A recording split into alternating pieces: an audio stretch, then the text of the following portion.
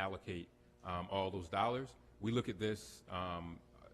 Some people look at this almost on a daily basis, weekly basis. I get almost a monthly update on where we are on funds that have not been appropriated or encumbered. But we're very confident that all of our ARPA funds will be spoken for, and if there is anything that is at risk, we're going to move quickly to make sure that it's shifted, and we'll find other ways to make sure the project still gets done. I don't know if there's anything else you want to add to that, but okay, just one. I appreciate that answer, Mayor. One follow-up is, other districts, school districts, because schools had to encumber their funds earlier, spend their dollars earlier, gave back money to the federal government because they were not able to spend their money. Won't name names. So I just want to make sure that we are on target. So that's my. I'm good with this. yeah, absolutely. And I would just add to that if there is, I have zero doubt that the Evans administration is going to give a cent. I don't believe the Evans administration will give a cent back to the federal government. I think you've made that very clear, and I really trust that people are looking at this regularly. I do hope that if there's any significant reallocating of funds that need to happen before the final encumbrance, so there's some lengthy conversation with council, making sure, I think for the vast majority of this budget actually proves there's a lot of synergy in terms of priorities, and I just hope there's conversations to be had before any decisions about big sums of money get made. Oh yeah, and hopefully there won't be big sums, but there are with all of them as is standard. We'll make sure. Yeah, I'm going to ask one specific question, and then we're going to bring in the live stream, and then I'll turn it over to Councilmember Martin for one kind of last summary question about budget at a glance. But we talked about sales tax for a moment. Just a quick update. There have been conversations. In fact, Mayor Evans, I believe when you were Finance Committee Chair, there were conversations about this. The hotel motel tax and potentially having some conversation with the county about the city getting a bit of a larger share. Have there been any updates on that conversation in recent years? Well, I can tell you that we get the towns are not as pleased. We do pretty well in the hotel motel tax. I mean, we're satisfied with what we get. Will we always take more? Of course we would. But in comparison to others, we do like to other municipalities, to other cities. To other cities, but also even in some of the towns that are around. So we have a very good sharing in terms of what we get. We're very satisfied with what we get. Obviously, we'll take more, but what we get is I'm very satisfied with it. Okay. All right. Thank you. So we are live streaming, or we are ready to live stream. Is that right?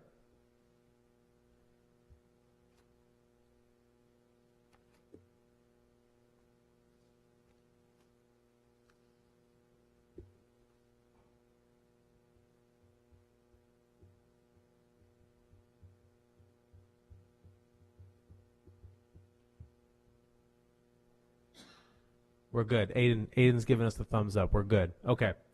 All right. So for anyone tuning in, sorry for the tardiness here. We had some technical difficulties, but welcoming everyone to the first day of the City Council's 2024-25 budget hearings. I don't need to recall the roll, correct, Clerk Washington? We are already all here, save Vice President Harris, who is on her way.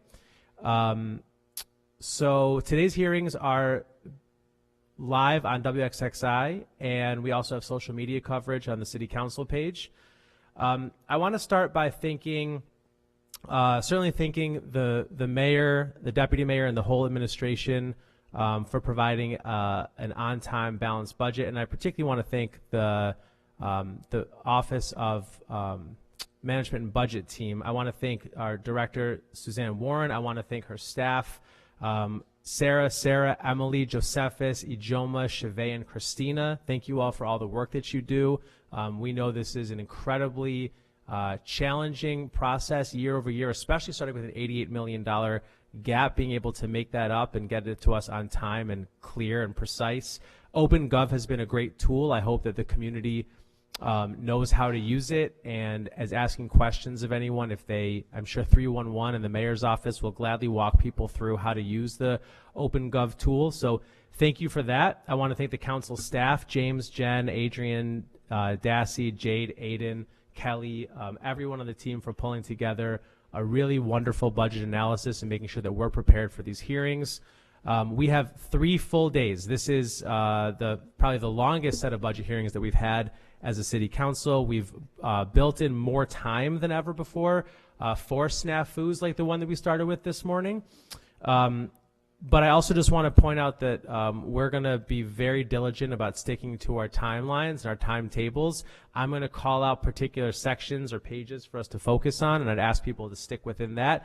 Anything that we don't get to within the allotted time, the council staff is writing down, and we'll make sure that we get written responses prior to having to vote on the budget, which is, I believe, June 18th. Is that the date of the vote? And on top of that, at the end of Friday, I believe it's Friday, we do have about 45 minutes for adjourned hearings. So if there's specific sections or specific departments people want to come back, we can bring them back for that section. So with that said, we already did most of our summary page. I am going to turn it over to Mayor Evans to make any remarks that he wants to make. I just want to echo what he said prior to the stream starting. This has been an incredibly long and thoughtful process, and it started with deliberation by this body. City Council provided a set of thoughts and ideas and perspectives that we wanted the mayor to incorporate into his budget. Appreciate not just that he did it, but that also he created plenty of space within the budget book to walk us through that and how it happened. And looking forward to a couple of days of being able to ask questions and hear about some of the exciting things that your team is planning. So with that, Mayor, please share any remarks you'd like to make. Great. Starting the first section, Mr. Chairman. Okay. Again, just let me again thank you, Mr. Chairman and council colleagues for this thoughtful hearing. I want to thank all the folks that are sitting out here. Almost all of them are employees of the city of Rochester that work for me. They work diligently day in and day out. A lot of folks don't see their faces, but they are the power behind this budget. They do the work. They pick up the trash. They do the work in our rec centers. They answer the phones. They are out day in and day out doing this work, and they're here. So I want to thank them for their work. They work extremely hard. As you said, we started this budget process. It doesn't just start when we all come to this hearing. Everyone that's in this room that you're seeing here, they have hearings with me before they get to you. And it is not an easy process to close an $88.1 million structural gap that we have on a regular basis. We have to work hard. We have to have collaborations. So I definitely want to thank our state delegation. For the first time in decades, we got more in state aid from the state, and that is because that is hard work. The only place success comes before work is in the dictionary. So we worked diligently hard to get these dollars. But I also would mention, adjacent to this budget, we asked the state for about $31 million additional. We got about $30 million because we got $25 million in poverty aid that isn't even included in this budget that we will be working on to push out to the community. I will say in this budget, you will see highlights that are directly aligned with council priorities. As you know, Mr. Chairman, we start talking to you usually the day after the budget closes on what we're looking for in terms of the following year. So right after the 23-24 budget was closed, we went right to work. We had our meetings with the community in October and November as we start to build this budget. As I said, for the third year in a row, you have a flat property tax, a flat levy, and also a cut to the rate of over 35% in both homestead and non-homestead homestead properties, which is, I think, a feather in the cap for us. In terms of just the highlights that we'll be talking about through this budget, there's a lot of continuation. Nothing is being stopped in this budget that was offered in the first 2 years, and some are being added. And one of the things I'll just call out, and I'm sure we'll have more conversations about this, is our LEAP partnership that we've added for funding, our law enforcement action partnership that is new, that you will see in this budget. Because of our growth in violence prevention, you'll see another position of a manager of violence prevention, which is new. Also, RFD and RPD recruit classes, our Adopt a Block program, our Reimagining NBN, our targeted home improvement program because of more investments that we got from the state. You'll see in there, and then something totally new, a pilot for a participatory budgeting program, which we have never done before, that we're going to roll out in this community, that will give the public a chance to weigh in on how a pot of money is spent. Our focus on data, with bringing on a chief data officer, the expansion of the public market, and a bunch of other things that I'm sure we will talk about there. Our Raising a Reader program, which has been added as well, which is new. We started a pilot, if you remember, on socio-emotional health in our centers and in our libraries. That also continues. And one of the other things that you'll see added here is our expanding of our internship program. One of the things that scares me is that at any given time, we probably have half of the city that can retire. We need to bring in younger people to get them interested in public service. That allows us to also increase our diversity. This is probably one of the most, we've had some of the highest diversity numbers over the last couple of years, and part of that is our internship program, because that allows us to target and get people interested in government from all different backgrounds, and that's important for all of us. Our pilot for our savings account is new this year as well as our continued expansion on 12 to 14-year-olds as we look at workforce development. And our employee base is important. Last year, we converted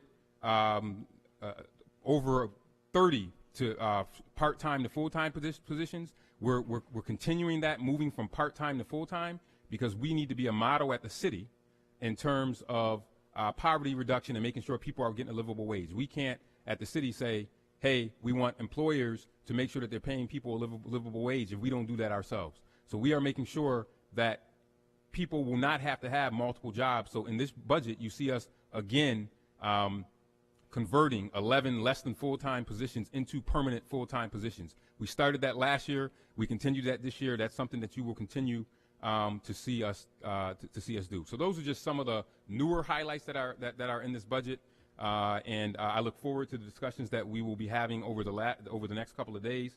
And if there's an answer that we can't give, we are not going to pretend and try to find the answer, Mr. Chairman. We will capture it and then get back to you. So I thank you for your time, and again, I thank you for your diligence. But I really, again, just want to underscore the work of this team and all that they did in putting this budget together. Thank you.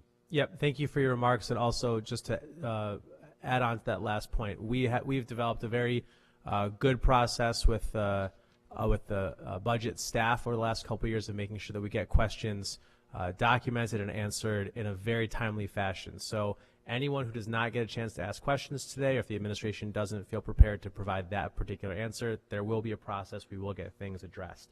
I want to ask council to turn to section 3, page 4 for a second, and you'll see that in the mayor's office, there's a lot of things that fall into the mayor's office, but we're going to start with the things that are on page 3-4, which is the mayor's office, and then we will go office by office. Mr. Chairman, can we just get like 2 minutes to make sure we get all the folks in place that are going to be in? Absolutely.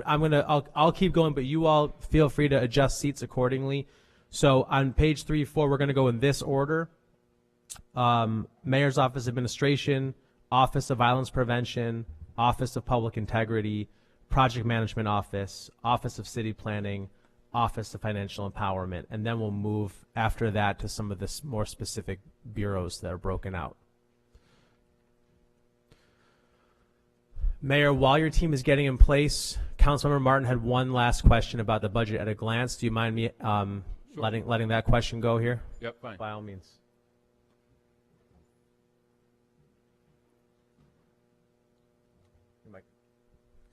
So, looking at the surveys from community members and the things they prioritized, for a lot of community members, non-police efforts for violence prevention, investments in mental health, investments in youth, and the libraries were the things they believed keep us safe.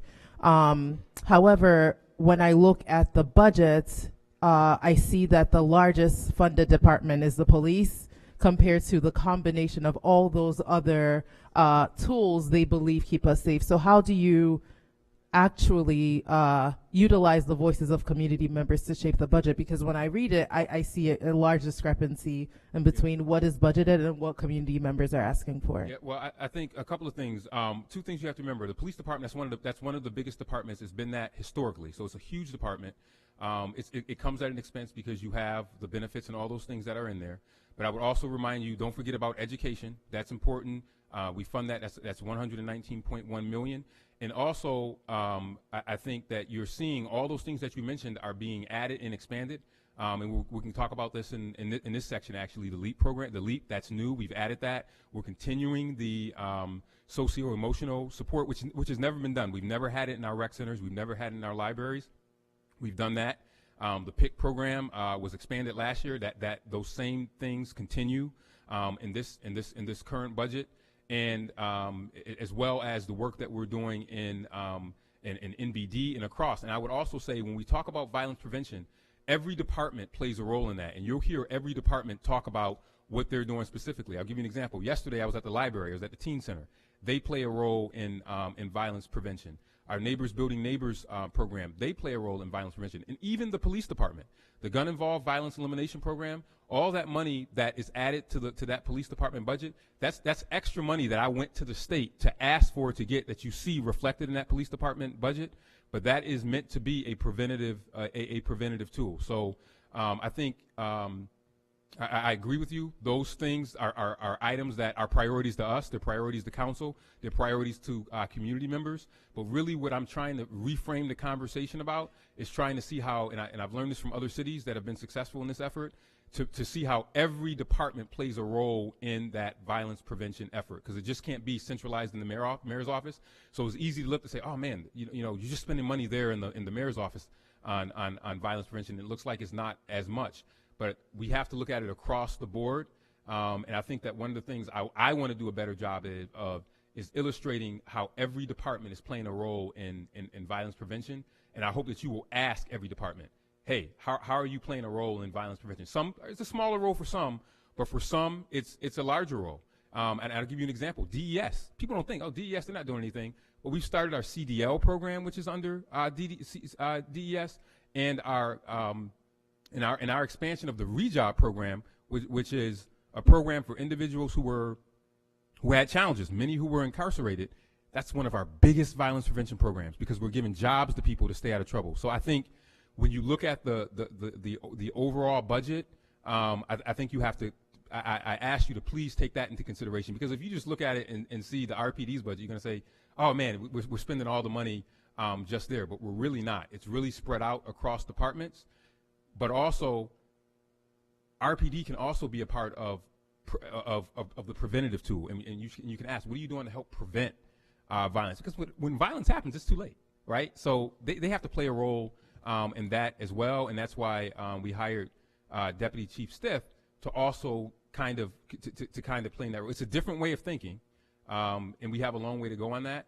But I think adding the LEAP program, that's new, continuing advanced piece, all those things play a role in terms of making sure that we are responding to the needs of those surveys, the administration, as well as council. Yeah, I think there's just such a huge discrepancy in the funding, right? You mentioned that these are important, but the actual dollars and cents in the budget do not reflect an adequate investment in these other important programs in the same way we see in the police departments.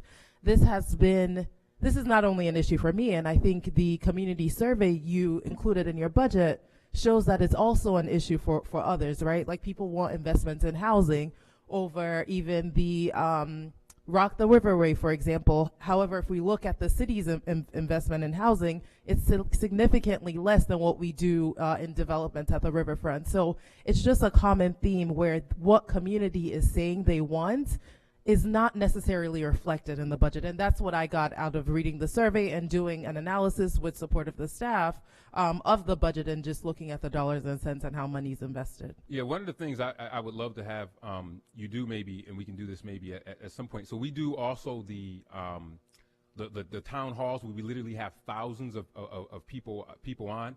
There's always competing priorities, and when you look at the percentages and break them down, there's never one that's like really overwhelming.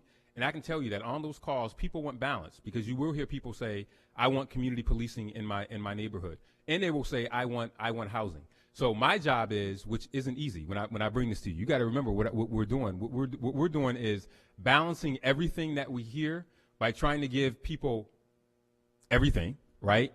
And balancing that to make sure that it's a balancing act to make sure that you have public safety. No one on the call has said, all right, hey, get rid of all of these things. The percentages are pretty evenly split throughout. So we try to balance all of those percentages, and then we have the tough job, right, of actually allocating those resources to where it goes. But I can tell you that we are not suffering from any category, and look at a budget from 2010 to 2011 and now, and you see investments that were never made. We never had a PIC team before. We've never had on-call emergency workers. We've never had social workers in libraries. We've never had social workers in rec centers. We've never had an office of violence violence prevention. So these are all newer investments that are happening. But I agree with you. It's a balancing act.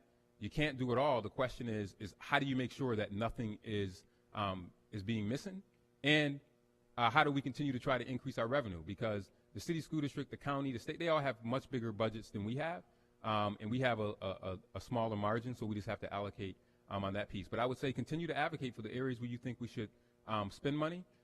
We're going to spend the money there. The question is always how much. And we'll get into that a lot more when we get department by department, function by function. Councilmember Lightfoot wanted to make one hopefully brief comment about summary. Very brief. Thank you, Mr. Chairman. First of all, I want to say I appreciate the work that Mr. Chairman has done, the staff, Mayor, your staff. I want to be honest about that, because you know how I am about my graphs and all my visual stuff, and it's all in there. I think that's very helpful to the public. I just want to offer for consideration a little bit on my colleague Martin, what she was saying, but more so in asking for, and I learned this through you, Mayor, that you know, the first time I heard about our zip codes being the poorest was you showed that to our community, and those of us born and raised in this community, especially in those zip codes that 14608, 1121, 05, the ones who are second and fourth poorest zip codes. What I would offer for consideration through this budget, that we show in this budget, right, how we're impacting the people who are in the most vulnerable and need it the most.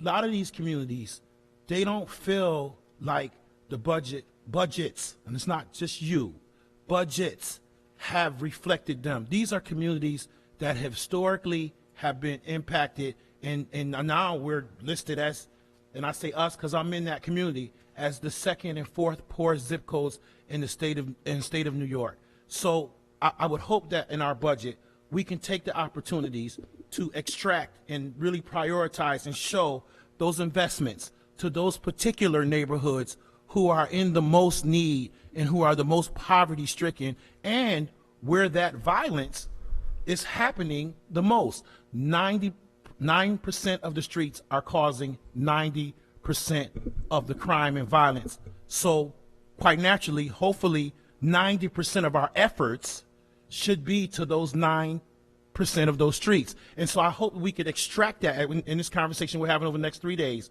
that we can extract and show those people that they're not forgotten, that oftentimes they don't feel that they're getting the same services as other people in the community, because when they look outside their window, it doesn't look like other people's window. And that's what I hope to see reflected in this budget and extracted and highlighted in this budget, how we're impacting those most vulnerable, underserved, and historically underserved and disinvested communities. Absolutely, and I think that is an excellent point. And in fact, I'm going to hand out some cards that I've been handing out, because you're right, but in terms of the violence, you're right. It's 10% of the 90% of the shootings happen in 10% of the zip codes, and this is what I went to Albany with. because you're exactly right. Top 25 poorest zip codes in New York State, the top 3 are in Monroe County. So we can absolutely extract that. And that's why when this council voted on Buy the Block, that was so important. Thomas Street, 14605 zip codes, we needed to show that we're building households, building new homes there, which has never been done. Because of the point that you just made, Councilmember Lightfoot, they're saying, hey, where are our new houses? You're not building them here. And now, we're moving that over to the Bull's Head neighborhood in 14611. So that's important. I think that we absolutely should do that because people need to know that a lot of these investments that we're making are going to exactly those neighborhoods that you're talking about. And then the other point I'll make is you're going to see that, I call it budget adjacent, because although the money isn't coming to us directly for the 25 million poverty money, those dollars have to be spent. Have to be spent. Can't be spent anywhere else. They got to be spent in 05, 11, and 21, period. And that's I think why we've been able to get more resources there because of this, because we're showing this. And I think that all of us in this room need to be able to say, this is why we need more resources in Rochester, so we can invest in these zip codes and change them so we won't be at number 1. So we won't be on this list. We know that's going to take time, but I think that you're right on, and we should extract that out and show that we have done that during my first year, and I think we need to do that more to show how each of these dollars, or how all of these dollars are being targeted towards the places that are where we have the most need. And to your point about the TANF dollars, which are not in this budget, the 25 million, I hope we have a chance for conversation. Maybe it'll be during the undistributed and contingency portion today to talk a little bit about timeline and process for that a little bit. Yeah, very early on. I have some information on that as we continue to work it out. But there's a lot of stuff with the county, but we definitely can give a high level overview of where we are at with that process and how it possibly might unfold. Great. So we'll come back to that. We're going to dive in now to the individual sections of the mayor's office. Right now the queue would be Councilmember Patterson. I'm going to ask one question, then pass it over to you, and then President Melendez. And then I'll be looking for hands after that. Mayor, one of the not a huge amount. First of all, thank you for your comments about transitioning part-time staff to full-time staff. That has been a priority of your administration and this council, and I think that leads to better services at places like libraries, rec centers, et cetera. There's not a lot of brand new staffing positions in this budget, but one of the, I'd say, hallmark ones is the chief data officer that's going to be reporting to your office. Can you give us an overview of, first of all, a timeline when you expect to have that person hired, and most importantly, how will that person be deployed? So the idea is that person will be deployed almost. I want to hire that person almost immediately. But one of the things this chief data officer will do is to make sure that all of our departments understand that they have a role to play in data. So, for example, I have a huge meeting in June or July with all of my top staff, and then the number 2 staff, to say, you are the masters of your data. So when someone on council or someone in the community says, hey, you invested in this program, what are the results of it? We want to be able to show the results of the dollars that you are expending, so you can know whether or not it's making a difference or not. The other thing is that when we're looking at abandoned houses, when we're looking at all of these different things that could be done better because of data, we believe that this chief data officer will be able to help us do that. And this person will really be what I call a strike force for each and every department, to be able to help them understand that they have to be the masters of their data, and that they have to be able to allow us to use our data to be able to tell the stories that make a difference in people's lives. And it almost gets back to the point we were just making about what's going on in zip codes. Almost immediately, a chief data officer should be able to say, okay, what are the investments that we made in the 14605 zip codes, and what are the effects that we are seeing? We invested in and guaranteed basic income. What were the results of that, and where are these people now? These are all things that the chief data officer will be responsible for.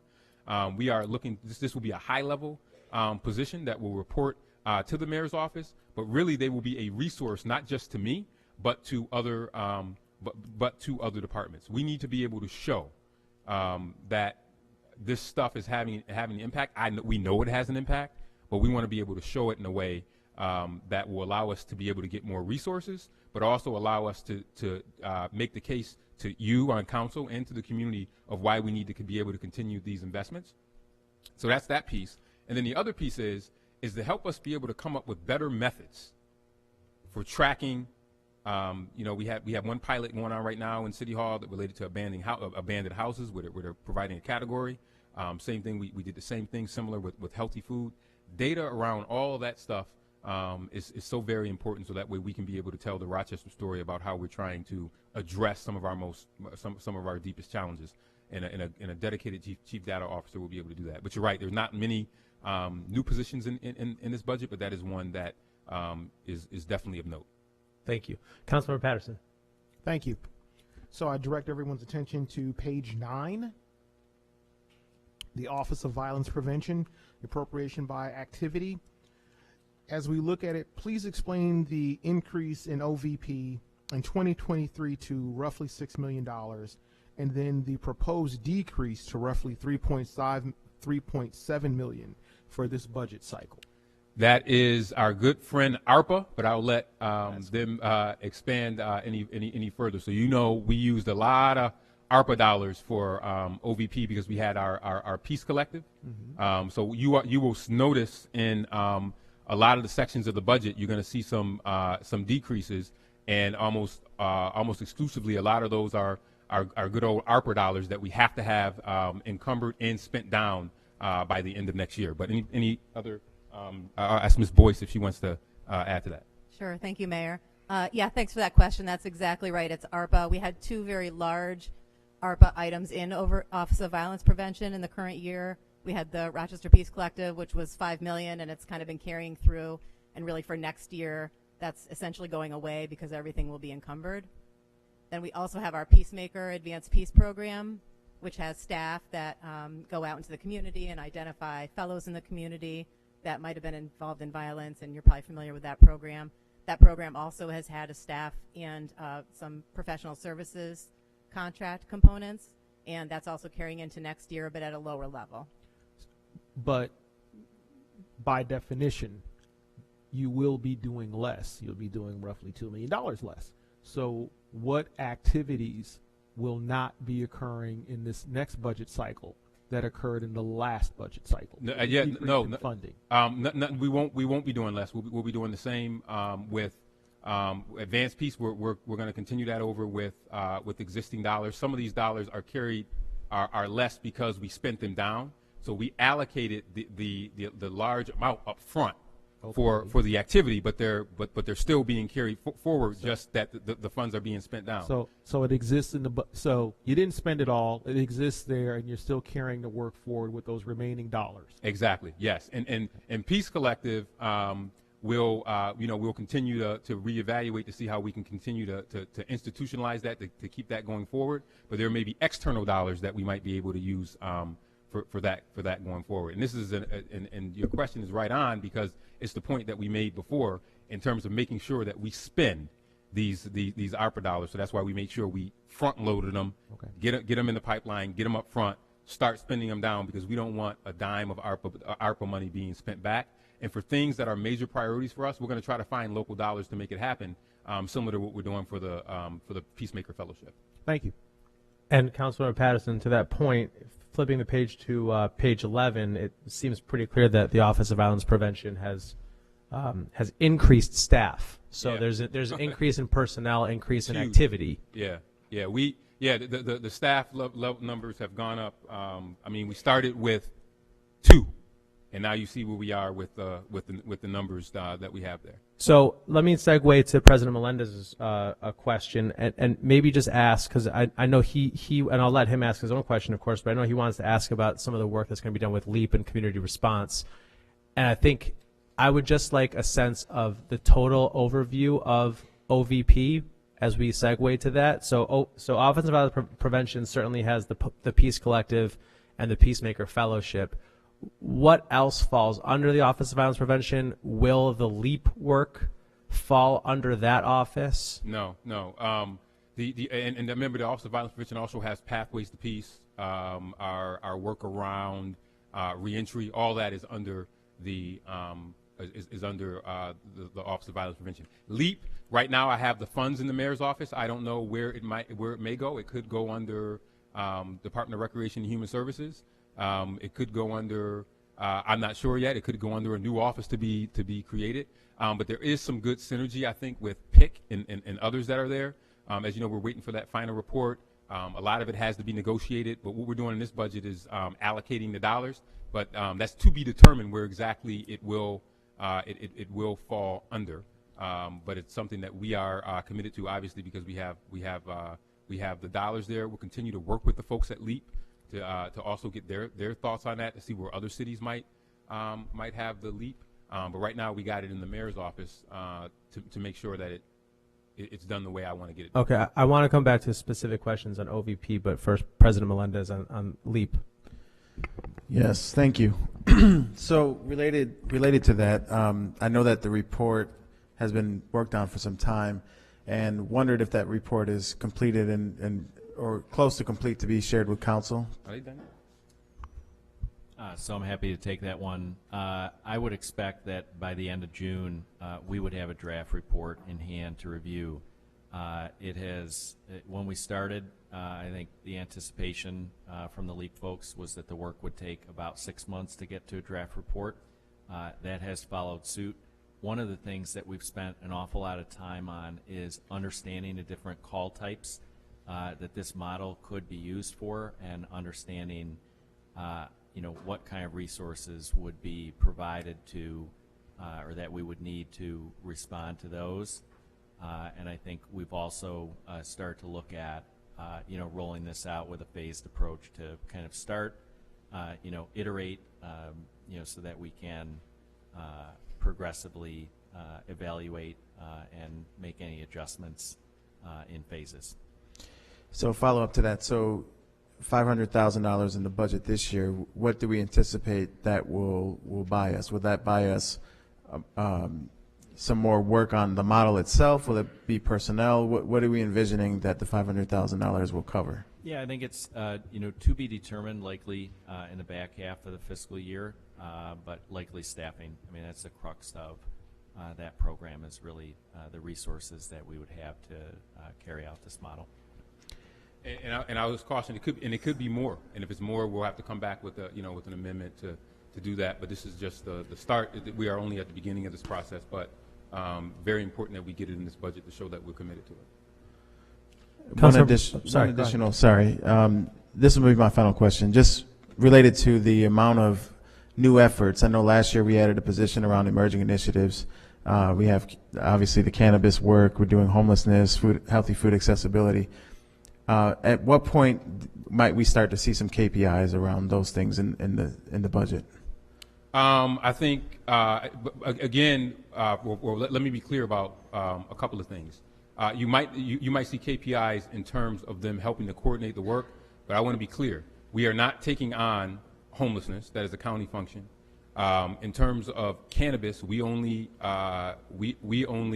regulate time, place, and manner. There's the Office of Cannabis Management that handles that. Our Office of Emergency Initiatives is what I call a connector organization. Healthy food, you might see some KPIs around that as we continue to roll that out. But one of the things that why we have emergency initiatives, is to lean on the organizations that are responsible for the functions that they're supposed to provide those functions.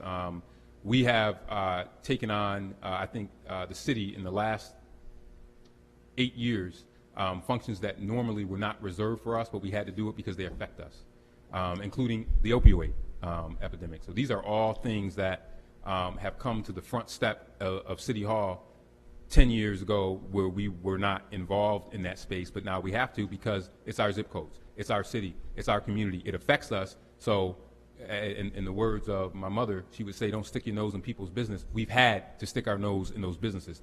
And the result of that is the, me creating a position related to emerging initiatives to address these things that are happening. Healthy food accessibility.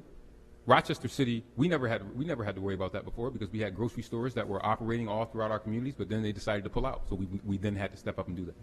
So you may see some KPIs related to stuff that are within our control, But you will see us continuing to push the entities that are responsible for the overall implementation of these things. You definitely see some of that, and continue reports on what we're doing to affect those things. So that it will be KPIs related to that, not so much us actually doing the function. And I just want to say, final comment, OVP, the KPIs this year are much, much better, and I appreciate the work that was done on that. Thank you. And I'll just mention again for everyone, remember, OVP is only 2 years and 3 months old. And remember, we didn't have an Office of Violence Prevention in the city. I started that. So it's new. It's still new. It's still a baby. If it was a baby, it would just be learning how to crawl and probably still would be potty trained. So I want to remind people of that. When we, I'm always careful, and I've been very careful about making sure that we don't overpromise and underdeliver. It's still new. All we had was Pathways to Peace. We had one person. So we continue to work on this. This is a work in progress, and hopefully we'll continue to get better. And hopefully after I'm long gone, we'll see some benefits of the Office of Violence Prevention, and future mayors will want to keep it. But this is new. This is a baby. It hasn't even started nursery school yet. So it's important for people to remember that. 2 years, 3 months, OVP's been open. Councilmember Lupian. Yeah, I have a number of questions. First, I want to say it looks like the neighborhood change agents are getting a raise from a bracket, what was it, a 9? They're getting a raise. Yeah, so that I'm very pleased with that. I think it's very important that we pay the neighborhood change agents as professionals. Suzanne, you mentioned something about advanced peace staff and professional services, or I'm sorry, no, it's what? Yeah, Sarah, can you mention that? Could you explain what you meant by that? Yeah, so the staff will continue, the 4 full-time staff that continue to work with the fellows. That's kind of the core component of that, Right. that initiative. We did early on when the ARPA was first awarded, again, as the mayor was saying, these programs are new, and it was an issue of figuring out what other funding would we need. There's some travel, there's some training. We have a contract with the Advanced Peace Organization in California. They provide guidance and training. So it's just those kinds of non-personnel expenses that we've been budgeting for that frankly we haven't been using. So some of that money has been rolling forward, and now for next year we've had a couple of years of the program operation, so we've been able to better and more strategically budget it at the level that's needed, maintaining the same level of effort. Right. My next questions are around those items that you mentioned, and it's concerning to me that all of the money hasn't been used. So for transformative travel, I would like to know how many trips were taken, how many are we budgeting for in this current. I'm sorry, council member. Somebody's capturing her question so we can get back to her on those. I mean, I would hope so. Our team's capturing them. How many are we budgeting for in this current fiscal year? For the trips that have been taken, where have they been? Have they been a combination of rivals? And how many of the fellows have not traveled? My second question, similarly, how many life map allowances were provided in the last year, and how many are budgeted for going into the next fiscal year? For the elder circles, how often do they meet? What's the average age of the elders, and are we serving meals at these meetings? Are the elders, I guess it's hard to question, but like, are they truly elders that are respected in the community that people would benefit from? And the same for daily touches. How many were made in the previous year? How many are we budgeting for in this current year, as it would have a cost associated with that? Regarding the budget book, what is the impact of exposing our fellows' pictures in a public document?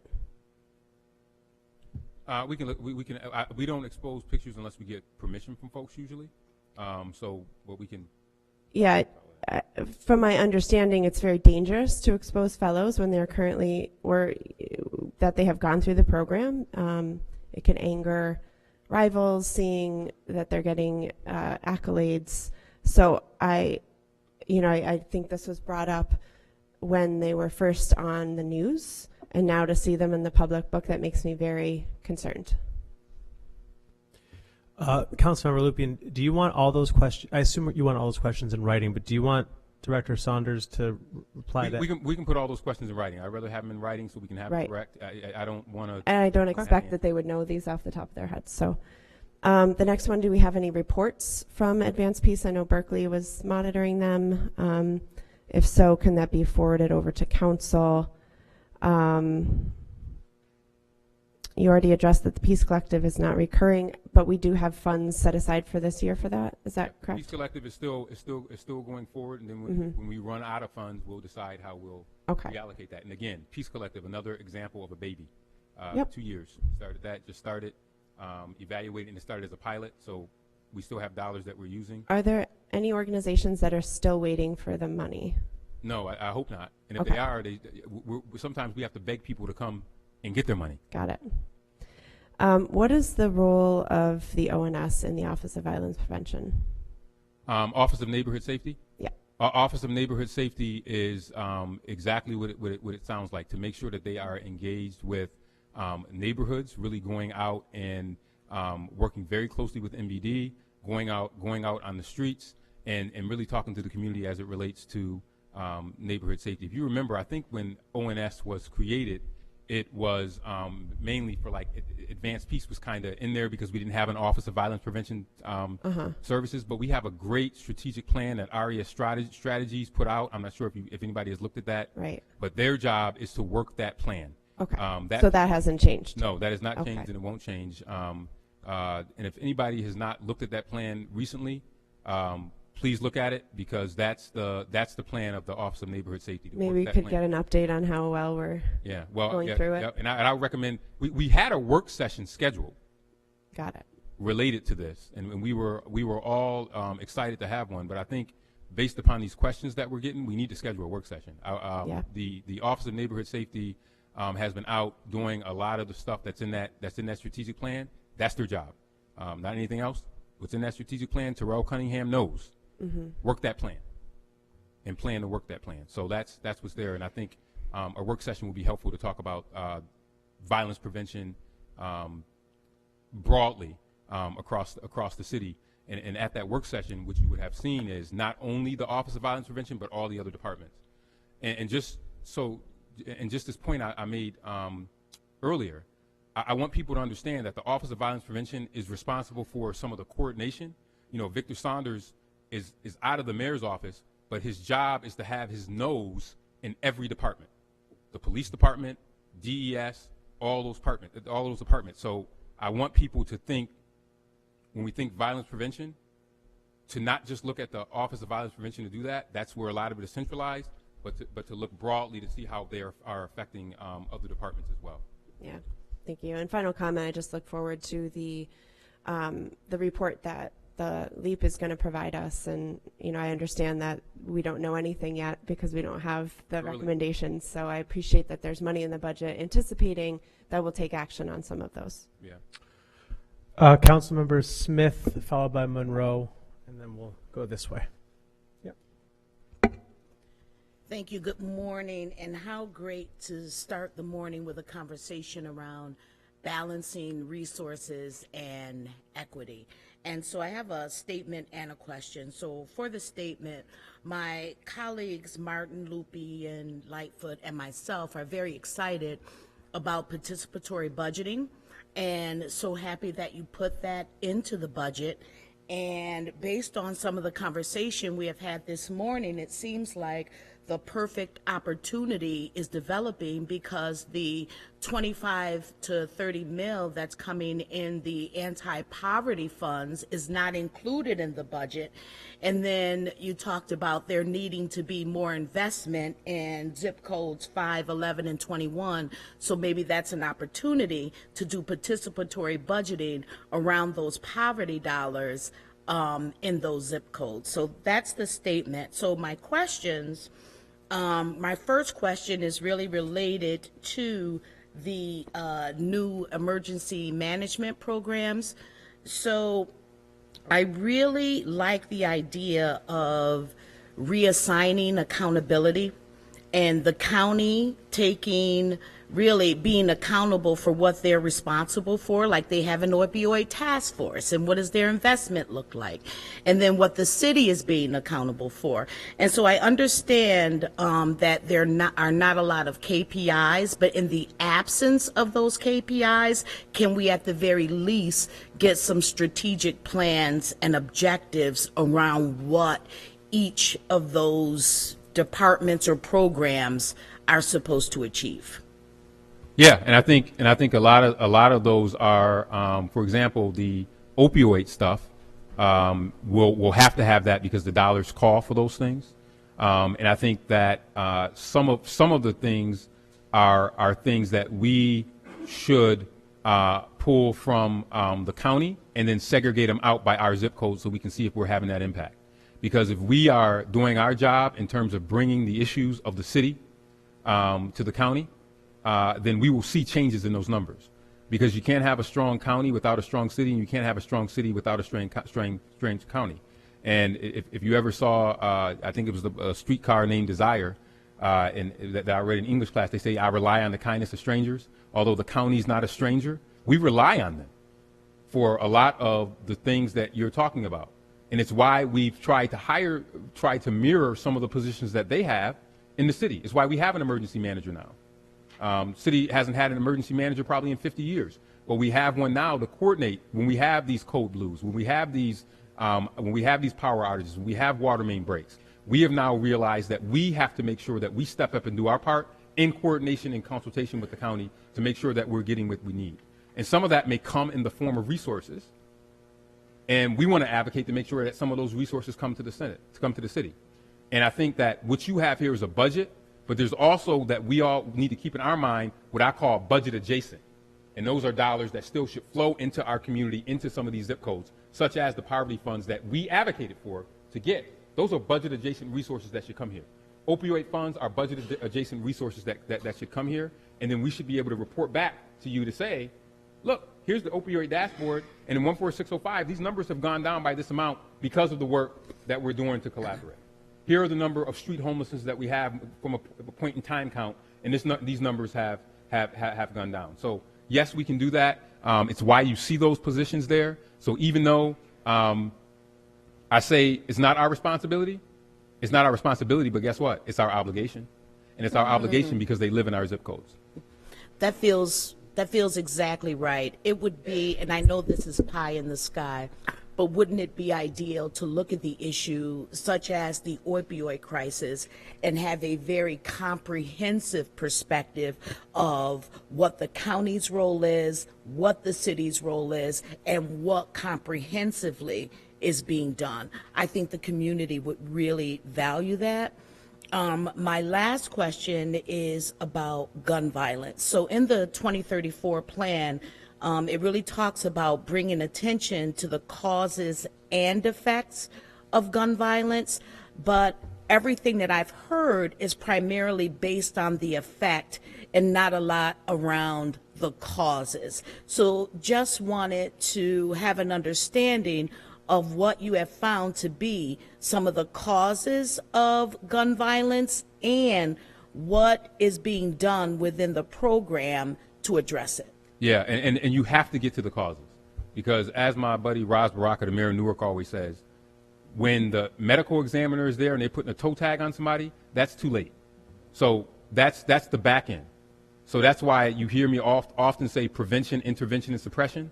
The prevention part is just as important as the other two. And some of the causes of gun violence are, if you are in an area or know someone that has been a perpetuator or a victim of gun violence, the chances of you getting involved in gun violence go up substantially, right? We also know with our young people, being engaged and active keeps them out of trouble. The numbers are clear. The 40 developmental assets of internal and external assets shows that when young people are involved in jobs, have a caring adult in their life, and are involved in some type of great extracurricular activity, they don't get involved in trouble, period. And that's why you see in this budget an investment in expanding our programs for 12 to 14-year-olds. Although they can't work in summer of opportunity, for them to be able to be in a 6 to 8 week summer program, get paid for it, they're coming to that program every day, being exposed to character development, job skills, and other things. That's keeping them out of trouble, because then when they go home, they may play a sport or may do some other things. So expanding those types of programs are absolutely critical for us to make sure we do that. And then looking at people who may have been involved in the system and then coming back, making sure that they're involved in our rejob program, that they're having conversations related to our reentry program, and investing in our workforce. If you remember, this council appropriated funds that I requested, $14.5 million in workforce development. If you're working, you're not getting involved in violence. And then there's the socio-emotional component, where if you would have told me when I was sitting on council 7 years ago that we would have to have social workers in our libraries and our rec centers, I would say, what are you talking about? We don't run mental health. That's not our role. I would say, no way, that's a county function. But making those investments as well is absolutely critical to make sure that you're dealing with the whole person and the whole family. And I think that those are the investments that you see in the budget that we think will have a major effect in terms of decreasing gun violence going forward. And then there's also, there's a gun trace data report that was done. Then there's that piece where we have people trafficking guns into our community. So that is also a piece that we can't forget about, that we have to be able to choke off and stop from getting in this community. Because if you don't have a gun, you can't use it. Now, I'm not talking about legal firearms. I'm talking about illegal guns that have flooded this community in a way that has been detrimental to folks living in these zip codes and that have been in our community. So I think that that's the comprehensive approach related to the preventative piece that I think is very important. Councilmember Monroe. First, I want to thank everyone for the work that they did on the budget. One of the questions I have is, getting equitable aim aid has been a long-term goal of the city. Where are we with that? Are we getting close to the per capita that Buffalo and Syracuse are given? Oh, I wish. Not even close. Not even close. It's a travesty. We still get less than Buffalo and Syracuse per capita. I will say, because I don't want to be too sour in my grapes, I was happy to see that in the poverty aid that we got 25 million. Syracuse got 12.5, Buffalo got 12.5, but for the first time, as you know, in decades, we did get an extra $5 million in aim aid, but we're not even near close to parity, and it is important for us to continue to have that advocacy. This council voted unanimously for us to have a lobbyist in Albany, and I think that made a huge difference in terms of pushing the Rochester agenda, but this is something that collectively we're going to have to continue to push for going forward. We are not close to parity. And when you have 3 of the 5 poorest zip codes in New York State, you cannot be so far behind as it relates per capita on aim aid. But we continue to lag Syracuse and Buffalo, and that is a fight that I think that we have to continue to make sure that we get that we get our fair share as it relates to aim aid. I am thankful. I'm thankful for the delegation and the governor making sure that we got an additional $5 million.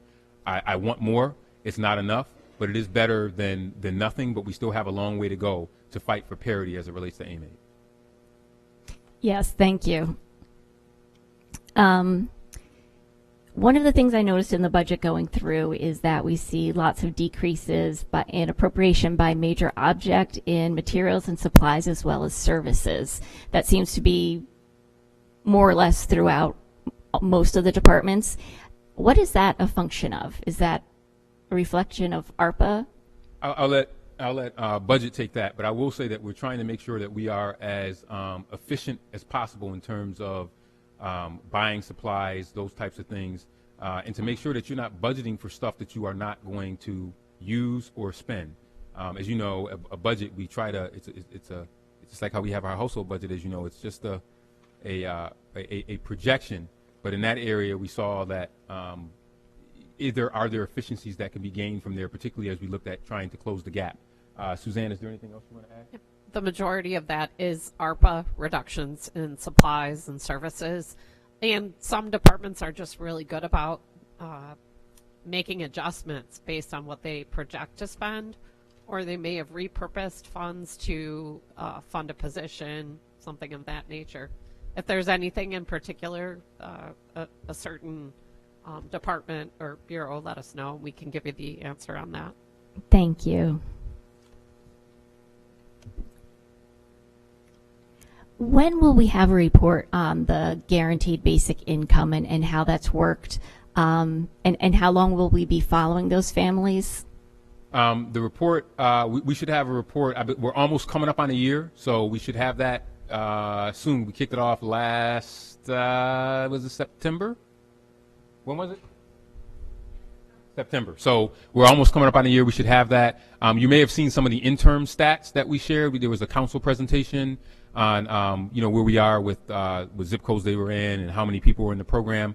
But we should have the final report. We're working with the Notre Dame financial lab. So probably towards the end of this year, we should have a final report on where it's going. I will tell you that I'm a big fan of the program. I think that you will find that it has been transformative for some people's lives, and I think it was the Urban Institute that was it the Urban Institute? Urban Institute. Has council seen the video that the Urban Institute did on Rochester? If not, I'll get that sent out to council, and they talked to some of the families that went through the guaranteed basic income and how it transformed and changed their lives. So I'm looking forward to that report, and it should be, I would say, before the end of the year, we should have a report after as the program concludes.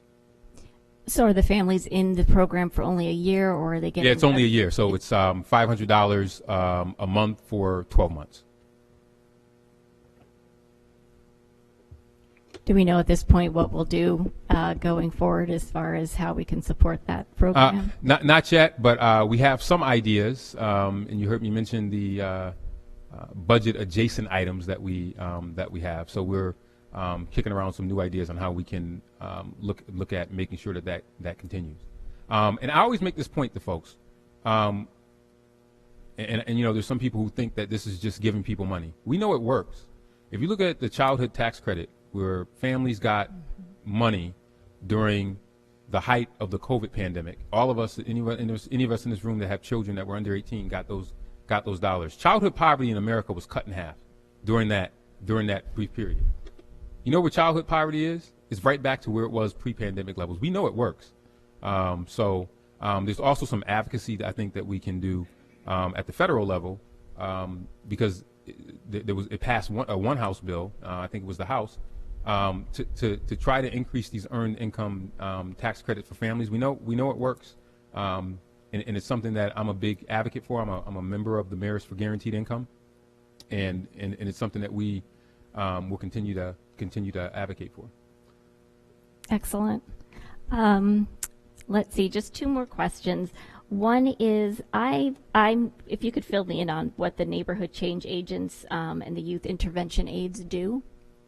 Yeah, and we can get a job description Okay. for you on what they do. We have that. We can have that and pass that on.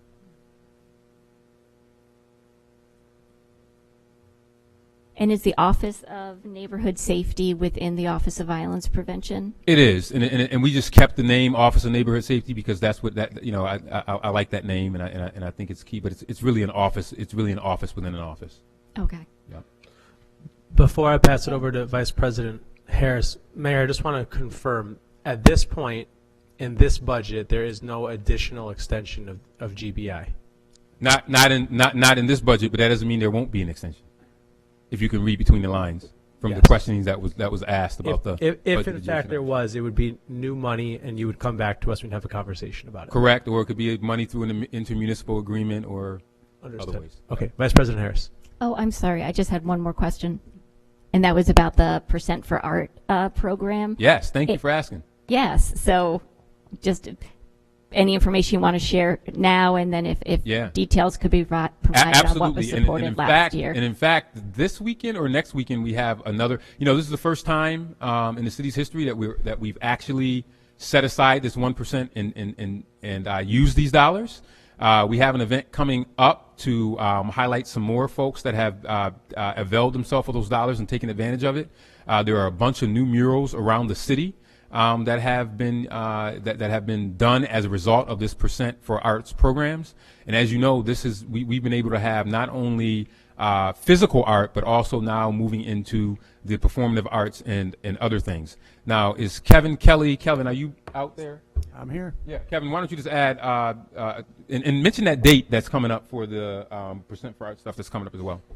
Yeah, so we have kind of a program within a program here. We call it Arts Bloom. That's part of the percent for the arts funding. And Arts Bloom is dedicated to the non-capital art that we're helping to fund. That could be performing arts or arts education, temporary art, that sort of thing. We've already done a round of that funding for 6 different artists and arts organizations in the community in the past fiscal year, and we just finished the selection process for Arts Bloom for the upcoming fiscal year. We've got 9 artists and arts organizations that will be funding for through the Arts Bloom program.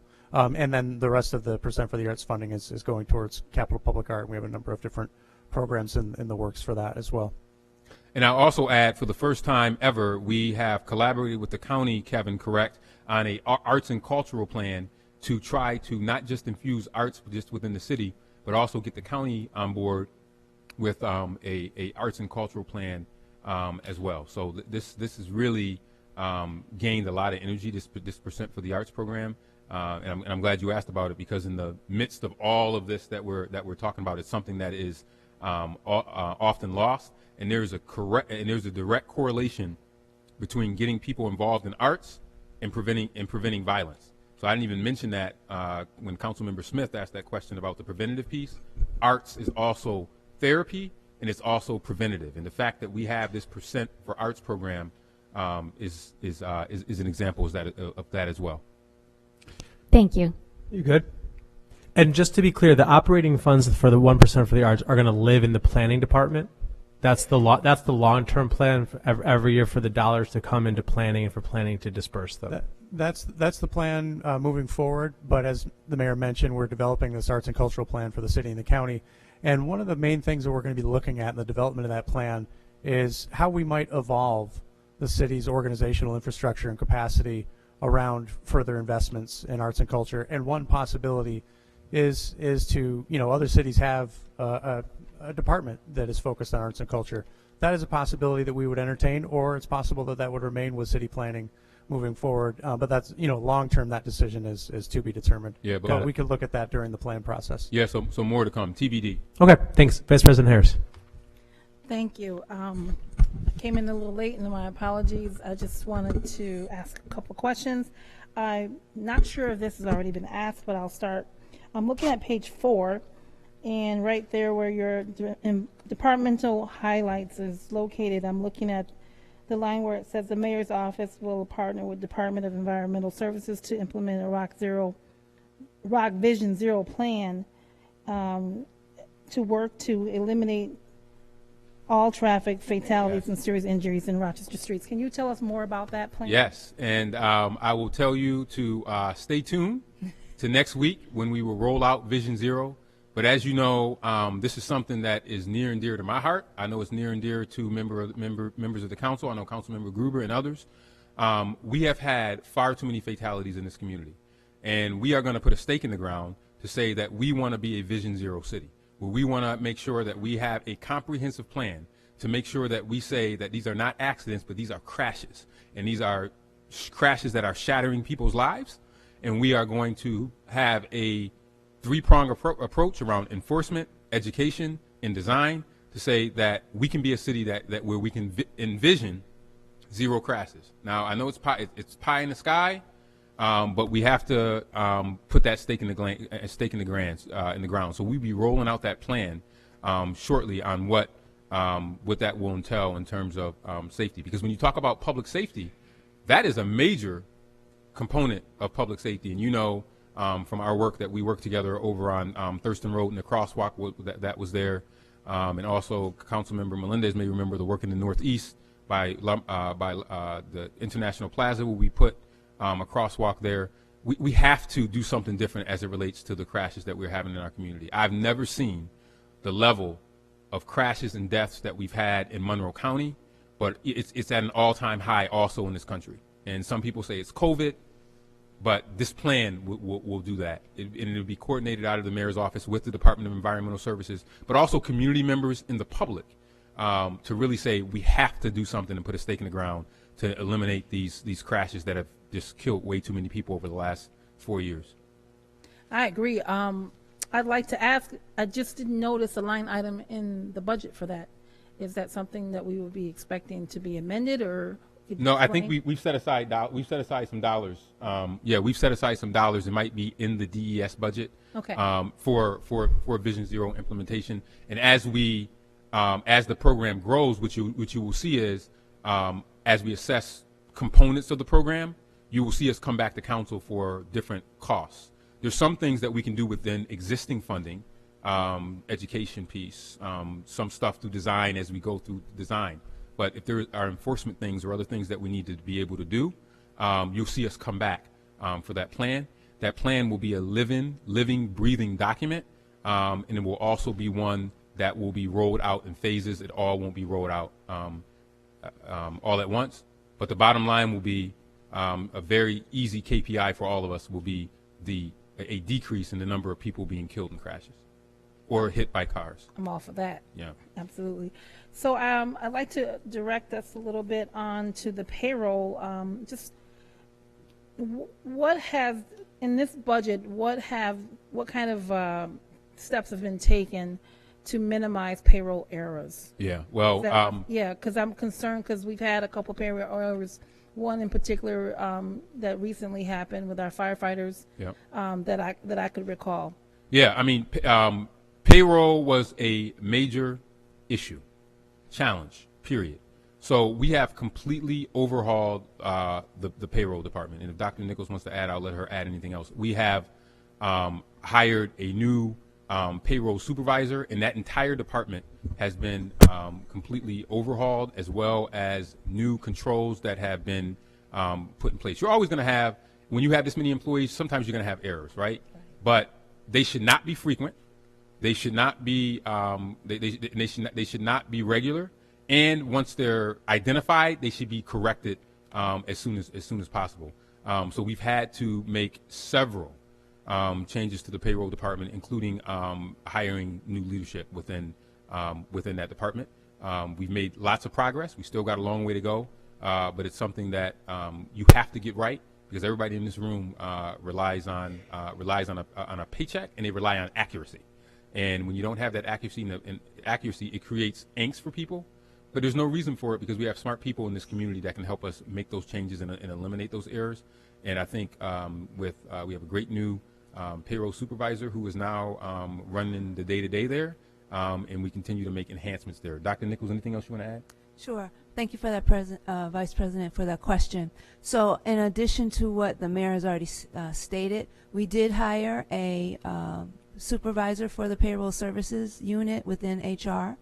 He has been with the city since 2021. He has an accountant by trade, and he worked in the finance department, then was promoted to the fire department and became the supervisor for payroll in the fire department.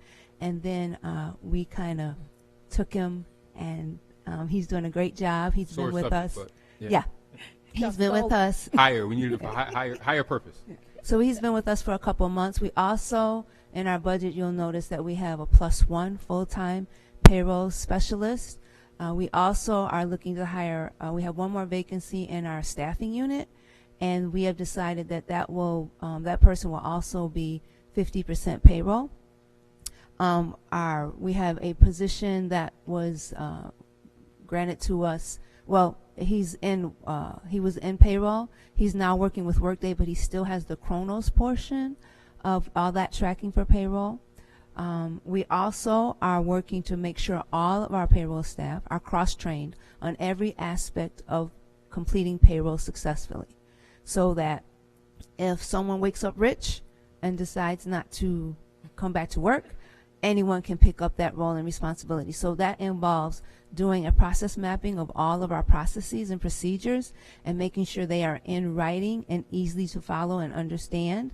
And that way we're also mapping to make sure we have an efficient and effective payroll processes. In addition, our new supervisor created, and it's already in existence, a payroll checklist. We also are working with one of our vendors, Cognizant, who is working with us to, again, look at more efficient functioning of all of our payroll processes and services. They've been a great asset to us. And as far as what happened July 27th of 2023, a day I will never forget, we are working very closely on a regular basis. We meet with the Locust Club leadership as well as the IAFF leadership to jointly come together and collaborate and keep them informed on what we are working on, what improvements are being made, and where we are in the things that need to be addressed. I would also at this time like to thank the finance department, OMB, all of our HR units, everybody jumped in, and our deputy mayor for working with us since last summer to make the processes and procedures more efficient, more effective, so that we can process the 9,000 pay checks we have to do every month on an efficient and successful basis. And the last point I'll add on this is, in any organization, one person should not be in charge of everything. That is it's the worst thing, right? Even in the house, one spouse shouldn't do everything. Because when one spouse goes out of town, you might say, "Oh, I got to get the kids." In any organization the size of the city, one person can't be.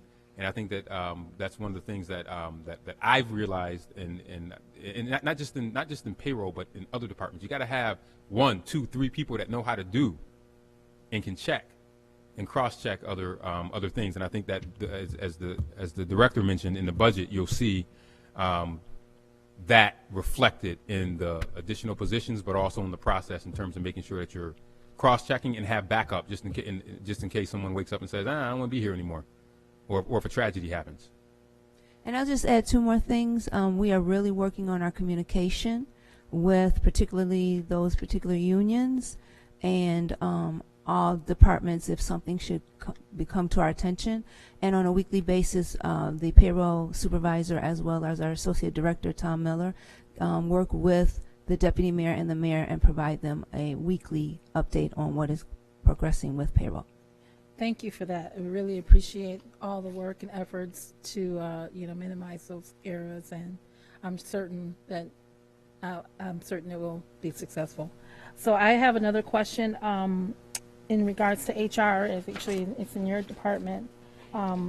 It's in regards to page 20 here. I'm looking at where you increase the public safety recruitment for advertising, and I'm just really happy to see that you added the $52,000 to the budget. My question is, do you think that'll be enough?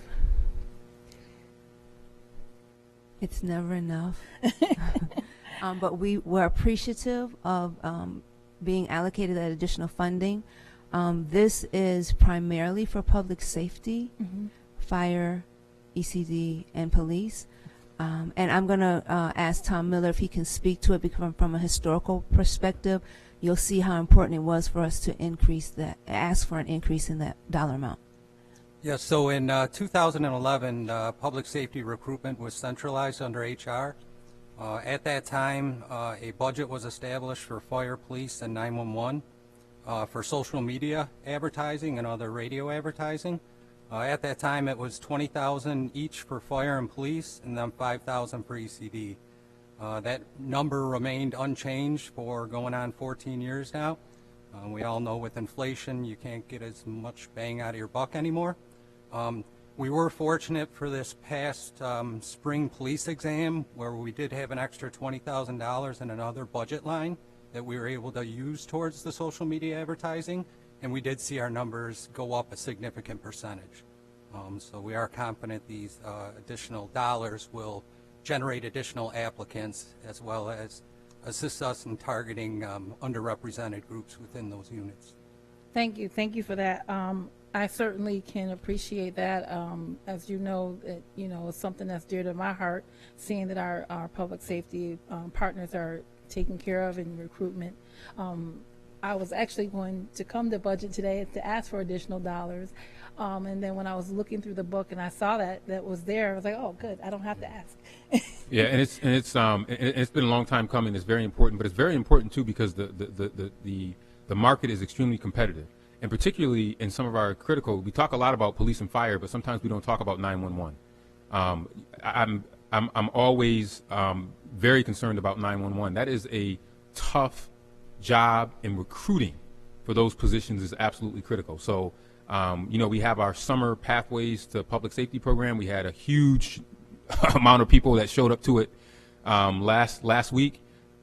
I love fire, I love police, but I was saying to all the kids, we need you to do 911, because that is where we have and I'm sure and I'm not saying Director Soretto didn't give me $10 to say this.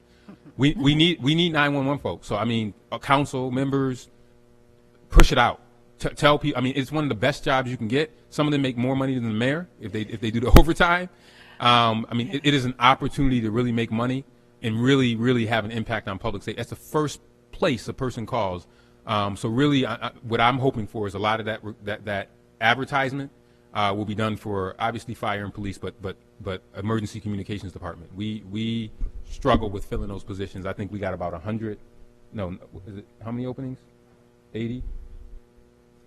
I'm not going to quote a number, Yeah, but we won't can quote provide that number. It's to a high you. number. Yeah, it's high. It's a high number. Very high. It's a high number. Provide that number to us. Yes. Yeah, we'll provide that number, and so please push 911. So I would like to add that, you know, as you guys advertise and get the word out, just remember you have 9 members here on council, and 4 of us are district leaders, you know, district council members. So we too can push things out to the community, and often people contact us for job opportunities. Great, thank you. So I also have, I guess I got my final question is on page 18.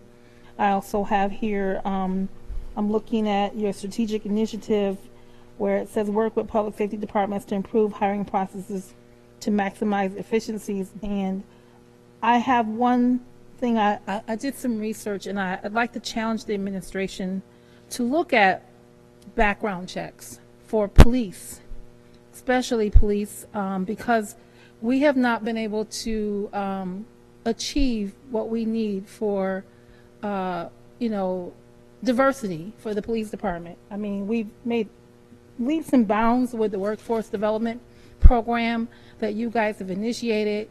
It's very good work that Sergeant Justin Collins has been doing. I've worked with him, I've seen his work, but I just like to really challenge the background. And one of the things that I've done some research on is I even look at how it's done with the psychology, the psychologists interviewing, you know, minority candidates, how that's done. I myself have gone through the background check for the police department, and this is some years ago, many years ago. So I'm familiar with what's done. 1938, the lie detector test was basically banned. That, you know, it was basically said that the lie detector was not very accurate. In 1988, President Reagan, he basically banned it from being used from various businesses. So we really need to look at those components and aspects of the background check. I'm not saying that to ban it, I'm just saying we need to reevaluate it. Yeah, and I think that the chief is always, we talk about this regularly. It's important, and not because not because minority candidates. You look at the background check, not just because, not just the lie check, but all of it. Yeah. I will say the last class for RPD, 15 people were in that class, 11 minority. So we've made great strides there. Still a long way to go to try to get RPD to match where the fire department is in terms of diversity. Their percentage, the city's the RPD's percentage is still not where we want to see it in terms of minority officers. But this last class was definitely a success story in terms of having, out of the 15 that were in that class, 11 of them being minority. Absolutely. And I wasn't intending to say that, you know, my intent was not to say that minorities cannot, that they would not be able to do that. But what I'm saying is that there are barriers. Right. Yeah. There's barriers that should not be there, and it's the same barriers are the ones that put a lot of minorities behind bars. It's correlations. Right. And that's what I'm making the correlation to. That's why we have so many challenges with our youth that of that population in entering into those opportunities and careers. Thank you, Vice President Harris. So I want to do a time check for council. We are because all the folks who who would answer undistributed and contingency are here. We are going to skip a formal break. If people need to have a bio break, by all means, I'll make sure that we have a break for lunch at the appropriate time. But right now, we're going to open it to the entire mayor's office. So anything in section in tab 3. Let's hold off on contingency and undistributed. When everyone has questions, everyone at this point has questions. So we're going to start with Councilmember Lightfoot. Yes. Come all the way down. Please limit it to maybe 2, and we'll circle back if we have time. Actually, I'm going to do even better, Mr. Chairman. I'm going to make a comment, a suggestion, and then my 4 questions will just be asked, captured, and you can get back to us later on. No, I'm not looking for a response. Is that Great, okay? yeah. All right, awesome. So first of all, I want to go back to Office of Violence Prevention. I just want to take an opportunity to thank the mayor, thank Vic Saunders for the work that you're doing. And I'm a big fan of Mayor Baraka in New Jersey, and I know you guys are friends and have a good relationship. And I appreciate the work that we're doing around violence prevention in that. As the person that started the Rock Against Gun Violence Coalition, and you have been very supportive of that, Mayor, your staff, your administration, and Vic Saunders, and a lot of the work that is being done. As you said, that new baby actually gets reintroduced to the community every month at the Rock Against Gun Violence Coalition meetings. And there are so many different things that are coming out of the result of that office, because it's new, that are being introduced for the first time to the community each month. So we're learning a lot. I really implore people to listen to those YouTube videos, listen to some of those reports that are coming from not only Office of Violence Prevention, which is new, but also the PIC team, also violence and prevention, crisis intervention. A lot of that work collaboratively from members of the council. As you said, we're charting into new territories when it comes to human service work. I'm so glad to hear you. Where we totally agree on is the fact that not only violence prevention, but public safety touches all departments. That's one of the reasons why the Public Safety Committee in our legislative reviews start including more departments in those legislative reviews, because we also realize and share the same sentiments that public safety touches everything. So that's very promising, and I'm grateful. And I'm also looking forward to, it's not necessarily in this budget, but we're looking forward to the commitment that council has made this administration to the relaunching of the Think About It campaign. Yep. This month, right? Yeah. Which looking forward to working with communications and all of that, because part of the prevention piece is that we have to give them alternative narratives to creating this violence and crime, and we believe that those PSAs have been very helpful in the past, as well as the gun trace data report, which you mentioned, which you supported, which you helped to bring fruition, which is another feather in the cap, because we're one of only 2 mid-sized cities in America that has a gun trace data report. You have other communities, LA, states, Los Angeles, Chicago, Pennsylvania, and New York City. Rochester is one of the few communities. I look forward to the time, Mayor, where we can have an internal, make that biannually, report internally, because that information is so powerful to the gun trafficking that's happening within our community. I won't go into any details of that, but just appreciate that work, and that work is very important to the collaborative work that Vic is doing, our police department, and others are doing. My 4 questions start with, and I'm not looking for a response, I just want them for the record. Please elaborate on the dual anti-racism and diversity, equity, and inclusion, DEI curriculum that the Equity Office will be developing, including if this curriculum will be developed fully in-house or with the help of consultants, if this curriculum will be based in part or in full on employees for the city residents at large, and the timeline for the development and implementation of this curriculum.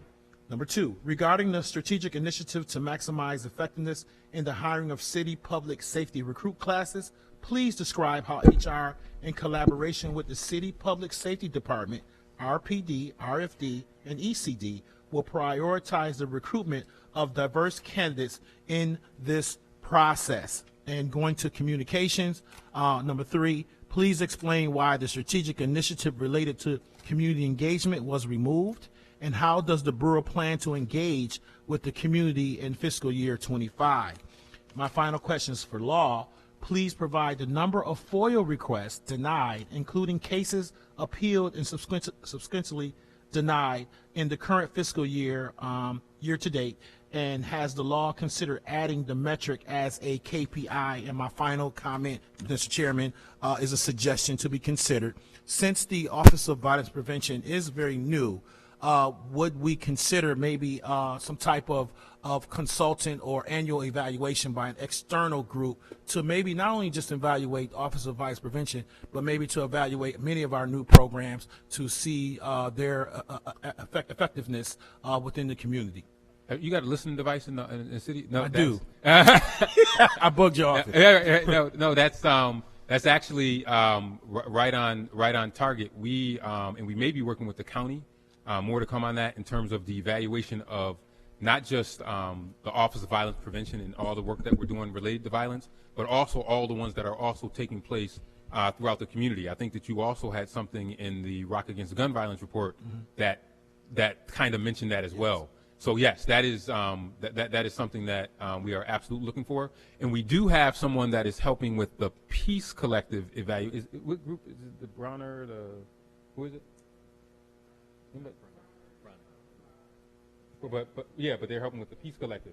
Yeah, so they're looking at doing evaluation for the Peace Collective. There might be an opportunity to have them look at the broader ones, but. Yeah, you're right on target there. More to come on that. And one takeaway that we always have from here is not just questions but work sessions. And it sounds like OVP is a place where we're certainly going to have a follow-up work session. We could talk about it then. Councilmember Lubian. Thank you, Mr. Chair. Thank you. Yeah, I wanted to go back to the Ruby program. So, as you stated, Mayor, there's a ton of data that shows that this works, and that giving money directly to people helps improve their lives. And so I understand that, we're looking to get creative, but I was surprised to see it go away in this budget and not be expanded. And I'd like to understand your commitment to the program, even if we don't find any public dollars. Is the City of Rochester committed to continuing this?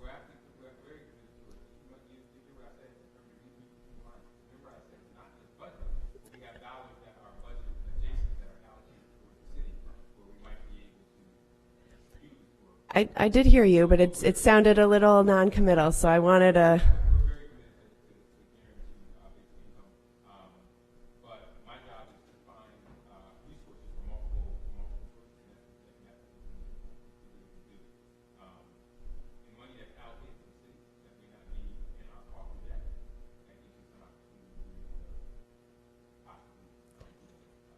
A lot of possibly and maybes, but would we look to increase the number of families?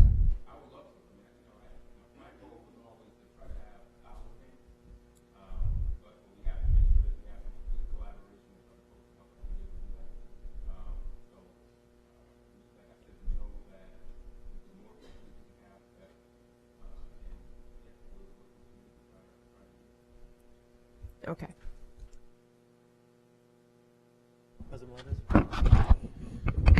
Yes, so related to HR and the pre-hearing responses that we received, HR stated that in the fiscal year 2023-24, the city saw an increased percentage of African American and Hispanic new hires from the previous fiscal year.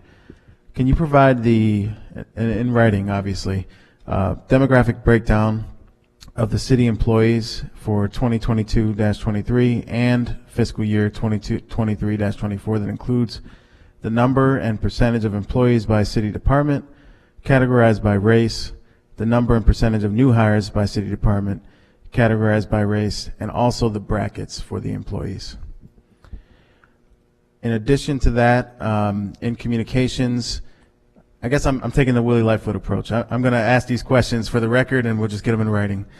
Under communications, we had a change. We had a communications coordinator, bilingual, which changed to a communications aide, bilingual, and it was a downgrade from step 18 to step 16. It may be not just a retitle, but a new position altogether. But if you could provide a justification for that change. In addition, I would like an update on the language access plan and where we are in that process from communications. We had a series of meetings over the year, so I appreciate all the work that Barbara and the HR team as well put into that process. But I do want to get a sense of where we are and what next steps will be taken in the coming fiscal year. And then My final question is related to, I know we have a residency requirement for city staff, it's particularly those in higher positions, and would like to get a breakdown of all the staff that are required to have a residency in the city from a leadership perspective, and then who's in the city, who is not in the city, and if there's an exemption, why is there an exemption? That's all. Thank you. Police and fire are not required to live in the city by state law, but we can. Thank you. I'll go last. So, Councilmember Martin, please. Yes. In line with some of what President Melendez mentioned, I am concerned looking at the budgets that a lot of the positions across different departments that are paid in the lowest brackets do require that the staff are bilingual. So I'm interested. I don't know if it's going to be OMB or HR. I'd like to get an overall picture of the staff in all departments, their brackets, who's bilingual, the demographics of who's filling the role, whether including their gender, whether they're required to be bilingual, race, all those things, just to get a better sense of who's being paid what and how that aligns with our demographics. Yeah, that sounds like a personnel summary thing that we can pull together that's information that we have that we can pull together pretty quickly. We can get it to you, and if there's something that you still have further questions on, just let us know and we can aggregate it out. But that's data that we can get pretty quickly. Amazing. I have several questions for OVP, but I'll just submit those in writing. And finally, for law, if you are able to submit some of these in writing, so could you provide a list of all claims against the city from 2020 to present, including the city departments, the nature of the suit, and how it was settled? If the case was dismissed, please include the reason why, any monetary amounts or other stipulations agreed to by the plaintiff and the city. So how long do you think something like that would take to produce? We can probably get that to you in a week or two. Amazing, thank you. Could you also provide a list of claims the city has pursued against residents? For example, I know in line with housing justice, the city is pursuing claims against landlords and how those are going. And I think, oh, finally, sorry. It's not a huge rush. If you want to actually have a conversation about any of these pieces, you're welcome to. True. But I think for some of these, we'd need data, and I don't imagine. We'd have to get some of them in writing, and then I would recommend once you get if you get the claims information, a PNC might be, you might look at. We can follow up with a PNC on some of the other ones if you have in-depth questions on a particular case. Amazing. And last question, I think for OMB. Like, what budget line would I find, so when someone sues the city, for example, in the Prude suits, what budget line did that money come out of, and where do settlements that are won, what budget line does that money come out of? From a general liability perspective? So any settlements typically are paid from the insurance reserve, which is a separate off-budget fund from the operating budget. Okay. So it's not taxpayer dollars, it's... Yes, it's taxpayer dollars. Yeah, everything is taxpayer dollars. It just might be called something different, but it's, our insurance reserve. We have an insurance reserve, obviously, because as most municipalities do, and that is where a lot of claims come from. Thank you. If you could provide more information about that in writing, and since 2020, how much has been used, and help us understand that. Thank you so much. Councilmember Monroe. Speaking of off-budget funds, I was wondering if we could have a list of those funds and what the amounts were for fiscal year 24 as well as proposed for 25. Do you have a particular type of fund that you wanted to focus on? I guess just really for me to get a sense of what ones there are. So just a list and those amounts if that's Okay. okay. My other question, and maybe it's in one of those funds, for the opioid dollars, where is that reflected? Those are not reflected in the operating budget. There is a separate off-budget fund for the opioid funds. Okay, thanks. Just to add to what President Melendez was asking for as far as a breakdown of city employees by race, could we also add that by sex? Thanks. The website, I'm wondering what the timeline is, and if this is going to be, you know, something where it's all set up on the back end and then it's a flip the switch kind of a thing, as well as who the vendor is that we're going through, or if that is all in-house. It's being worked on right now, but the date is next month. Barb, right? June.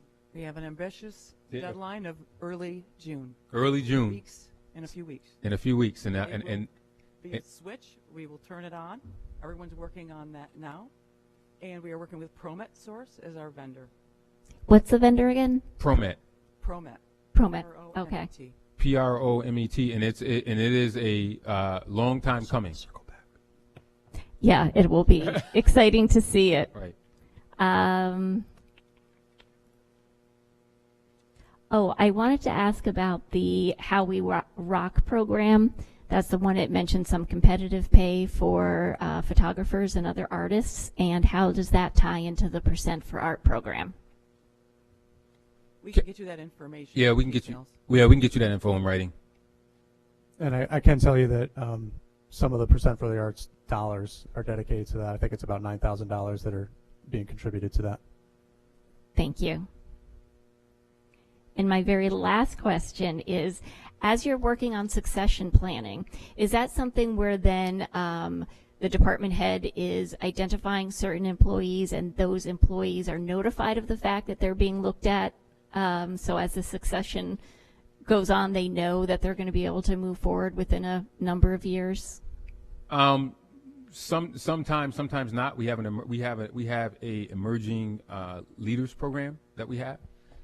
Which is something the city has never had, where we have individuals that we've identified as not only just the future leaders of the city, but people who are integral to making the city run on a regular basis, ensuring that they are given trainings and opportunities. So as folks move up, they're ready. But one of our biggest things is our expansion of our internship program. Which is important to start getting people exposed to think about moving up, and then we are also always making sure, and I'm big on this, making sure that we promote people that are here at the city of Rochester. Sometimes people don't know their name or know where they are. We have a lot of those individuals here that have the ability to move up to the next level, and it's up to the managers to make sure that they're identifying those folks so they can so they can be prepared to step into leadership if they so choose. Okay, thank you. Councilor Patterson, before I pass you, just a clarifying question on the website. I'm excited to know that it's coming next month. It's sorely needed. Is the $65,250, is that an annual? Is that the annual fee we're going to have to pay this firm? There is an ongoing fee for support, and in the first year it's a little bit higher than in future years, just because it's going to be our first year functioning with this, and we need to make sure we get it up and running in this first year. So that $65,000 will come down, but there will always be an annual fee of some form. That's my expectation, yes. Okay, thanks. Councilmember Patterson? No questions at this time. Councilmember Smith? Yes, two questions. The first, how are the Office of Violence Prevention and Pathways to Peace working together, but specifically? Like, is there a specific program or initiative that the two of you are working on together? The Office of Pathways to Peace falls under the Office of Violence Prevention, so they are connected at the hip. That's the model in terms of centralizing that particular violence prevention program there. So it's I'm not saying they're synonymous, but you can't talk about Office of Violence Prevention without talking about Pathways to Peace, and you can't talk about Pathways to Peace without talking about Office of Violence Prevention. So then that answers that question. Yep. So my last question is related to rezoning. I'm thinking the maps are done. When will we see them? And can we get a list of the highlighted changes of? Oh yeah, you'll get all that once we're ready for the rezoning alignment. As you know, that is a long process. It involves the state and everywhere else. We are moving very deliberately as it relates to that, but yeah, you'll get that and more as it relates to zoning for sure. Great. So when we get that information, can we highlight the changes in the 5 zip codes that we were speaking about? Yeah, not only there but everywhere. We'll be highlighting the changes all there. Somewhere's going from a low residential to something else that will be highlighted. But there's a long process as it relates to that. But we will make sure that you get all of that information related to zoning, and we won't be moving forward with it until everything is all public. Every single comment has to go through. That public comment period has been open. Was open earlier this year, so there's a lot more to do before we bring it to council. But we'll make sure you have all that. That public comment period is closed, and do you have a timeline? Kevin, have we still going through all the comments? How many comments do we have? In the neighborhood of 1,000 comments. Yeah, we've gotten quite the volume, and so our team is diligently going through each of them. The comment period is closed at the end of January. We're spending months going through them and talking about the impact to the zoning code and the map, and there without a doubt are going to be some changes to the code, the narrative part of it and the map itself resulting from those comments. So we've got a lot of great feedback, and so we're processing that. We're going through the steps that are mandated by the State Environmental Quality Review process right now, or SEQR, and we anticipate having a revised draft code available later this fall, and then the general timeline is to come before council by the end of this calendar year. That might leak into next calendar year, but we hope to do it by the end of this year. And as I'm sure others have talked to you about this, because of the very dense and complex nature of the zoning code and the map, I think this does warrant at least one work session to get into the weeds with all of you about that. So we would definitely appreciate the opportunity to do that prior to bringing it to you before you formally. Right, and I'm wondering if we can get an idea of like any demographics that you can give regarding who showed up for public comment or who made the public comments, because as it was mentioned last night during the public hearing, that a lot of our folks especially from our impoverished community, a lot of our seniors, they don't know about these things, or are they able to show up for meetings to make comments? And so I'm wondering if within those comments, how many folks from the zip codes that we are referring to were included in that comment section, or if this zoning is moving forward without their voice at all. Councilmember Smith, when we last had a work session about this, we talked about that council is actually going to have access to the raw data of all the comments that are made. So we're going to, I believe that's what the Office of Planning and we'll get everything. That'll include demographics. Well, it'll include the location of the official comments that were submitted. The zip code is in there. Okay. And I can tell you it is very widespread where these folks are coming from. It's very widespread across the community. So we are getting a nice range. And also, I wanted to mention to your earlier question about highlighting the changes. If you go to the rochesterzap.com right now, the project website, there is a link to a map up there that shows kind of the before and after. It's got like a slider bar. It's an interactive map. You can see on the left side of the map what the current zoning is, and on the right side what the proposed zoning is. So it's a really nice interactive tool to be able to look at the locations in the city that you're interested in and see what the sort of before and after is. And I'll just say for all of whenever the administration is involved with public comment, we track zip codes. So when I did this budget, we had 3,000 people that we talked to all at once, and we know where they were at for those zip codes, and they were able to press 1, press 2 if they were there, and then offer extemporaneous comments that were there. So in fact, in this budget, it has where some of the folks that were on came from, broken down by percentage. So we are always tracking zip code because we want to make sure this is a citywide budget that we're getting it from each of our 4 quadrants and all of our zip codes. All right. So we'll get all of that information together, like the maps and then this collection of the demographic. Okay. Sounds good. Kevin, while we're on the subject, can you just explain briefly why all the KPIs related to zoning out of the Office of Planning are NA this year? What's changed there? Yeah, it's just because we're wrapping up the project. We've only there's no more public meetings at this point. It's analyzing what you have, sharing it with us, and having some conversation that way. Yeah, there'll be some public meetings again that are required by the seeker process later in the fall to look at that next revised draft. There'll be some public meetings around that, but the lion's share of the public outreach and meetings associated with that have taken place. Okay. In the last Thank you. And just one more quick on the zoning. I had a huge, one of the highest attendance I've had telephone town halls on the zoning. So I also have data from that we also could share, broken down by zip code, broken down by where they were, what their comments were, as well. So that might be helpful and instructive as well. Great. So for those public meetings, Chairman, are we going to, how far in advance will we know about them so we could, at the very least, help get people there?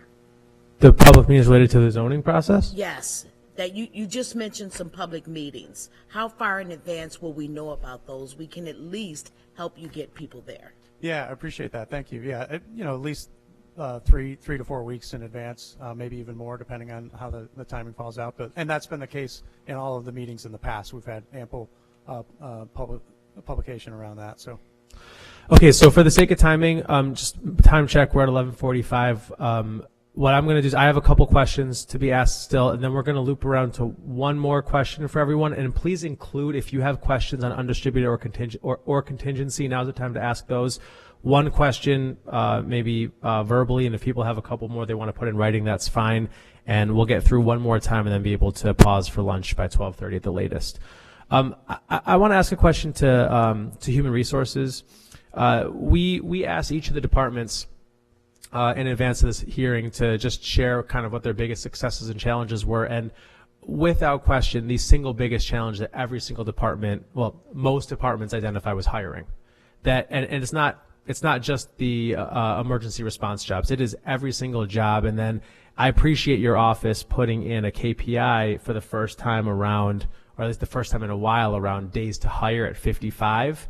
Quite frankly, even when we think right now about, and I know that some of this stuff is beyond any individual's control, but we look right now at one of the glaring issues, which is no director animal services for the past several months. 55 days may seem like a good amount of time. It feels very long for particular positions where we just need someone in place there. How did you come to 55? Why is that the right KPI to set? And what are some of the tools you're going to use to get us to meet that obligation? So, excuse me, thank you. The number of days is based on historical data. This was a KPI that was removed in 2021, I believe, and based on feedback from City Council last year, we added it back in. Not only based on that feedback, but I'm going to answer another part of your question. The mayor allowed the now deputy mayor, communications director, myself, and the deputy director, Fernand Sapiro, to go to a Bloomberg Harvard week-long intense seminar on the entire hiring process from beginning to end. It was with 15 cities, 4 people from each city, so there were 60 people, not only in the United States, but Canada, Mexico, and the UK. So we in the city of Rochester are focusing on recruitment and the hiring process. So since we returned in October, we have been process mapping our current process, looking for all of the waste and the inefficiencies that are in that process. And we have just finished putting together a more, what we hope is efficient and effective process. We have what we call the Guiding Coalition, which we will be meeting with, which is 4 members of SMT department heads we will be meeting with them and rolling that out to them to get their feedback. Based on the new process that we are putting in place, we have action items that we're going to have to start taking care of and putting together processes, procedures, getting information to departments, getting information back from departments so that we can make that timeline shorter. I will tell you the phrase that I used at the Harvard Bloomberg was the tail wagging the dog. And as an HR department, we need to take more authority in the hiring process and move it along in a more efficient and successful way. So that is one of the major things we're doing. A small pilot program that we have just started a couple months ago, now that we have hired someone in the staffing as an HR consultant. We have a 8-month pilot program that we're doing with LinkedIn, and we are have 5 slots that we can rotate out. And so one of the positions you mentioned was vet position. There's a position, city planner. We are putting them into LinkedIn, and it's a very, I could talk about it for days, but I won't. We can put it in writing for you. We can give you some analytics, because that's what the 8-month pilot will give us, is analytics. What we are already finding in the 10 positions that we've posted. And the good part about that program is, and that pilot, is that we communicate directly with applicants that are interested once we put it out on LinkedIn, which we are not able to do when we just put it on the city website or government jobs, right? And then the third thing is our job specs. Some of our job specs were written in 1990. And so we have that same individual we hired in staffing, that HR consultant. That is her primary role, is we are looking at all of the job specs from an equity standpoint, those that need to be rewritten, revised, and brought into the 21st century. We will be going over that. We have presented that to senior management team, and we're hoping that in late summer, early fall, we will have a full plan in place on how we are going to tackle all of those job specs to, again, making hiring more equitable. Thank you very much. So if that's a very clear, thorough answer. If I'm correct, then what you're saying is this 55 days to hire is a kind of baseline, because we had asked to bring it back, but you believe with some of these tools in place that number will be able to drop. That's at least the goal, is for that number to be even quicker to hire. I mean, that's the goal. We want to hire as quickly as possible. But as someone who hires hundreds of people, I can tell you that 55, even to me, that's ambitious. That's ambitious. 55 is extremely ambitious, and I can give you not just the vet position and the animal services. It is hard hiring people right now. Period. So I don't even want to. So I think it's important for us to level set. That 55, that's still an ambitious number. It is ambitious, and I can say as someone who hires a lot of people too that it also depends on the position, and there's some variability there. And of course, 55 is a average for all departments. I get that it may change and ebb and flow.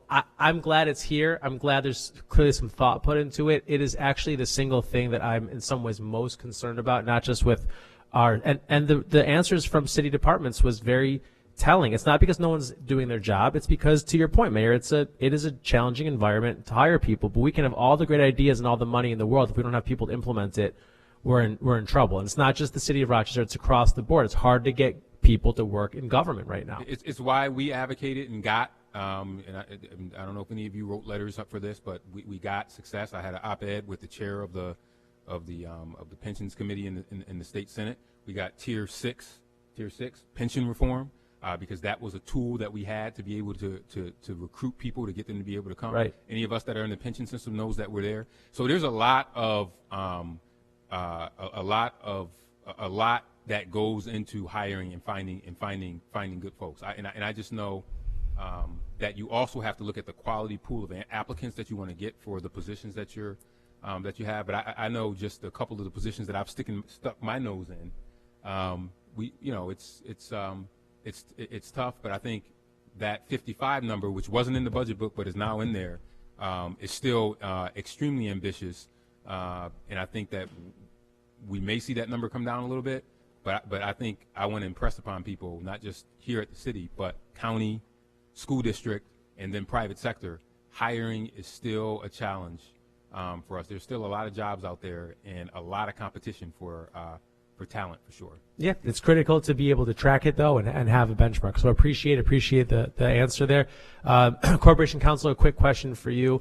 Last year, I believe, was the first year that we added the lawyer specifically to go address some consistently problematic landlords and code violations.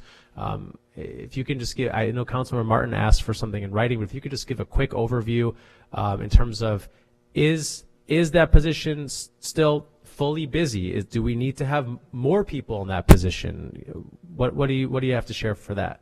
That position is still fully busy. There's plenty of cases to bring. There's plenty of buildings in the city that need to be kept up to code better. And Mike Furlano, our attorney in that position, does not slow down. He's got plenty of work. We have open attorney positions. And one of the things that I've discussed with my department, we've also got open paralegal positions, is getting a new attorney when they bring them on to pick up some of that work as well as a portfolio of other things litigation-wise. So I think there is that capacity. As we just discussed, hiring is an issue. It's an issue for the law department as well. So just getting attorneys through the door has been difficult, but it's certainly something we're considering. Okay, thank you. I do have questions for project management, public integrity, and I'll put those in writing unless there's time at the end here. So before I pass it over to Council Vice President Harris, and we go through the cycle one last time, Mayor, let me just say, I understand between the lines on the GBI and look forward to seeing what's next. I also just want to put in a quick plug that I really like to see our budget and our own dollars invest specifically in the child savings account. I've been very fortunate to work with Angela and her team on the planning process for that, and it seems like the numbers that we're going to need to make that program work are not astronomical, and that it's something the city can put in a significant amount of money and ask for the private sector or philanthropy to follow us afterwards. And I know we're not ready to put in that money now, but I certainly want to just put in a plug that I'd like to see us put our money where our mouth is on that program as soon as we can. Well, you don't have to tell me. I mean, it's one of my initiatives. So either way, we're gonna put that money in. It's a major initiative of mine, and I would not have put it. We would not have embarked upon this program if the money wasn't going to come from somewhere. Great. Council Vice President, I'd ask everyone to limit it to one question, and if you need to put some follow-ups for the record, feel free to state those as well. Absolutely. I just have a statement and a question. I'd like to say thank you to the mayor and his team for working with me in the second year of the ROC Senior Estate Planning Summit, which is basically a financial empowerment initiative. And I see here that you have financial empowerment still on the plate for the budget, and I'd just like to ask a question, follow up with that. I see that you have some changes with Kiva, a very successful Kiva program that you have, and you eliminated the Kiva manager position. Can you explain how that role changes in this budget and how that relates to the ARPA funding that was allocated for it? Yeah, so if Angela's here, she can also speak to that. But we have a person that's taken on more of the role of Kiva, so we didn't need that particular thing there. As you know, Kiva has continued to expand, continues to grow. It's one of my favorite programs that continues to go on. So that position, some of it was related to ARPA, but it's not related to the program going anywhere. There's a person that's picked up those duties. Angela, anything else you want to add on Kiva? Yeah, so what we did was we really are actually elevating the program. So we're embedding it into an existing full-time position. She's doing incredible. I'm so excited to see the numbers next year. And then we're also looking at having like a part-time assistant that would help even more with getting Kiva loans out to the community. So before it was part-time, we've elevated it to a full-time level. I just want to add thank you for explaining that to me. I just want to add that the financial empowerment is very important to our city. I'm very happy that the administration, the mayor, has championed this, because actually that's one of the pieces to pulling people out of poverty, and education of what your finances is, how do you go about buying a home. All those different pieces help folks.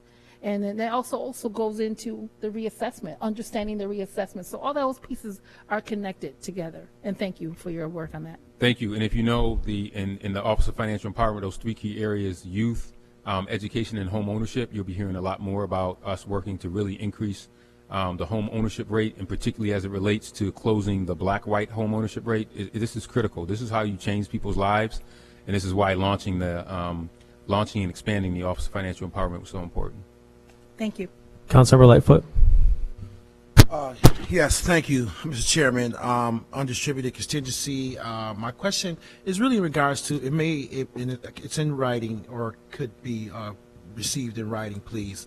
And I want to say this for the record. As a retired firefighter, I'm not saying this for my own personal gain, because as a result of me being a city council person, I still have access to MVP, whereas some of my other colleagues do not. So it's been brought to my attention by several of the retired firefighters that, council's not involved in the fire department negotiations, right? So this may be already something that may have been negotiated in negotiation. But my question is, could we get information on how many retired firefighters are still potentially in the old dental program? Because we're talking about benefits in this. Yep. So because a lot of them, unfortunately, were not grandfathered or were not able to receive in the new dental plan that some of the new retirees receive. And I just want to, I guess my question would be, how many are impacted in that old dental program that is not as good as the new dental program? What would it take to bring them up, or is that a negotiation thing that has to be negotiated? Was that a part of negotiations in this past negotiations, and what could we do to advocate to bring some of those other, because it could be 50 people, it could be 100 people, I don't know how many people it is, but how many are impacted in that? It was brought to my attention by many members who are retired, who fall in that old system, who were not allowed to get the new system that a lot of the new retirees are receiving. Yeah, so we can look into that. Thank you. Dental plans. Councilmember Lupien. Yes. I'm just going to read these into the record. The understanding racism trainings were amazing. I hope we continue them. I would like to know how many employees went through it in this fiscal year, and how many are, if we're planning to do them again. She's asking about the undoing racism plannings. How many went through, and if we're doing it again? We are doing it again, yes. Yeah, and we so can just get you numbers. provide those numbers of how many went through and how many are going to go through, how many anticipated to go through, and maybe the dates if you know them. The CRM, the customer relationship management system, I've seen it in the CIP several times. It keeps getting pushed out. If you could write and put in writing what the plans are to expand our current capabilities. And the last one with the website, I'm happy to hear that it's coming so soon. I don't think council knew that, and would like to know when we're going to get trained on the system. Thank you. Everyone, all of the website coordinators have been had the opportunity to be trained, and we will continue to do that. Who are our website coordinators? Okay. Thank you. We can do that. Yep. President Melendez. Yes, thank you. So just actually one item for contingency and one for undistributed.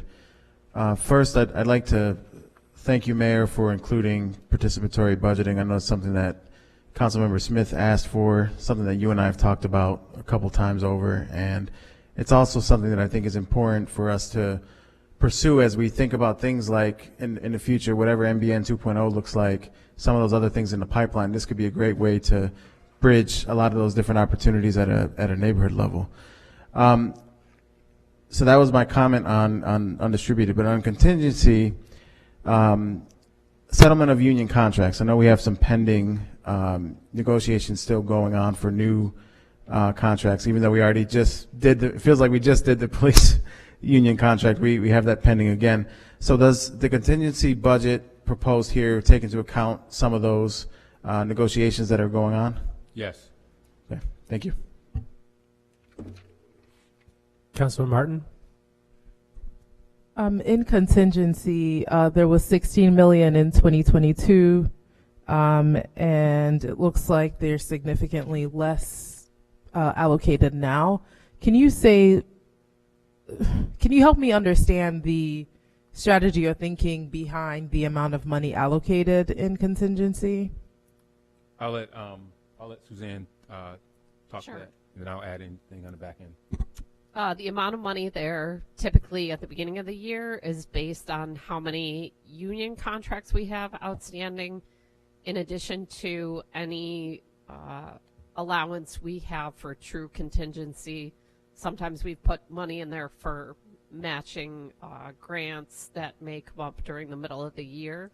So at the beginning of 22-23, we did not have a fire contract, a police contract, and I don't believe we had the AFSCME at that point either.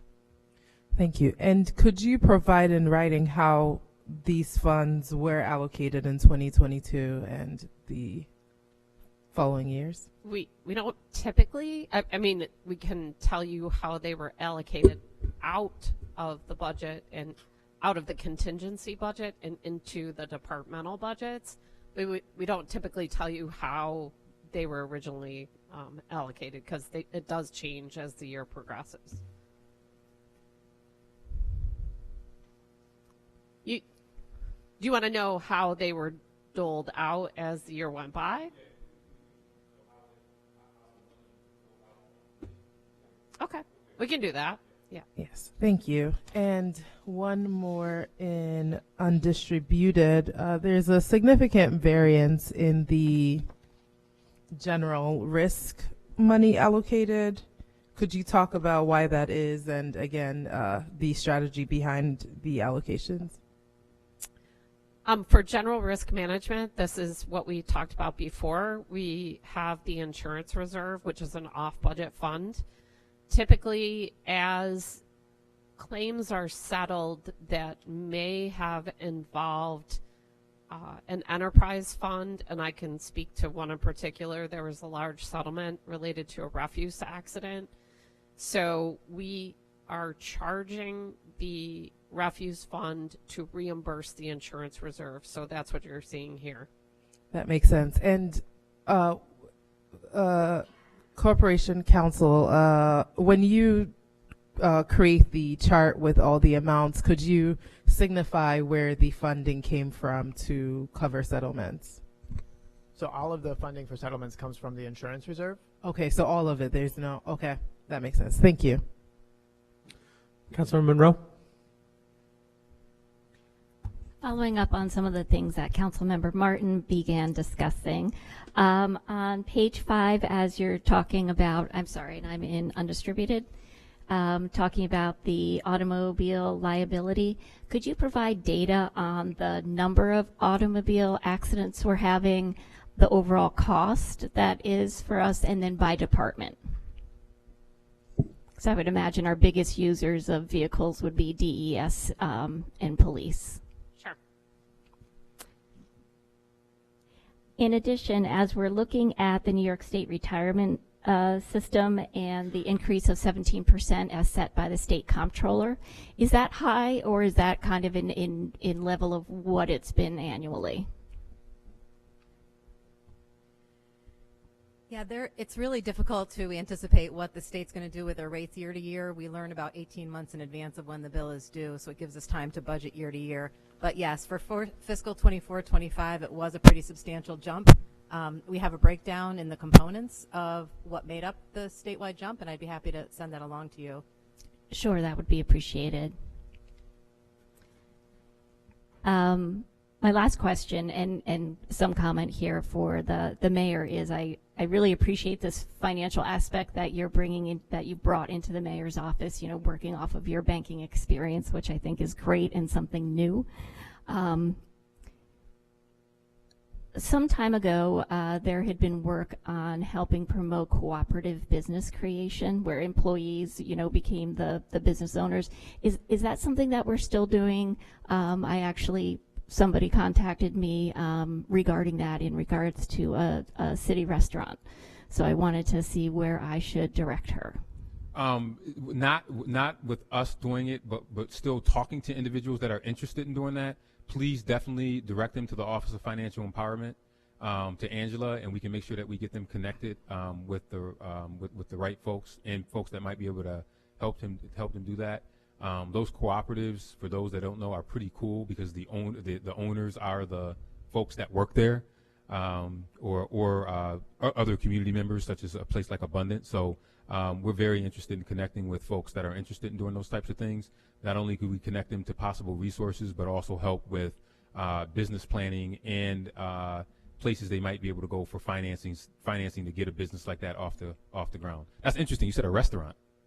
Yes, and it's a very popular one. So I'm excited if this is able to be done, if they have enough employees to be able to pool in some money. Yeah, and if they connect with OFE, they will act as the traffic cop to see what the connection could be, also with NBD and others. But yeah, we definitely welcome that. Excellent. Thank you. Councilmember Patterson. Councilmember Smith. Yes. So, drawing on and aligning with your financial experience, I don't know if this is relevant or not, but I'm going to take this as an opportunity to make a pie in the sky ask.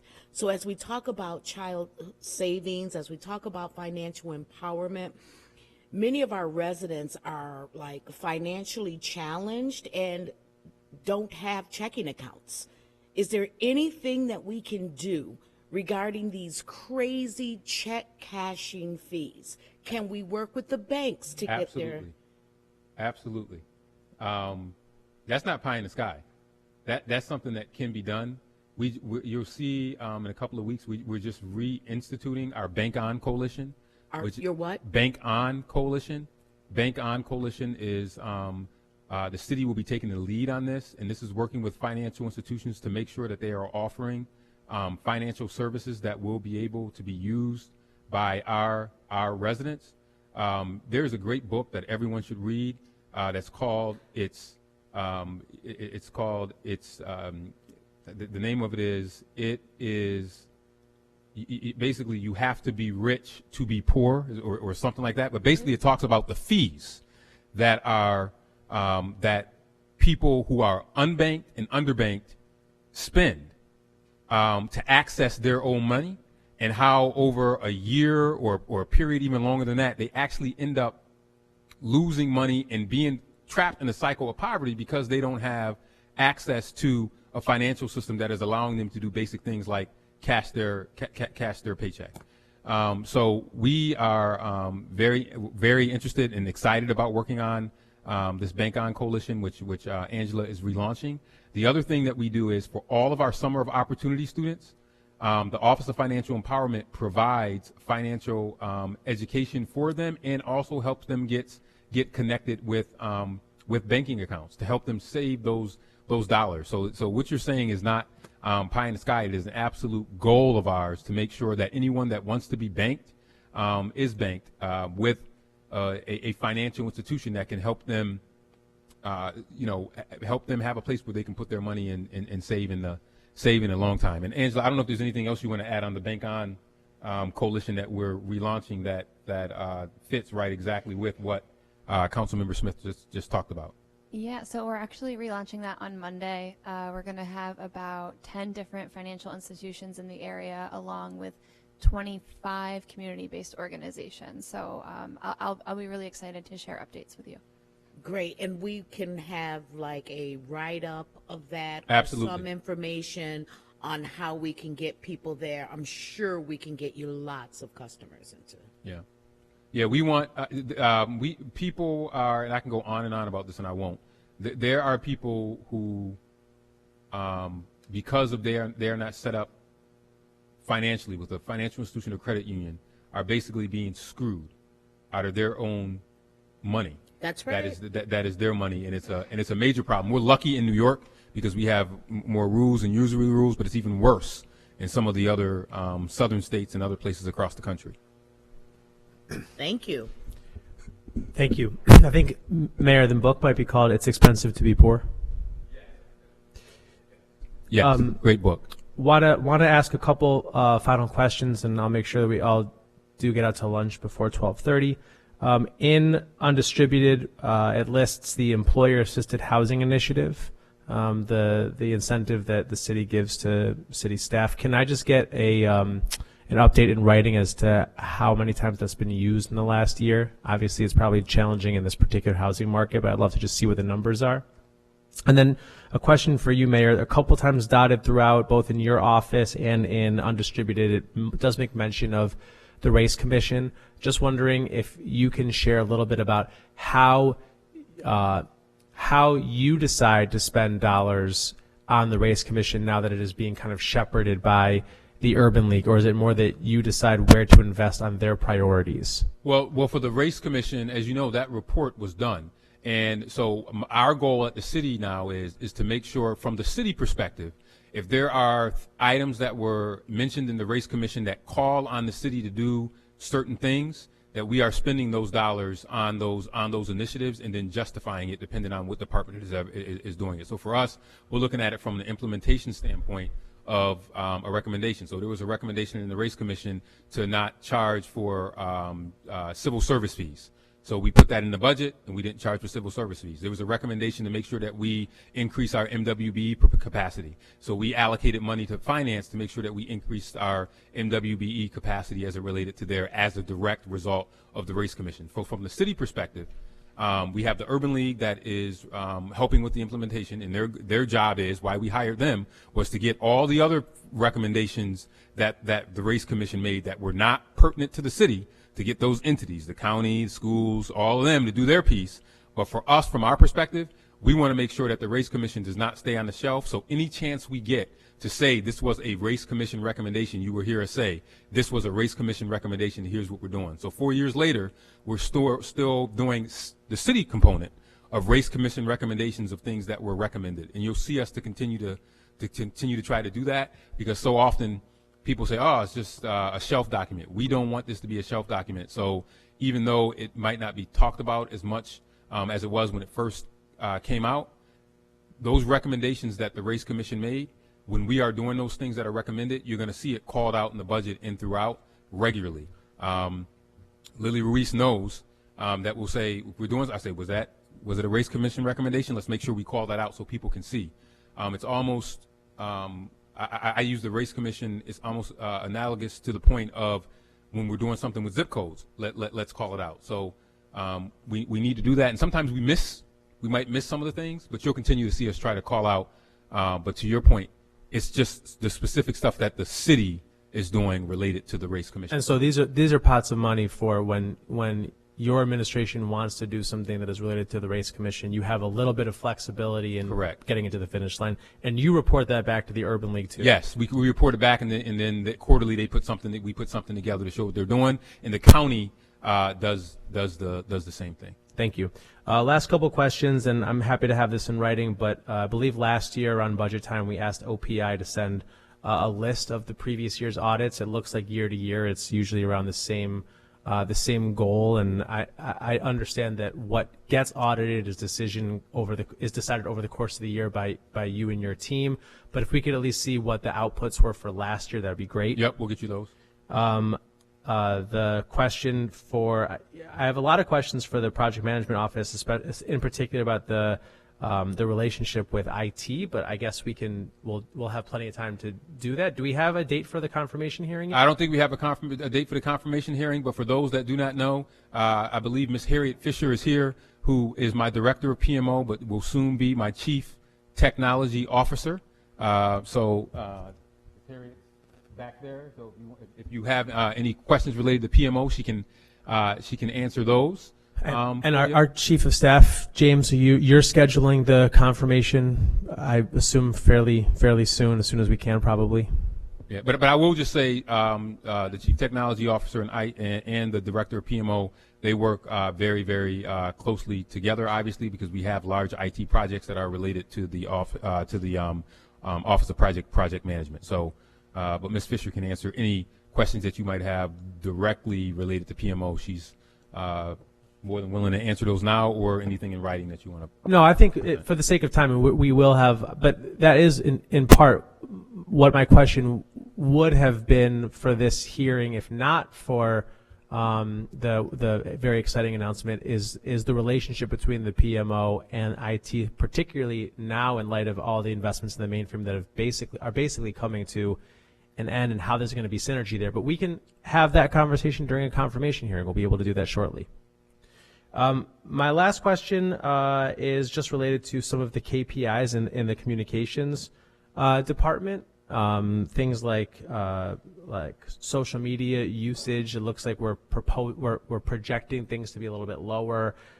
Events attendance projecting a little bit lower. Maybe that's about something in the state of the current economy or political climate that I don't know about, but I love just an understanding of why some of those projections are down in light of the fact that comms has made tremendous improvements to the special events process, and I think we'll see a lot new special events coming our way over the next couple of years, and the new website hopefully allows for more interaction with the social media landscape. So I'll just put that question in writing to our city council team.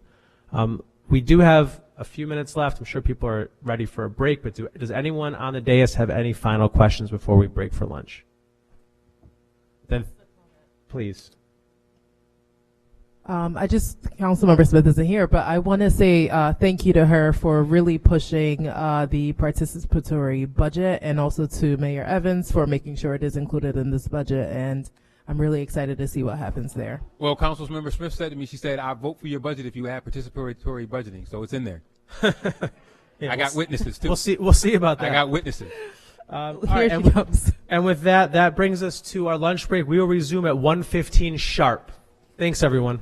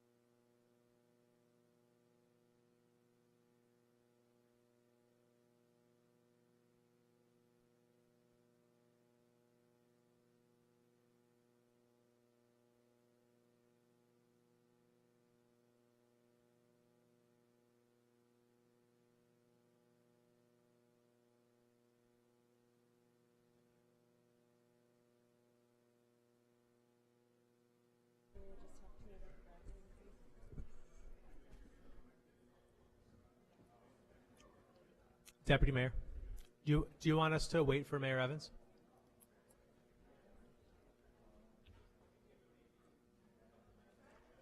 Okay.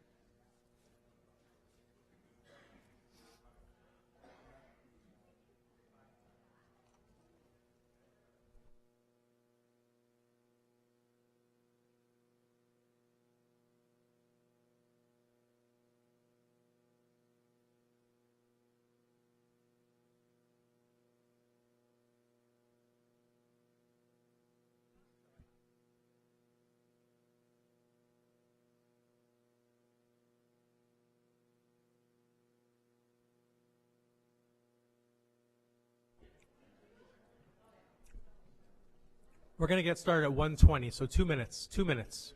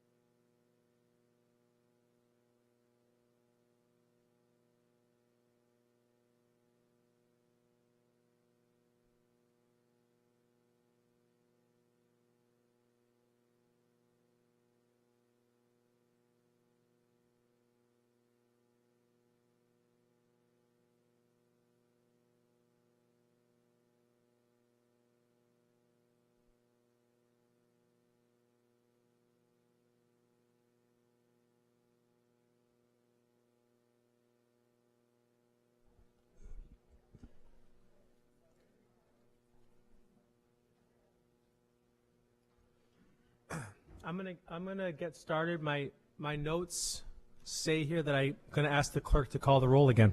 So Clerk Washington, will you please call the roll? Councilmember Gruber. Here. Councilmember Martin.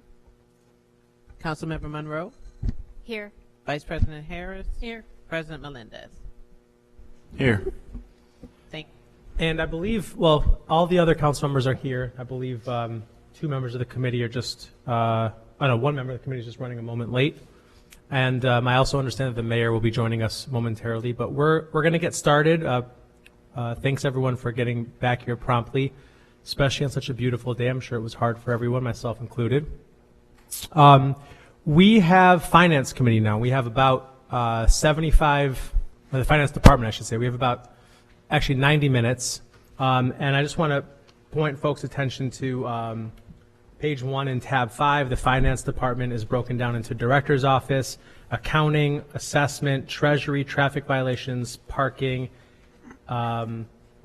purchasing and parking and municipal violations. So we are going to go bureau by bureau and try to keep it there. And then at the end, we'll probably open it up for any last questions and go back around again. But let me start by asking Director Jones if she has any opening remarks to make. So I don't have any opening remarks, but I would like to introduce my staff.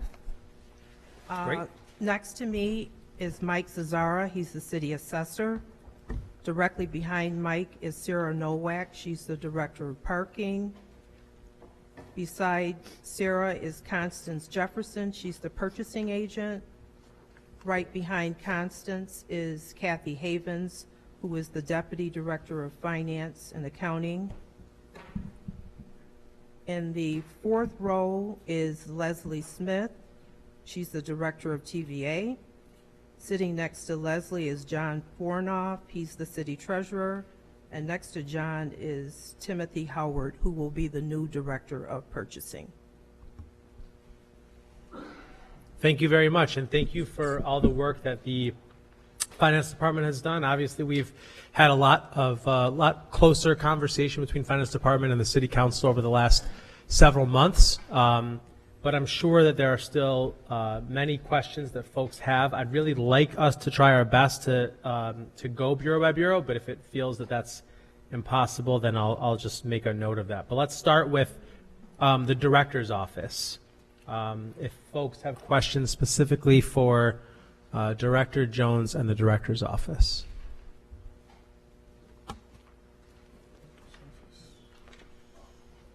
Councilmember Lightfoot? Yes, I think all of mine are covered right under the director's office because everything falls, I believe, under the director, if I'm not mistaken. Well, are a lot of your questions about assessment? Because there's a specific department there that I'd like to wait. If we're going to talk about assessment, get to that particular department. Okay, fair enough. Councilmember Monroe? I hope I'm in the right unit here. My question is about the annual foreclosure sale. I know there have been different iterations of that sale, how it works, if people need to be pre-qualified who come in to put in a bid, and how that sale relates to what the land bank ultimately gets to take. So that section is actually under the Bureau of Treasury. So did you want to wait? Or yeah, let's hold off and try to. So the best way to tell if something's in a section or not is just looking at the strategic initiatives or the KPIs and the unit on the left-hand side, or particularly any staffing changes there. I'll ask one question about the Director's Office related to bonding, generally speaking. I know that's been a big goal of the Evans administration is to get our bond rating back up. Can you just give us a sense of where we are and what the future holds in terms of bonding and the market generally? Absolutely. So we have been rated by 3 credit rating agencies. So S&P has given us a AA- stable outlook. Moody's has given us an A1 stable outlook, and Fitch has given us a AA- stable outlook. So, I mean, the bonding agencies are looking for things like our ability to generate revenue, our ability to control our expenses, to manage our budget. Those are the things that they're really kind of looking at. They're looking at our, economic growth, economic activity, businesses moving downtown, things of that nature. So we have a very strong credit rating. It's been strong for a very long time and continues to be strong. And we've talked a bit in here about the challenges with the SEC and the city school district and the role that played. Is there any residual impact on that in terms of how the rating agencies see us? So right now, that has not impacted our bond rating. Not to say that some future decision might impact it, but as of today, that has had no bearing on our bond rating. Great. And last question from me on this particular unit is just related to back to the city school district, because obviously a big part of your department is to, frankly, issue bonds on behalf of the school district as well. This was the first year where we had separate auditing services. Mm-hmm. Was there any negative adverse impact? We thought that there would be, given the fact that we've always had the same auditor, but we have had no negative impact as a result of having different auditors. Great. President Melendez? Yes, thank you, Chair. Just sticking with the SEC subject for a moment, the investigation basically stated that there's some personal exposure for former city finance leadership, and I would like to know, does this budget include any provisions that will protect the current leadership, indemnify them from any pending future issues? Our charter makes sure that all of our employees are indemnified. So they're already indemnified. There's nothing in the budget that would do that. It's already outlined in our city charter, and that's our point that we've been making with the SEC. So I hope that the SEC is is amenable to working something out, because as we said, all of us in this room, including council members, are indemnified from duties that you do in the course of doing your job, and that's what the crux of this whole SEC thing is all about. If you want to fine the city and fine us for something, that's fine, but you should not be going after somebody personally for them doing their job, and you shouldn't be going after somebody personally for something that they are not responsible for when it's another municipality that we just happen to issue bonds for and collect taxes for. That's the crux of this SEC issue, and that's the point that we've been making all along. That if anybody that works for the city, be they in finance or budget or the council office or the mayor's office, if they're doing something as a part of their regular duties, they should not be fined for something or be held accountable for something that they're not responsible for. And if someone does something outside the bounds of their job, I could see that. But when someone is acting in the capacity of their job, they should not be held accountable for something that they have no control over. And that's what this SEC lawsuit is all about. It's why it's unjust and why it's a waste of taxpayer money that we have to spend defending ourselves on this. And for us, it not only is in principle, it's also something that we believe is the right thing to do, because if it's allowed to go forward, it will set a horrible precedence for anybody that works for any municipality, as far as I'm concerned. So just to be clear, Mayor, that no one in our finance department should feel at risk doing their job day to day. Not right now. They should not. Thank you. Okay, we're going to open it up to, if there's still questions for Director's Office, they can kind of roll over. We're going to open it up to both accounting and treasury. So Councilmember Monroe, your question will apply here. So I'd ask Director Jones, do you want her to repeat the question? Or? So you were asking about the annual city foreclosure process. Okay. Yeah, the sale in particular, the process in regards to if we're still having people pre-apply to be vetted before they make purchases, and then how the foreclosure sale works with the land bank. Okay, so I am going to ask the city treasurer to respond to that question. Hi. So no, to answer your first question, there is no vetting that occurs. You might be referring to the real estate auctions that take place for surplus city inventory. Excuse me. For the annual tax foreclosure auction, it's open to everybody. It's open to the general public. You have to show up with your minimum deposit amount, and you can bid on properties. Last year's sale was in mid-November. There were 210 properties for sale, and only 75 ended up going to private bidders. Large majority end up being resolved for one reason or another, or the city ends up taking them. There's no bid. This year's sale is going to again be slated for mid-November. We commenced the action on April 26th, and there are, as of the date of commencement, there was 1,956 properties in the action.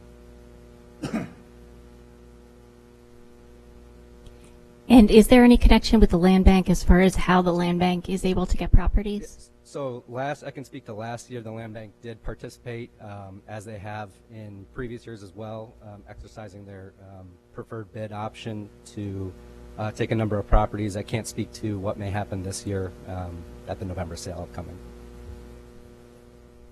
And is there a time frame where the properties that are going to auction are listed online? Yeah, so when we commence the action, it gets advertised in 2 newspapers for 6 weeks, as well as on our website.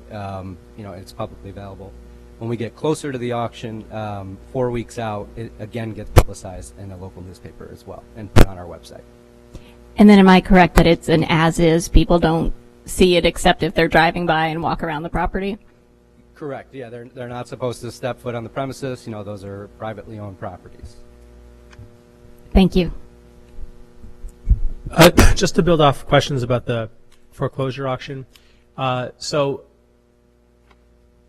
the city commences action, you said, in April, and then there's significant amount of time for the owners to rectify the situation so that it gets taken off the list, correct? Correct.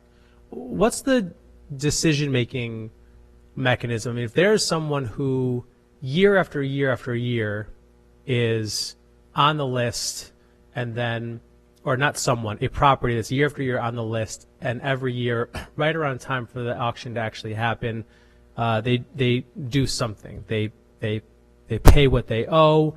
They take action on a safety hazard. I mean, at what point, or is there a conversation about not allowing that particular property to continue to basically violate rules over and over again and just come out at the last minute to be off the list? So there's a number of ways that properties can be removed from the list. First, obviously, is to redeem, right? So to pay the delinquency that got you caught up in the process in the first place. And we can't stop anybody from, redeeming or making good on the outstanding taxes that they owe. They can also file for bankruptcy. Excuse me, is your mic on? Sorry, it's hard to hear up here. Sorry, how about now? You're good. Did you hear the first part, or should I repeat that? You can start over. Yeah, so redeeming, they can pay the delinquency that's outstanding to get themselves out of the auction, and there's nothing we can do to stop that. They can file for bankruptcy, but the other big way is they can request a tax agreement or a payment plan with the city, which works. That is an application process that works itself through several departments. Neighborhood and Business Development looks for any outstanding code violations on the property first, and then we will review it in finance to look for, as you're saying, perhaps previous payment plans that have gone delinquent, that they haven't honored the commitment terms, things of that nature. So there's a number of ways people can remove themselves, and we have only limited discretion over that. Thank you. Additional questions on accounting and treasury? Councilmember Patterson. Is there a specific reason in the law that we're required to offer these properties at auction? And I know you're not law, so you might not be the person to ask, but Let's lawyer in the room. No, we don't have our lawyer in the room. Let's capture that question and get back to you. So okay. None of us want to be lawyers. Answer that, but we can answer that. Okay. It's a great question. Is there any reason within the law that we have to do it this way? The other question is, you said the actions commence in April. Is that when you said? Correct. Yep. Okay. So that means you have a list right now? Yes. Yep. Can you make that list available to council? Sure can. Okay, thank you. I'm hoping I can get that list possible today. That'd be great. What is the total value of the property? What is the total value of outstanding taxes that we are looking to collect for this upcoming foreclosure auction? I can get you that in writing. Okay, thank you. What is the current assessed value of that property? Again, you can give me all those answers in writing of those properties on there. It'd be nice to know.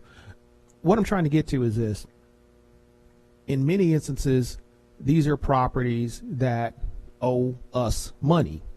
And I'm trying to understand why we simply can't assume control and ownership of the properties without offering them for auction, because my concern is that when we have these wide open auctions, we are perpetuating this system whereby anybody from anywhere can buy cheap property in Rochester, and I'm concerned that it's precluding our ability to create more owner occupants in our community.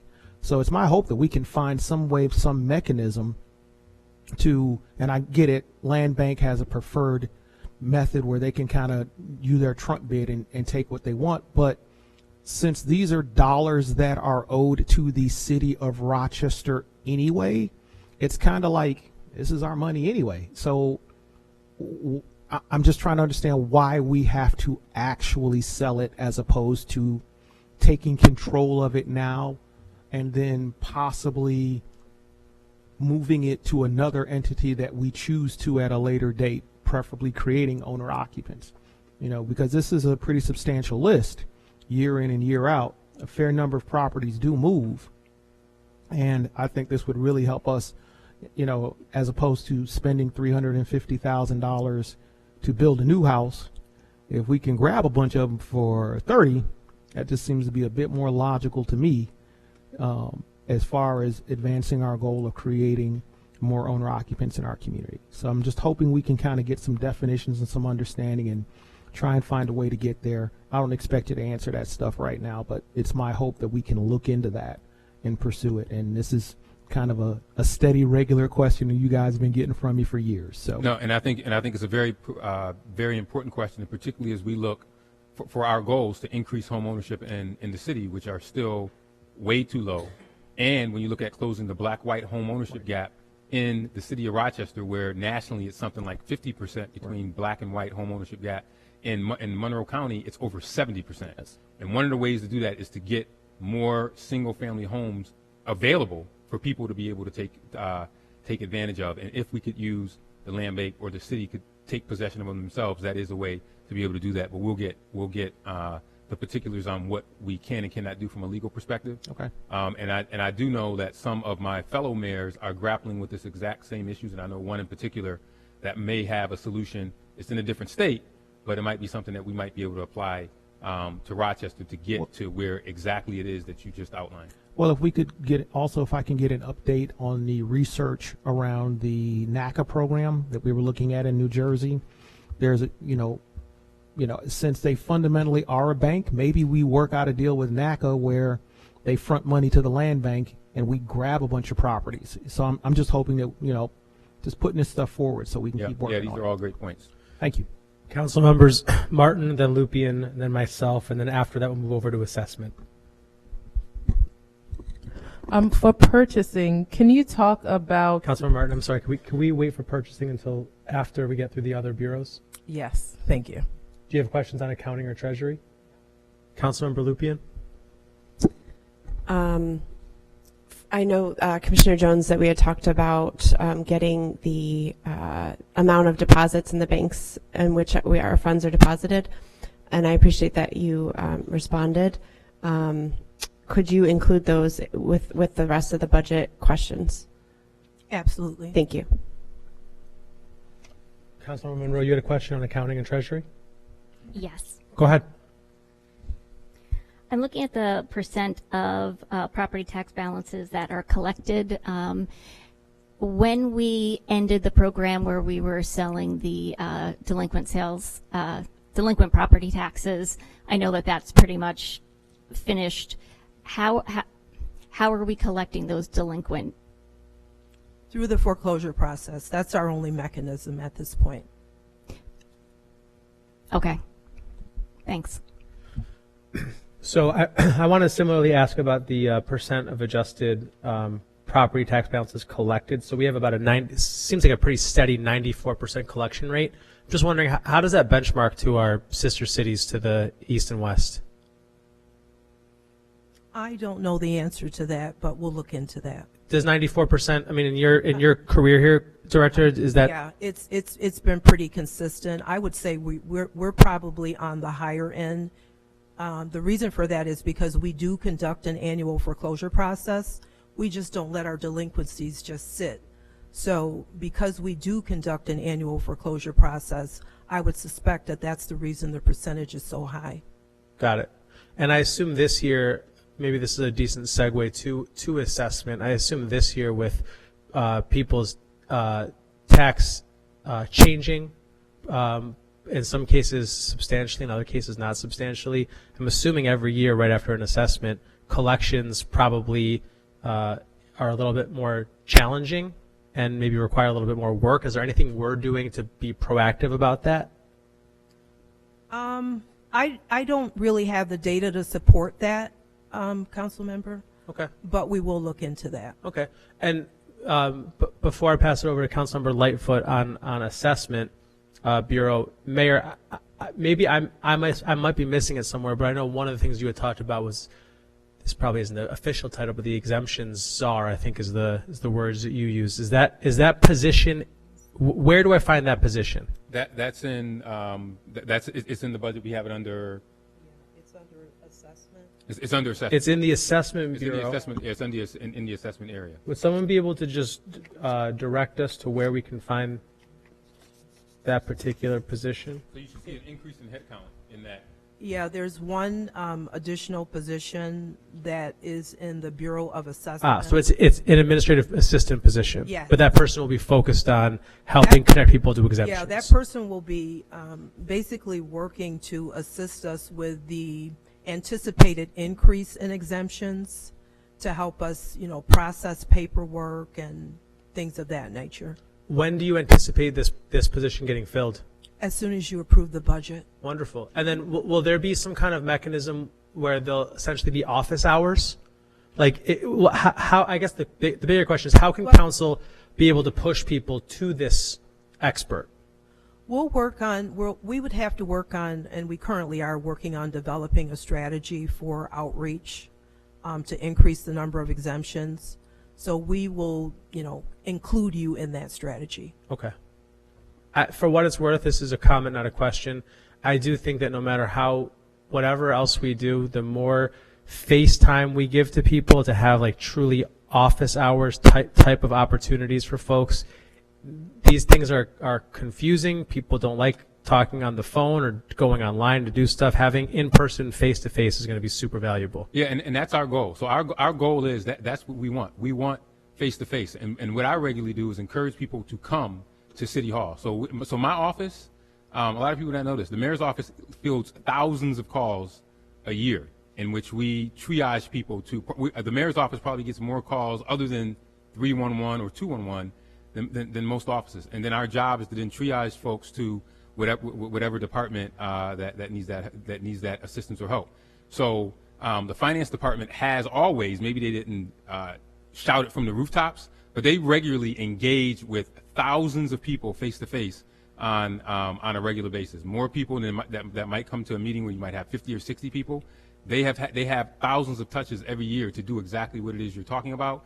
What this is going to be more proactive, where we have actual events specifically targeted at seniors that might not have the exemptions. Most of them do, a lot of them do, to let them know that this is something that is available to them, and then encourage them to take advantage of it, particularly because of our advocacy of mayors across the state. We're seeing the highest number of the highest numbers of exemption rates and STAR and enhanced STAR that we've seen probably since the program has started. So that's the purpose of this newer position, is to really juice it up and make sure that we have now a dedicated person that's just responsible for encouraging and letting people know about all the exemptions if they don't already take advantage of them. But we have people in this community who have multiple exemptions and pay very little tax, because they might be, we have a clergy exemption, we have a military exemption, we have the STAR exemption, and then the enhanced STAR exemption.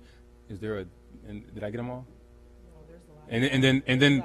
And then a lot more. So we want to make sure people take advantage of every single one of those exemptions that are there. But you don't know what you don't know. And if you don't know that those exemptions are there, you won't take advantage of it. So we want to make sure that we continue to educate folks on all those exemptions. Yeah, very glad to see the position being filled. Last thing before I pass it to Councilmember Lightfoot, that tool, Mayor, that we were talking about, and Suzanne, that we were talking about, where people can go and get their questions answered about their own taxes online, what changed from last year to this year. Is there an update on when that will be released to the public?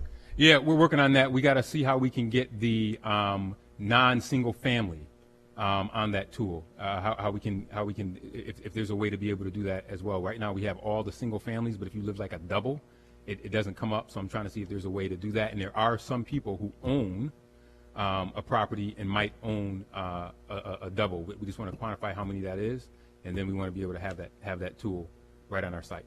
Thanks. Councilmember Lightfoot. Thank you, Mr. Chairman, and thank you, Mayor, for that as well. I was one of the ones who found out about a lot of exemptions later on because of the different hats that I wear myself. I just want to start by saying, first and foremost, that I want to thank the administration and everyone for the work that they've done around. I know this has been a very unprecedented year for assessments. I promise you, I'm going to be very brief. I do not want to be contentious around this today. I don't think that's productive. I want to be productive. So I'm going to lead into this very productively because I think that's been beneficial of all of our citizens, because we just have a very different fundamental disagreement on how we feel about assessments. And that's okay. That's America. That's people's rights to have fundamental differences. But the key is when you have those fundamental differences is we want to make sure as leaders we are doing what we're telling the community to do, is that we're not finding ourselves arguing and fighting when we could be having some shared interest in doing things to make systems better. There is no such thing as a perfect system. I don't care what system it is, especially when you look at systems that have been used for decades and decades and decades and decades and decades. Majority, you can probably say that you're going to find some faults or some flaws in those systems, especially antiquated systems or old systems, especially with technology evolving the way it evolves. One thing I recognize is that our assessment office is probably understaffed. And to do 60,000 homes, I can understand why you do mass appraisals. It makes sense. However, we recognize mass appraisals may not be the best way to do the most accurate, we very emphasize that word, the most accurate assessments.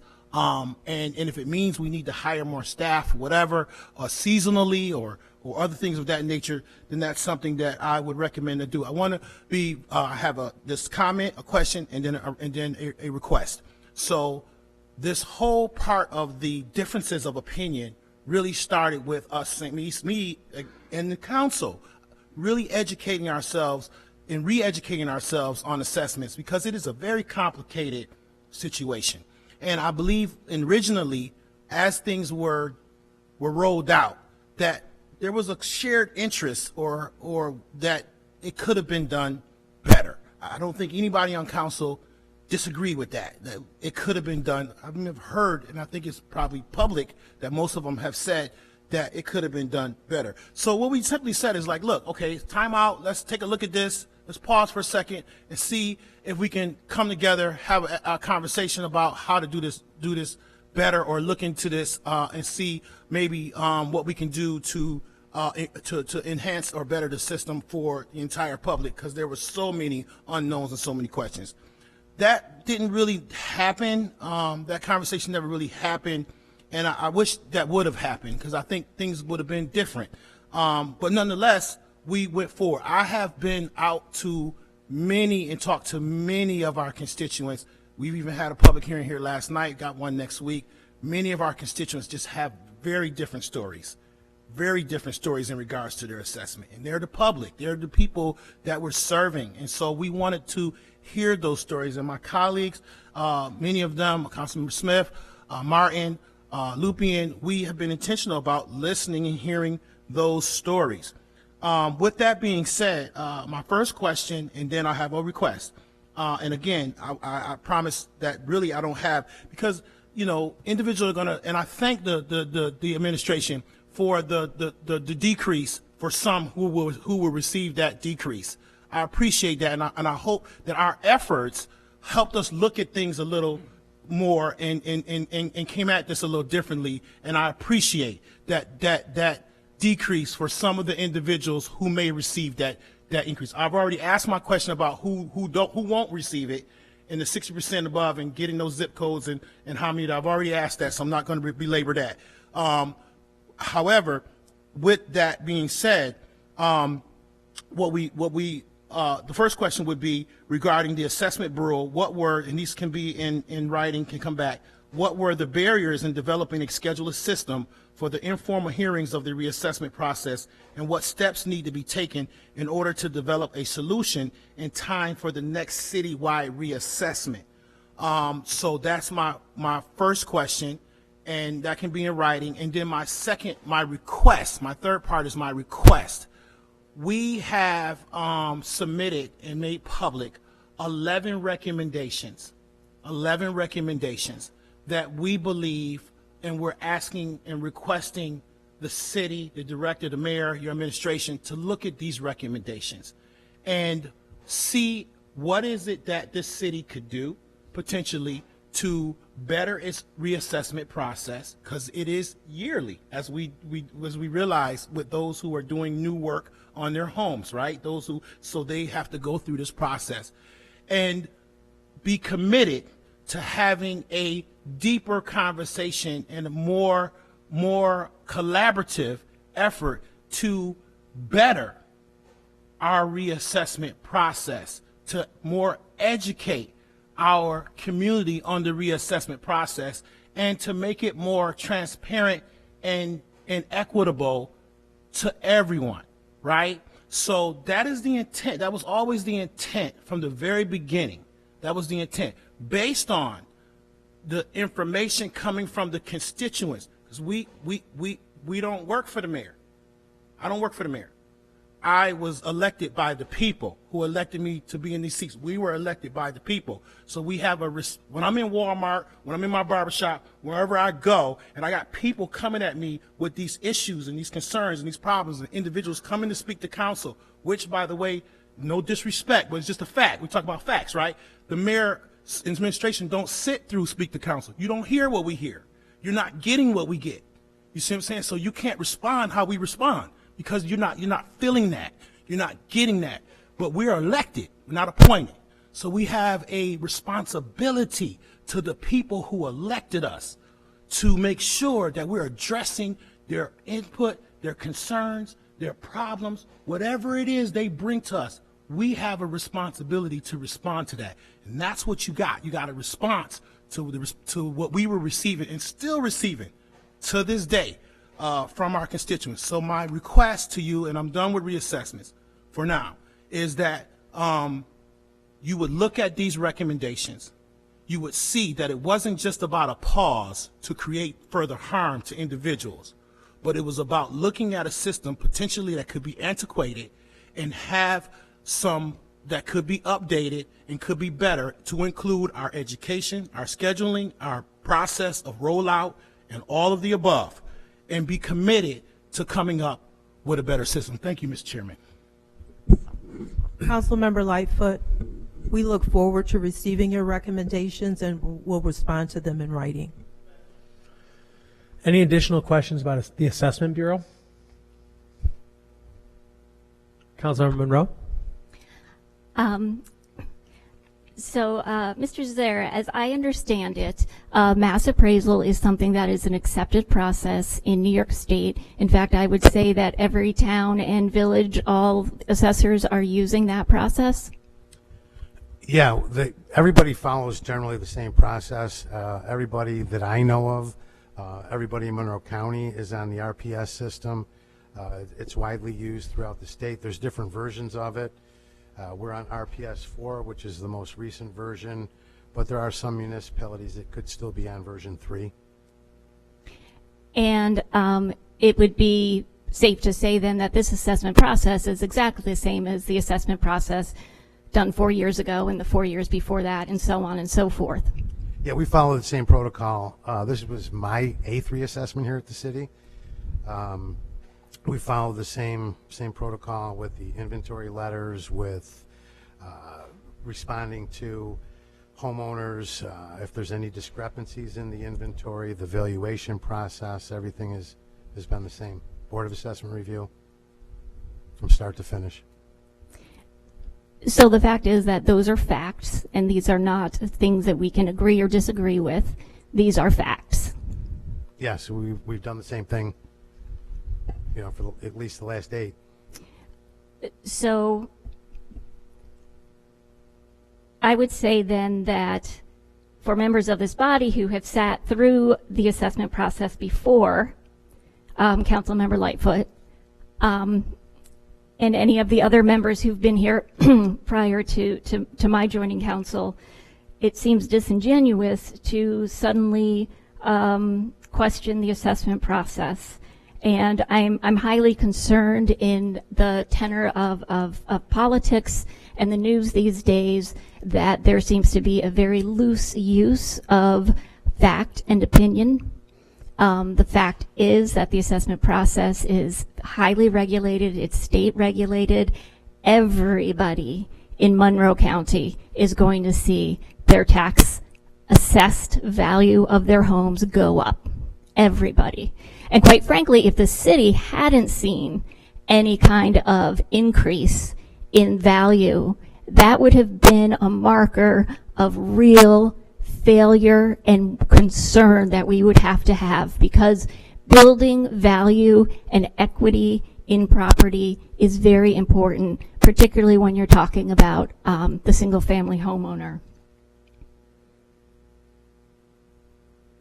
And additionally, Can I respond? it would not be so much of thanking the mayor for a decrease in taxes, because what he did was follow the assessment process, which seeks to create equity so that people are carrying the proper amount of taxes that they have to on their properties. However, we can thank the mayor for the fact that he has left the levy flat, and that is the reason why taxes are going to go down, and this isn't a very complicated problem. Thank you. Can I respond to that since my name was Councilmember Lightfoot, I will absolutely let you respond to that. I would ask, though, that if we want to have debates amongst ourselves, that's I didn't. No, I understand that you didn't. I understand that your name was addressed. You want to address it back. I get it. I'm just saying after this, I'm going to return to a budget hearing where we're asking questions about the budget, not when we're talking amongst each other. But if you want to respond to that, by all means. So the assessor, you just said everyone else is using RS3. When did we start using RS4? About 5 years ago, RPS. Okay, RPS4. About 5 years ago. Okay, and so is in your time as the assessor, is this one of the largest increases we've ever seen in the assessor history of your time? Yes. Okay. Yeah, I think the first reassessment that I was here for, we had seen tax decreases or assessment decreases because the market was poor. So I'm. This is the second time, Councilmember Monroe, that you've addressed me personally. You've made this personal, which is disingenuous and disrespectful, first and foremost. And what I'm going to say to you, the reason why has nothing to do with politics. We have the largest increase ever. That's the reason, period. We have the largest increase ever of taxes in this community that we've ever seen. That's why you have a different response. It's just that simple. It has nothing to do with politics. It has to do with the fact we've never seen increases like this before. So I find very disrespectful, because I never addressed anyone. You notice I never addressed anyone by name. I never singled out nobody. That was very disrespectful. And I would just say this, that is why, because we've never seen increases like this before. So that requires a different level of looking into, a different level of a response, because people are being impacted more than they've ever been. Thank you. I'm going to ask everyone to return to focusing on asking questions of the budget to the administration. President Melendez, then Councilmember Smith, Patterson, Lupien. Yes, thank you, Chair Gruber. So related to the assessment process and moving forward, and I've had this conversation with the mayor, one of the things that I know that everyone agreed on was that the letter was very confusing at the very beginning of the process. And I would like to offer for consideration that we do have some either working group or committee or something that really looks at that specific part of the process, because I think the confusion started there and snowballed. And given what we've just been talking about in terms of the historic increase, in terms of this not being something that has happened every 4 years, I think it's worth an evaluation and understanding of where we can go from here. Council President, we welcome that. Councilmember Smith. Respectfully, I just had a few questions of Councilmember Monroe, because I really want to understand your frame of reference. Councilmember Smith, can you tell me we're gonna have the percentage of poverty that exists within your district, and then tell me what actively you have done to address those issues? Councilmember Smith, I'm not going to allow this conversation to happen during the budget hearing. Okay, so you don't have any questions about the Assessment Bureau, Councilmember Smith? I don't think she can answer the question, so I'm done. Okay, Councilmember Patterson.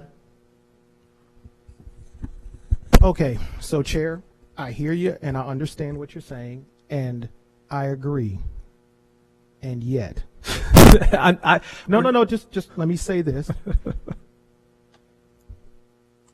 When someone says something that is factually incorrect, we have a duty and a responsibility to address it.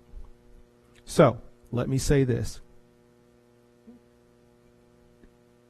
Can you explain to the community the change in the total assessed value from last year to this year? Because there has been an increase in the assessed value of property in the city of Rochester. And then can you tell us why that's important? Okay, so the taxes have not gone up because the levies remain the same. Correct. The actual taxable assessed value has. So we saw a 53.26% increase in taxable assessed value. Total taxable assessed value increased from $7.7 billion in fiscal year 23-24 to $11.7 billion in fiscal year 24-25. This represents a $4 billion increase in taxable assessed value. Now that's broken out between homestead and non-homestead. So the homestead taxable assessments increased by $3 billion, where the non-homestead assessments increased by $1 billion. We also did an analysis from the impact notice to the final assessment roll. So when we sent out the impact notices, which were those full disclosure notices that you received, the homestead taxable assessed value was $7.7 billion. The final assessment roll, which was filed on May 1st of this year, the homestead taxable assessed value was $7.5 billion. So the overall change from impact to final roll was approximately $200 million, which was a decrease of 2.03%. The impact notice for the non-homestead taxable assessed value was $4 billion. The final assessment roll for the non-homestead taxable assessed value was $4.2 billion. So the overall change from impact to final roll was an increase of $200 million, or 5.12%. That increase was actually attributable to delayed special franchise values that we received from New York State. Basically, overall decrease of 1 to 3% in overall value is really typical after a reassessment due to valuation reductions from the informal reviews and the bar. So, to clarify, last year the letters came out and the rate that was determined, the rate per thousand, was determined based upon an overall city property value of roughly $7.6 billion. That was last year. That's correct. This year, with the reassessment, we found that the current value of the property in the city of Rochester is $11.7 billion. That's what you're saying, overall. That's correct. So, we've had over a 50% increase in the value of property in the city of Rochester. That's correct. Okay, so the reassessment, the job then is to say, okay, this is this new valuation of our community. Is there any reason to believe that this new valuation is incorrect, false, wrong, fraudulent, anything? We don't believe that it's fraudulent, incorrect. When you gather the information to come to this conclusion, where do you get your data from? Is it based upon sales, or do you just go on Zillow and take what's No, there? it's really market conditions. I mean, we don't dictate the market. We just follow it. We're not out there setting values. So, you know, we are looking at market conditions. We are looking at comparable sales, but that's the process all over this country. Okay, so there's a general accepted methodology and process to determining the value of property, not just in the city of Rochester, not just in Monroe County, not just in New York State, but across the country. And we follow that generally accepted practice and policy. Absolutely. Okay. And so in New York State, the state literally tells you how to do it. Is that correct? They provide us with a system and give us direction to follow as to how to conduct a reassessment. Has the state of New York come in and given you any corrective action and said, hey, y'all ain't doing it right, change this, change that? No. Has the state of New York reviewed what you've been doing in your responses to this community and given you credit for the work that you're doing? Yes, they have. So the state of New York is watching everything that you're doing. And they agree with your process? Yes, and the assessor actually sends an annual report. Okay. After the reassessment. All right. So we have had an increase in the total value of property in the city of Rochester. And in the course of this reassessment, is it correct that your job is to determine what is the equitable distribution of the tax levy to this property based upon the new valuation? Is that your job? That is the direction we follow. All right. And in order to determine what that valuation is, you perform math. Is that correct? Absolutely. And that math, the new number, gives you a valuation of property in the city of Rochester. Can you state what the old number was last year for Homestead and what the new number is this year for Homestead? Yep. So the total assessed value last year was $7.7 billion. No. I mean the rate per thousand. That's what I'm asking. Homestead tax rate? I don't have that in front of me. I got it in front of me. So last year, 2023, it was $6 and basically 52 cents per thousand. This year, so that's city. That's city, right? So the rate is comprised of both city and school. Right. But I'm just breaking them out. Yeah. So then for that city and for this year, I wrote them in the wrong spot, but that's okay. For this year, it's $4 and how many cents per thousand? Roughly. I got like $4.06, something like that. I'm sorry, I'm trying to find that in the budget. Okay. But long story short, it's $4.06. It's $4.06. All right, I wrote it right. Okay, so because we've had the increase in the total value of property, when you do the math, in order to meet the requirements of the levy, the rate that you have to collect per thousand decreased. That's correct. And your job and your responsibility is to equitably collect the tax levy. Is that correct? That's correct. And the thing is that we don't make up the rate. It's a formula. Okay. So because the levy hasn't changed, but the taxable assessed value has increased dramatically, that caused the rate to decrease. So we don't just come up with a tax rate. There's a formula that dictates what that tax rate will be. Who makes the formula? The formula? Yeah. Is that you make up a formula, or is the state of New York tell you what you got to do? No, we don't make up the formula. Right. We don't make it up. Right, but the formula you use, the state of New York tells you how to do everything that you do. Is that correct? Yeah, they guide us. They provide guidance. Right. Okay. So your job is to equitably collect the tax levy. Did the tax levy change? It's to equitably distribute the tax levy, the tax burden. Right. The tax levy did not change. Okay.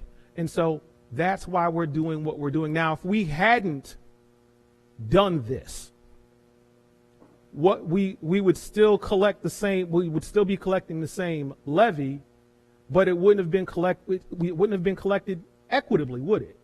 No, it would not have been. And it wouldn't have been collected equitably because the new valuations wouldn't have been reflected. Is that correct? That's correct. Okay, thank you. Okay, we are going to go Councilmember Lupien, followed by Martin and Lightfoot, and then we are going to move out of the Bureau of Assessment. So get your assessment questions out now. Thank Now's you. the time. Councilmember Lupien. So I had 2 questions, maybe 3.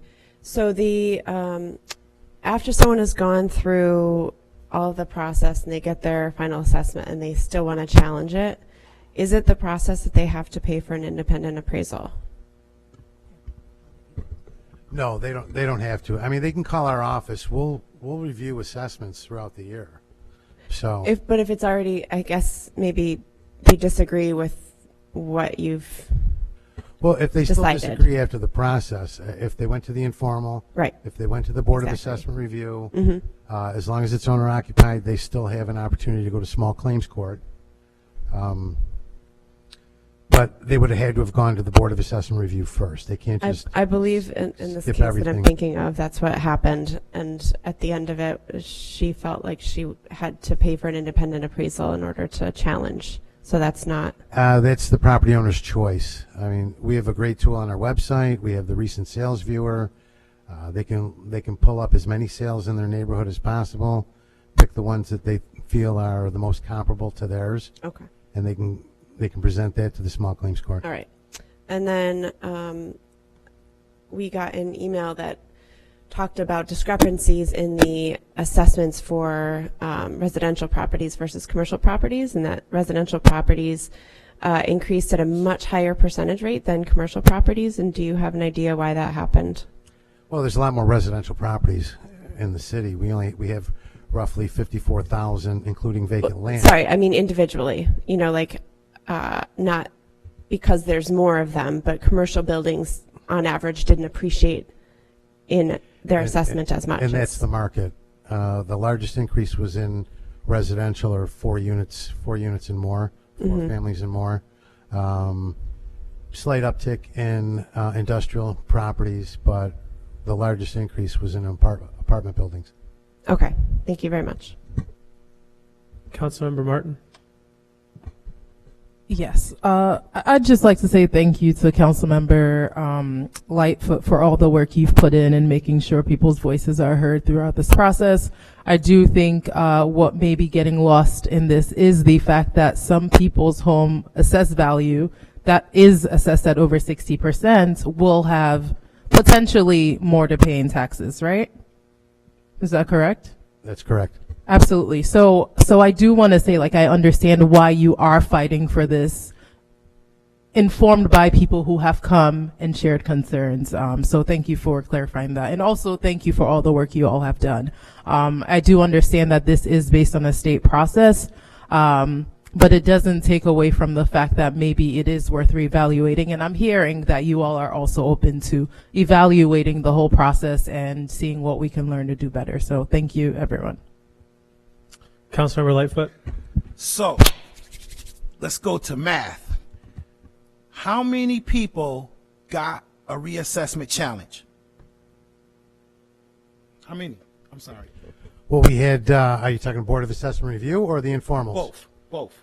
There were we had 5,900 informal reviews scheduled.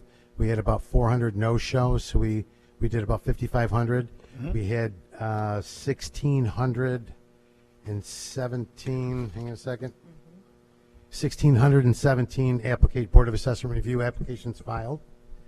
Of those, 1,330 were homestead, or 1, 2, and 3 family homes, 190 non-homesteads. We had a total hearings of 1,520. There were 68 stipulations where the appraiser, city appraiser, and the property owner came to an agreement, so they avoided a hearing. They signed off and stipulated on the value, and there were 29 applications withdrawn. Okay, so only 68 people out of the 5,000 approximately. How many? This is what I would like to get in writing. Not now. Out of the people that challenged and got a change, I want to know how many people challenged and got a change. It changed, and it changed. It decreased, right? Because the numbers are supposed to be right. The numbers are right. The formula is right. The numbers are right. How many people challenged? How did they dechange? And what was the percentage of the change, of the drop? What was the percentage of the drop with those people? Because if the numbers are right, then there should be no change. There should be no large percentage if the numbers are correct. There should be no large percentage of change. That's going to tell us a lot. How many people went through a challenge? How many people's assessment got changed based on the challenge? And what was the percentage of change? Is what I'd like to We see. do have that information, and we Yes, can I'd love provide to you see that it. in writing, Councilmember Thank you so Lightfoot. much. So before Absolutely. we move on from assessment, let me just try to recap a little bit about some of the things that we would like to see back. And this is in line with what we've talked about since, I think, February at the Finance Committee meetings, just wanting some of this after the process was through. So at this point, we'd love to see the total number of assessed properties that were over. What was the mean? I know we keep saying 60%, but it's probably slightly different from that. So what the mean is and how many are above and how many are below. We'd love to see, we'd like to see all of the hearings, both informal and formal, that were scheduled, and how many of them. I don't think we need to see any details of, well, I guess Councilmember Lightfoot wants to see the percentage of change that there was. So how many hearings were there, and what was the kind of outcomes of the hearings? I think that'd be a very instructive thing. And then, Director Jones, you had a ton under deep interrogation by Councilmember Patterson, had a ton of great numbers to share about total valuation and how it's changed. And I think if you have all that stuff in writing, just making sure that we all get that over the next couple of over the next week or two as well. Absolutely. Vice President, you want to add something to that? I just want to add a suggestion. The numbers that Commissioner Jones broke down, it would be super helpful if we can get that maybe in a graphic, like break down, like in a pie chart. I mean, Councilmember Lightfoot was, the reason why we have this pie chart, so I have to piggyback off what he often said. But could you break that down? Because that $7, breaking it down to $4 and all that stuff, to lay people, they don't understand. So if you can maybe make a graphic for that. Thank you.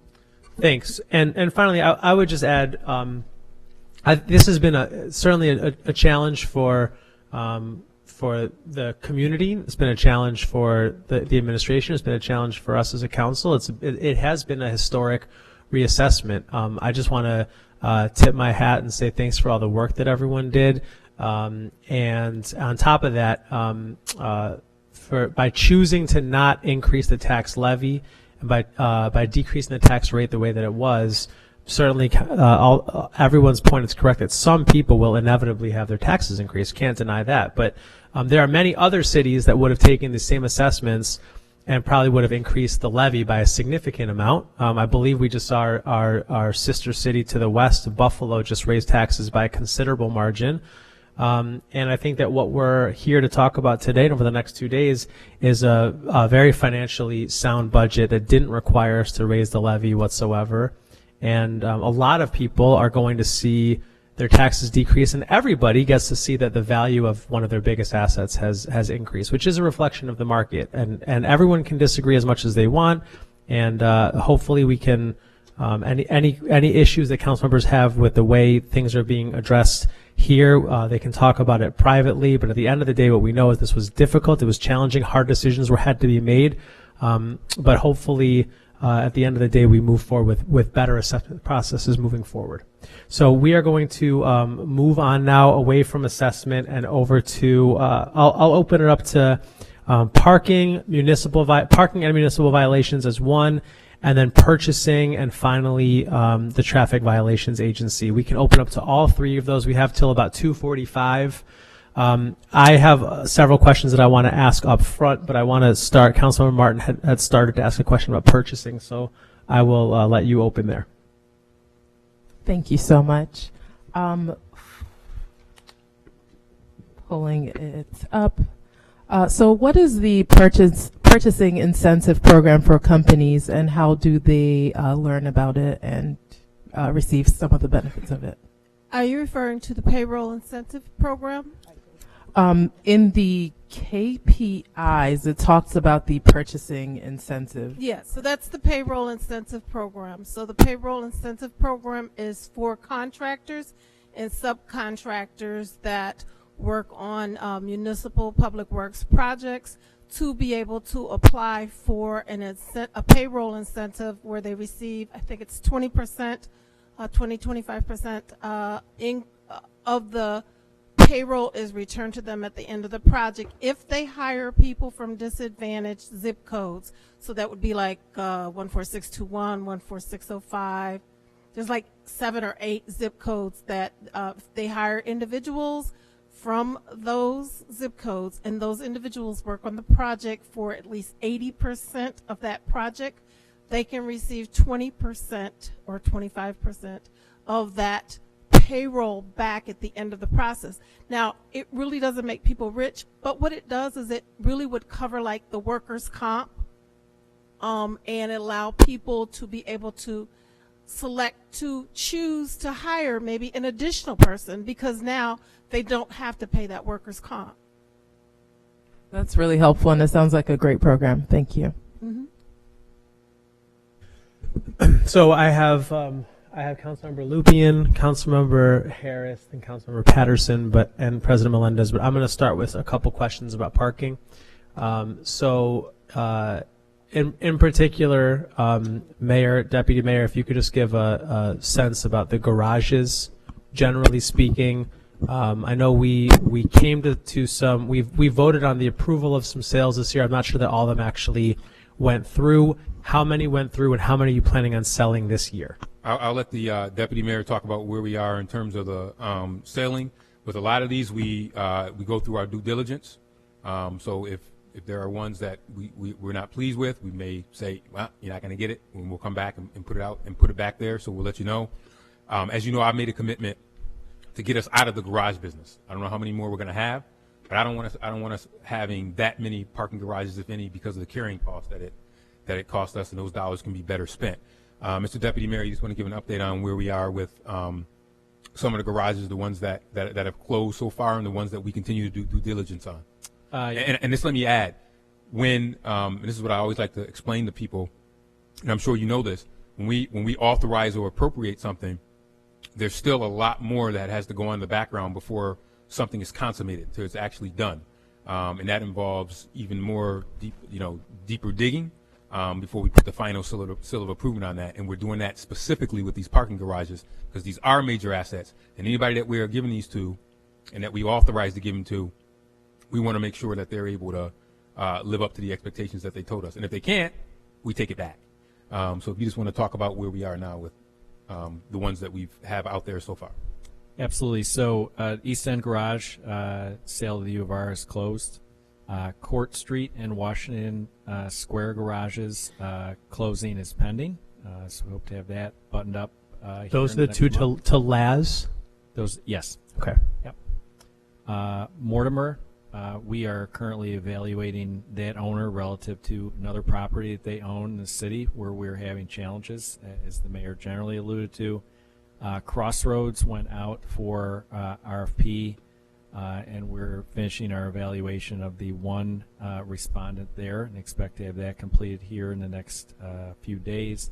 And then High Falls went out also for RFP, and there were no viable respondents there. There were no viable responses. None at this time. Yeah. Got it. So, but the goal in this budget is still the goal is to sell one garage this year, additional. Yep. So I think the current budget you have before you contemplates that Court Street and Washington Square will be sold, and we'll certainly work on the others to try to consummate at least one more. Got it. Thank you. Yep. And then let me move over to parking meters, one of my favorite subjects. There is not a day that goes by that I don't physically see someone really struggling with the parking meters. And I know that we've made some significant investments in the meters. I'm wondering if I can just get a kind of larger assessment as to where we are with updating and modernizing the infrastructure we have. Okay, so we have actually purchased and installed I believe, 40 new Calais meters. We have 90 meters that you will see in the CIP requests that we're looking to purchase and install. And then we're left with they call them the lollipop meters. Those are the darker ones, the older ones. We'll have to develop a strategy on, how we deal with those particular meters. The thing that, we want to focus on is that, not everybody has a credit card, uses a credit card. There are individuals that come to City Hall, for instance, to pay their property taxes, seniors that, still use currency to feed a meter. So we want to do the analysis to make sure that where we have those meters that still kind of require hand-holding, if you will, they will be there and available for our constituents to utilize. So we're working on that currently as we speak. I'll let Director Nowak add to that if she'd like. Can I just ask a follow-up question before you give any more information? So I don't know Calais. They're like almost every municipality uses Calais. They're like the Cadillac of parking meters. So what are the bells and whistles? What's it going to do for people? How are they user friendly? So you can actually text to pay, which we don't have that ability right now. You can actually use the app to actually pay. The advantage is that you don't have to go out and feed the meter. So you can use technology to be able to do that. And that's the plan. And what we're going to do is we're going to roll that functionality out. We want to give it undivided attention. So we were hoping, thinking that perhaps after the budget, we'll kind of devote attention to actually rolling out the full capabilities of those particular meters. We just, we want to be able to focus on the functionality without any competing interest. Got it. Director Nowak, is there anything you wanted to add to that? Sorry to cut you off before. No, I'm good. I'm excited that we're going to be rolling this new option out for customers to make payment. Okay.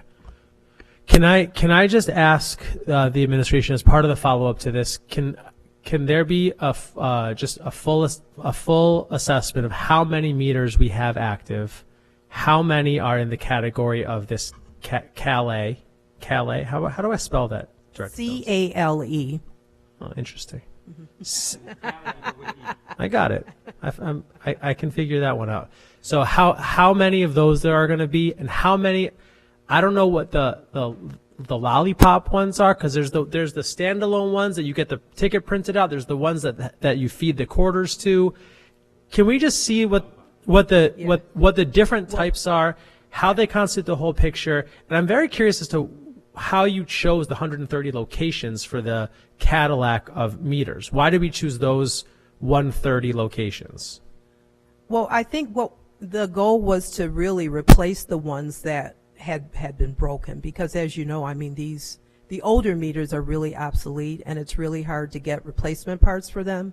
So that was really the impetus for moving forward with, the reordering the Calais meters, and essentially we replaced them exactly where the broken meters were. So we were essentially replacing broken meters. Yeah. I think one of the really big challenges with parking that I've experienced in a constituent services role in the last several years is that oftentimes what a citizen sees as a broken meter, the finance department does not see as a broken meter. Because potentially in the past has been things like, well, the credit card reader won't work, but the meter itself is operable. Well, if a person only has a credit card to pay, it's a broken meter, whether we like to call it that or not. And the challenge, I think, is that there's very little recourse for people to have other than begging and pleading with a council member or the administration to take mercy on them. And I'm hopeful that as we figure out how to get all of the meters to the Cadillac of meters, that we at least have an option for some recourse for folks who just simply cannot pay even though they want to. I agree. And I think a lot of that has to do with the reporting functionality, not able to, readily access reports from, an older system, if you will, older technology. But the reporting capabilities capabilities and functionality for the new meters is just absolutely incredible. Great. Thank you. I'm looking forward to see the total puzzle. Councilmember Lupien, followed by Vice President Harris. Yeah, a lot of my questions were around the meters as well, and I think the kind of accounting of how many we have, what capabilities they have, where they, generally where they are would be very helpful. Can you help me understand how it is that we have 4 different types of meters, right? We have 2 different types of meters. So I think we have the Calais meters, and Sarah, the lollipops are made by who? They're the POM. And the pay stations. The pay stations are the Calais meters. They're just an older form of them. So the big ones, the really big ones, those are the older Calais pay stations. Mm-hmm. The smaller, more petite ones, those are the newer ones. Don't we also have meters individually that you can use an app, like Park Mobile? Yeah, so we don't, that's the technology that we're going to be introducing. I must be dreaming because I thought we had those already in a few places. We don't. Sarah, to my knowledge, we don't. So, and I know that the functionality is not operational yet. Correct, Sarah? Yes, with the new rollout that we're going to do with the pay stations to offer the customer to pay by text or pay by app will be coming out for those pay stations. Okay. The POMs, the lollipops, the black single meters, they currently offer coin, credit card, and an app, but not many people use that. There is one with an app. Yes. Yeah. And there are some that are even older that don't have an app? Correct. So 3 different kinds. Okay. 2 different kinds of meters. One's are the pay stations and one are the POM, the lollipops. Right. Different versions. Yes. With different functionalities, but actually Yes. two separate meter types. Got it. Yes. This is what I'm getting at. So how did we come to have the different types kind of intermingled, and is the strategy to go to replace them all so we're uniform? I think it was just the goal of different administrations. So now we're just kind of looking at it holistically. Mm-hmm. So our goal is to we really want to be on one platform, same type of meter, if that's possible. Mm-hmm. So that's really the strategic, our strategic goal, if you will. That sounds great.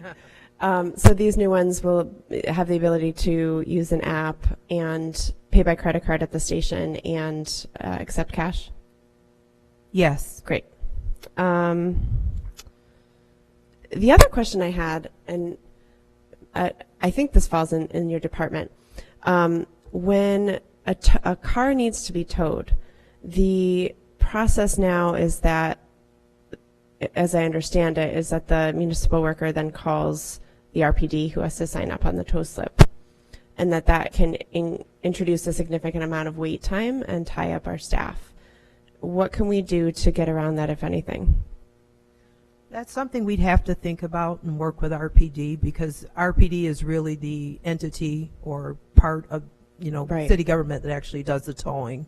We don't tow. I'm going to guess that the individual officers probably don't want to do that job, so I'm hoping that they'll, that we can come up with a solution that can free everybody up from doing this thing that, could be pretty simple, but. And really, it becomes a safety factor as well. We don't want parking staff out there with someone being very combative because their vehicle is being towed. Right. We want the guy or gal with the gun.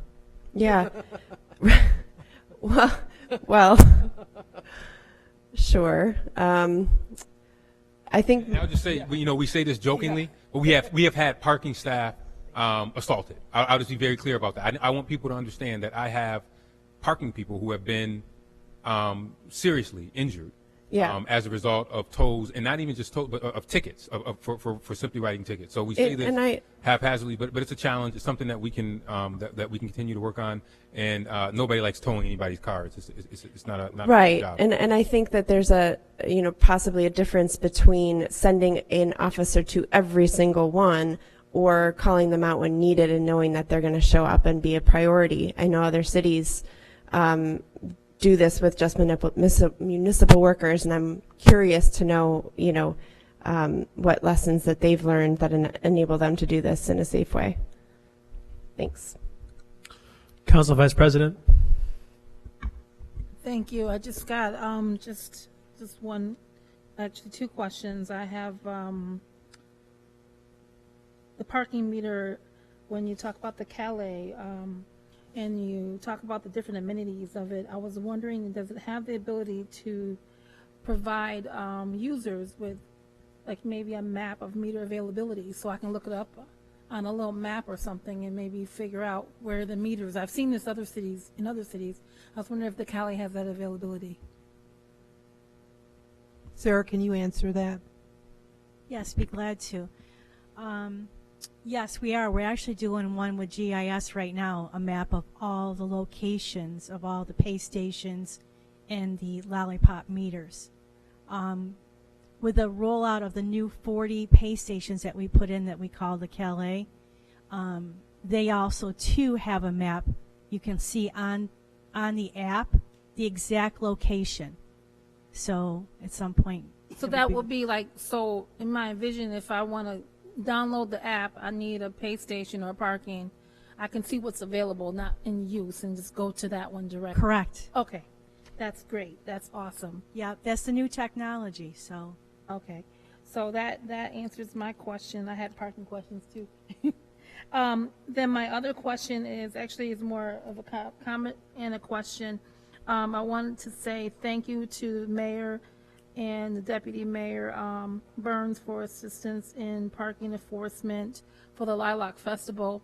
Neighbors in that area contacted me to help facilitate some enforcement because they've had challenges with parking, and that was very helpful. And Commissioner Jones was also very responsive in making sure that her team was able to assist in that process too. So thank you for that. And my question goes to enforcement. Like how do you guys envision from learning from that, how do you guys envision partnering with, figuring out parking for special events so it's equitable?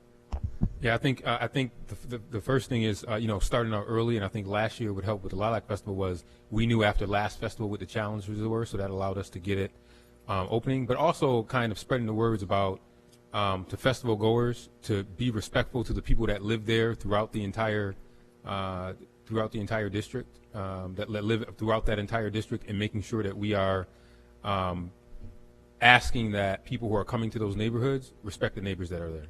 And I don't know if it's an awareness campaign or what it is, because it's tough when you're coming home from working, this is a true story as you know, coming home from working at the hospital as a nurse, and you got to go pick up groceries on the way home, and you can't even park on your own street.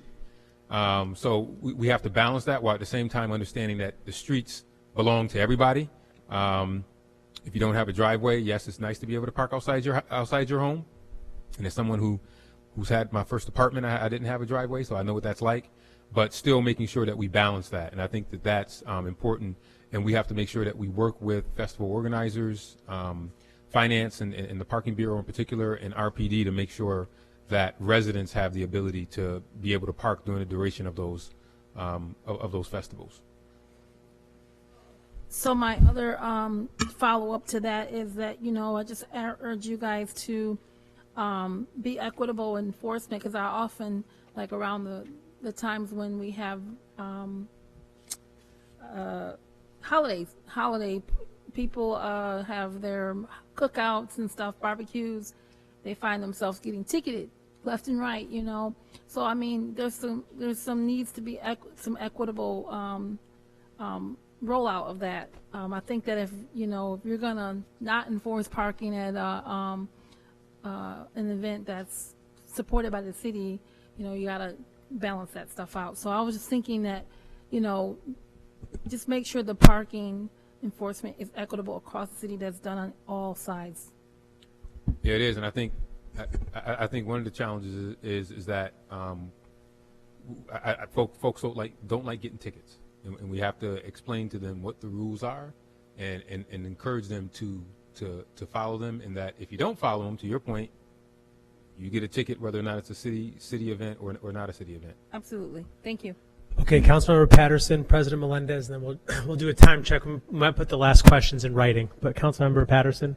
All right, so I'd like to thank the Northeast Parking Collaborative for solving the problem on Spiegel Park. It was not easy, and that is the point. It shouldn't take the intervention of a council member and the work of the director of finance and a commissioner and a police chief to address parking problems. And that's what it took. And, you know, and I just want to commend you, Sarah. You and you guys do great work. But to Councilmember Lupien's point, you know, you guys can't order a tow. That's an RPD function. And my challenge is, as I drive around this city, there are times when I hate to give you this criticism in public, but there are times when I wonder what the parking enforcement staff is doing, because I will see vehicles that just haven't moved. I've got a car right over on Spiegel, right down the street from Spiegel, over on Clifford. It hasn't moved in 2 months. I haven't seen a ticket on it. You can see where street sweepers going around it so many times that it's obvious that this car ain't moved in quite some time. And that's just one example. I see multiple examples across the city. You know, cars been hit, the rear tire is flipped sideways, that car ain't going nowhere, and that car ain't going nowhere, and yet there it sits. And to my colleague, to the vice president's point, and yet in our residential neighborhoods, you have a cookout, and the next thing you know, everybody at the cookout got a ticket. So you're sitting there like, well, now wait a darn minute. How is it these cars ain't been touched, and everybody know they ain't moving, and I stopped here for 6 minutes on a residential street, and I got a ticket? And so I would hope that we could have a further conversation or some kind of more comprehensive plan about how we identify these vehicles, and maybe work on identifying an officer, possibly on limited duty, to take that as an assignment. Your job is to run around and order the tow.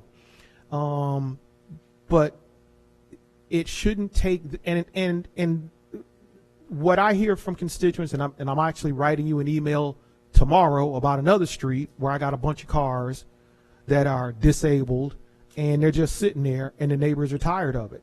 And so it leaves communities to feel at the same time abandoned and preyed upon, which is really in a dichotomy you really don't want to experience. So I'm hoping that we might be able to have a further conversation about how we can have some lower level folks work on this in a systemic manner, because it really shouldn't take a police chief, a police captain, a commissioner, a deputy commissioner, the director of finance, and the director of park, and everybody to come together to tow 4 cars. Yeah, I think the first part in terms of identifying a problem is quantifying the problem, which is something that we could help do, and I would be very interested in how many of these disabled cars that we've seen over a 3-month period. What was the disposition? Were they towed?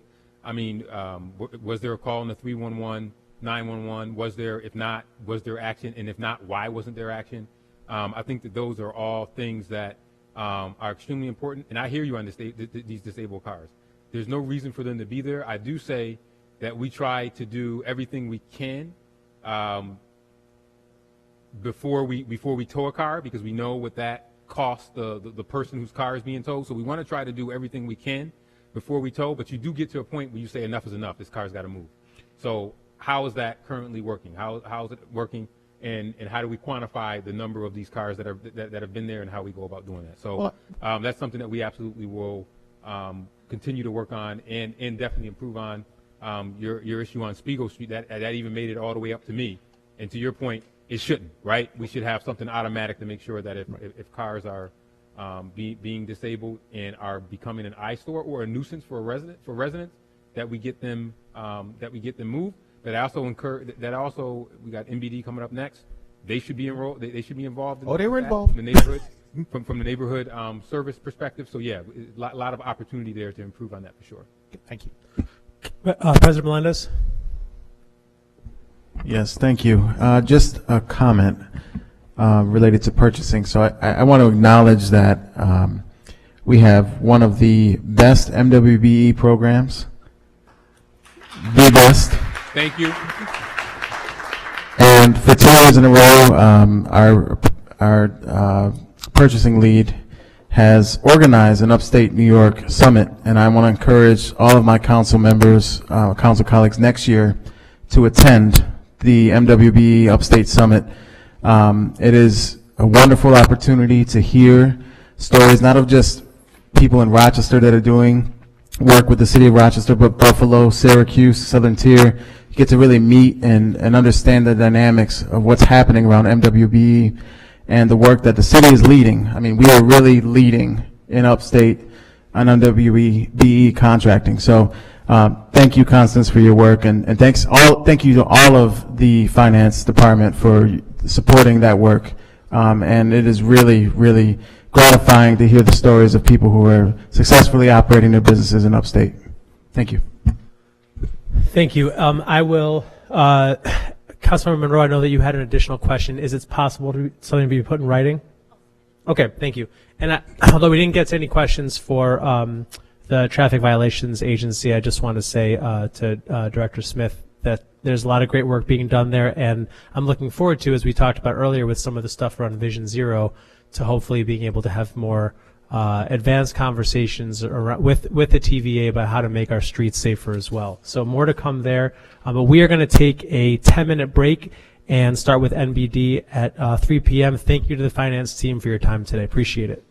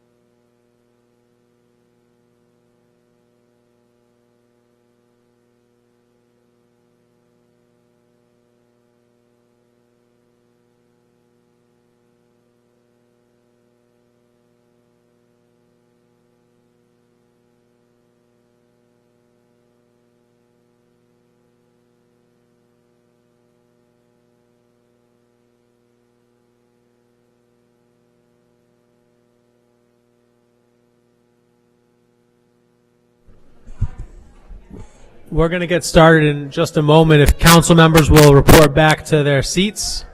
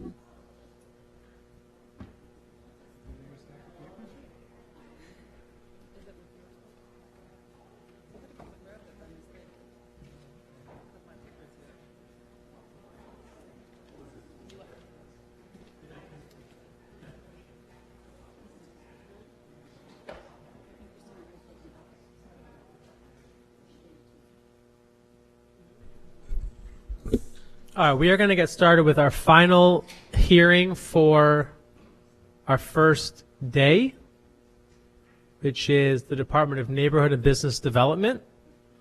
Do we need another roll call, Clerk Washington? No, we don't. Wonderful. Okay, so I'd like to offer Commissioner Miller an opportunity to say any opening words, introduce your team, whatever you think is appropriate. Thank you, Councilman. I appreciate the opportunity, and I would just like to make a very brief statement and then introduce my team.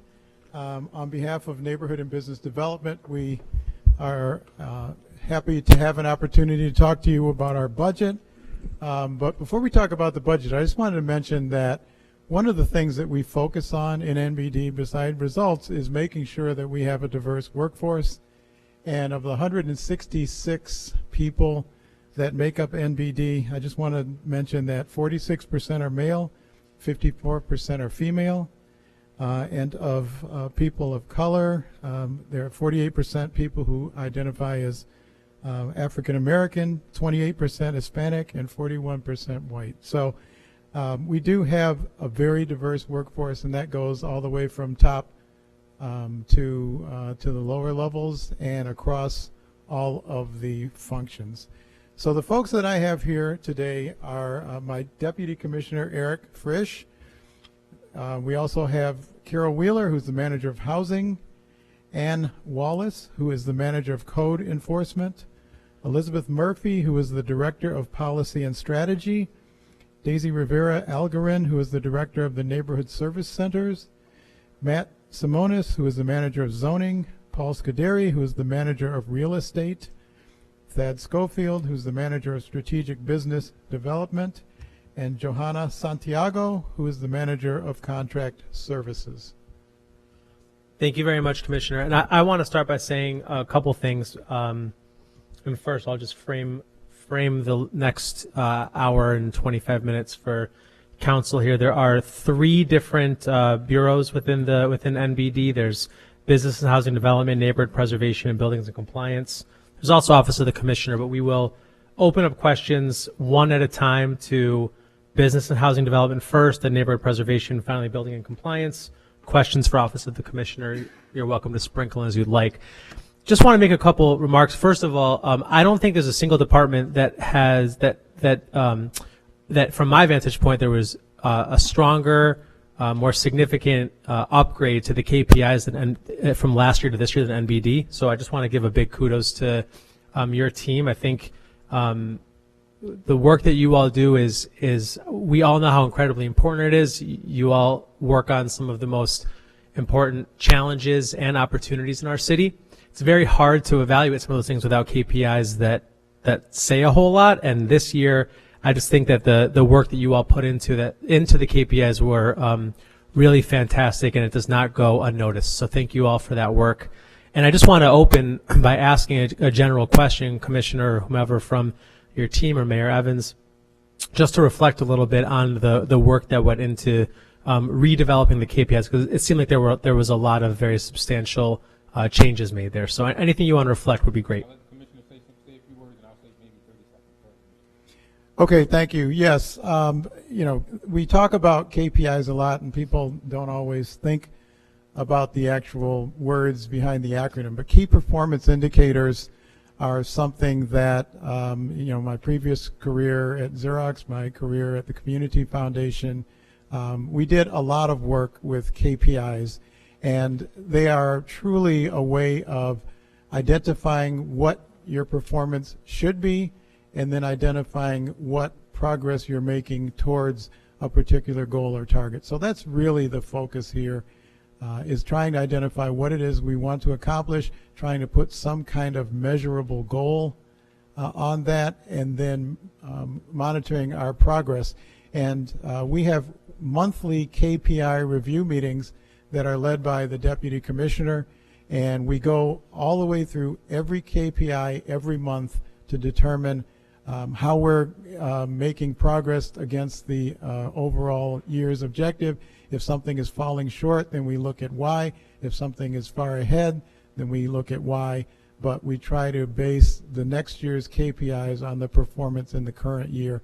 So that's really our process. And the monthly review meetings, I think, are very important, because it's all too easy to set KPIs, and then when it's time to set the next budget, you say, oh yeah, let's take a look at those. We don't do that. We look at them every month. Mayor, you're going to add something? No, and I'll just say the other thing about KPIs are, we don't want to put KPIs that are pie in the sky, well, because we got pressure to say, oh, put this in here. We want to make sure that they're also achievable. Because when you put stuff in the budget that's not achievable, or you promise things that you can't deliver on, you're held responsible for them. So for us, I think a lot of these KPIs follow the what I call the MORCA criteria. They're measurable, they're observable, they're reliable, they're consistent, and they're active. Those are the things that I look for all, not just MBD, but all the departments to follow that. And that's what you see reflected in MBD's KPIs, and that's also what you see reflected in the KPIs, I think, throughout the other departments as well. Thank you. All right, so we're going to open up with questions for business and housing development. So anything related to business and housing development, I will take some questions, and I'll start after one question from me with Councilmember Patterson, and then I'll look for hands from my colleagues. But I just want to start by, you know, I think we can all acknowledge that housing is, if not the biggest crisis in our city, it's certainly one of them. And I guess I'm just wondering your reflection on how this budget begins to chip away at that crisis, understanding that so much of it is, in fact, has to be a partnership with private sector. We can't solve everything on our own, but what does this budget do to help us chip away at the crisis that is housing right now? I'd like to say a brief comment, and then I'd like the Deputy Commissioner to add in a little bit. But as you point out, housing is critical. Housing is probably the most important thing that we do in our department, and I would argue citywide. But as you point out, we can't build our way out of this housing problem. We can't build enough housing. What we can do is we can assist those who do build housing, and so you'll see major projects like Center City Courtyard down the street here with 164 units, or some of the other projects, Alta Vista and other projects that are under construction right now. We're not building them, but we're assisting that process. But we are actually building some housing. The by-the-block houses are houses that we are building, and those are houses for home ownership for people who are needing affordable housing. So we can build some housing, but clearly the funding does not support the level of housing that we need to build. So I'd like our Deputy Commissioner to say a couple words about the numbers that we're looking at. Be happy to. Thank you, Commissioner. Thank you, members of council. As the Commissioner says, we work hard and aggressively to provide opportunities for and support construction of of high quality, affordable, mixed income, and market rate housing for people at all income levels to live in the city. With the focus on affordable projects, just doing the math, there are nearly 1,500 affordable housing units that were either completed in the last 2 years, currently under construction, or in the pipeline for to begin in the next couple of years. That's a considerable number of units, obviously. Of those, more than a third are either at 30% AMI or are associated with a supportive, permanent supportive housing supports. In other words, those units, a tenant is not going to pay more than 30% of their income towards those units. So a large share of the units that are coming online are affordable to extremely low income individuals in our community. Units at the lowest end of the AMI spectrum do need the most subsidy, and there's been a dramatic increase in housing costs since the pandemic. It's created significant financing gaps. A major source of subsidy is needed to fill those gaps, and that does go a bit far beyond what the city is able to provide to deliver these units. But I think it's a testament, the number that I just mentioned, 1,500 units. And those are new units. That doesn't take into account the additional 700 units of rehab and preserved properties that have also gone in a similar time frame. We believe strongly that we need to support housing across all income levels and create mixed income communities that help to deconcentrate poverty, expand opportunity for low-income residents, and revitalize neighborhoods throughout the city. And just let me also add a couple of other things that's important. Home ownership is absolutely critical in our community. Greater Rochester, 73% of white households own their homes in Greater Rochester. 33% of black households do. You see that gap. The gap nationally is only 28%. Look at the gap where we are there. So we not only have to look at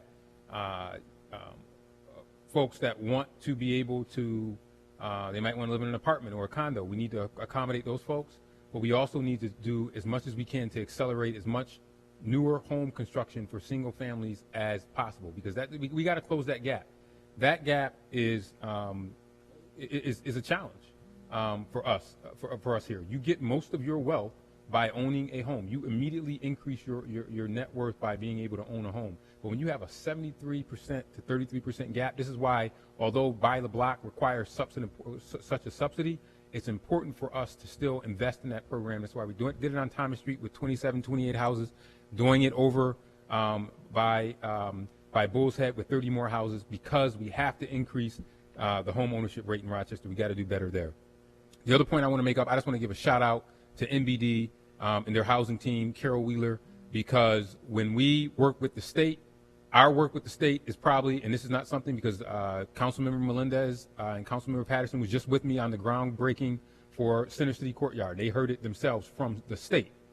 Rochester leads the way in the state as it relates to getting new construction on affordable housing development. We are nimble, we are quick, and what we're trying to do is take advantage of every opportunity we can to build more units. And it's why a lot of people don't realize you're seeing an increase in population, which is the first we've had since 1950, and a lot of that population has actually happened in the Northeast, because that is where we've concentrated and built a lot of those affordable housing units. And then the probably second place is probably downtown, where you see us also building those affordable housing units to have that mix.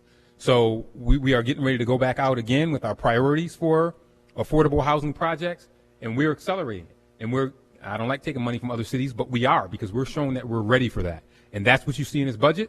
We were just named a pro-housing community. If you didn't see the news last week, we didn't put out a press release yet, or we just do it. We were just named a pro-housing community by the state, which will allow us to access even more incentives to be able to take care of those dollars. All of that is encapsulated in this budget to make sure that we accelerate the pace of housing construction, not just of one type, but of all type. You got to have everything from soup to nuts, from single-family homes that are being built to individuals that might live in subsidized housing or need some type of subsidy. That's how we will continue to grow the city, but it's also how we will make sure that anybody that wants to own a home one day should be able to be there. And the last point I'll make on this about home ownership. Home ownership should be like college. Not everybody's going to go to college. Not everybody wants to go to college, but they should have the opportunity to if they so decide. And that's what you're seeing in this budget with Buy the Block and some of the other housing incentive programs that we're taking advantage of, ones that we are creating, but also ones that we are working with our state and private sector partners to be able to build. Councilmember Patterson. Direct your attention to page 10, appropriation by activity. There's an awful lot going on here. There's a drop in the admin costs. That's a good thing to see, but the question is, how are you doing it? Right underneath that, we have a drop in real estate.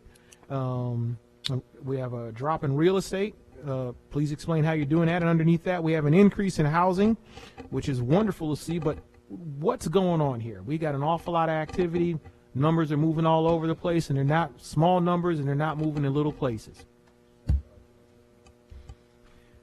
Yes, thank you, Council Member.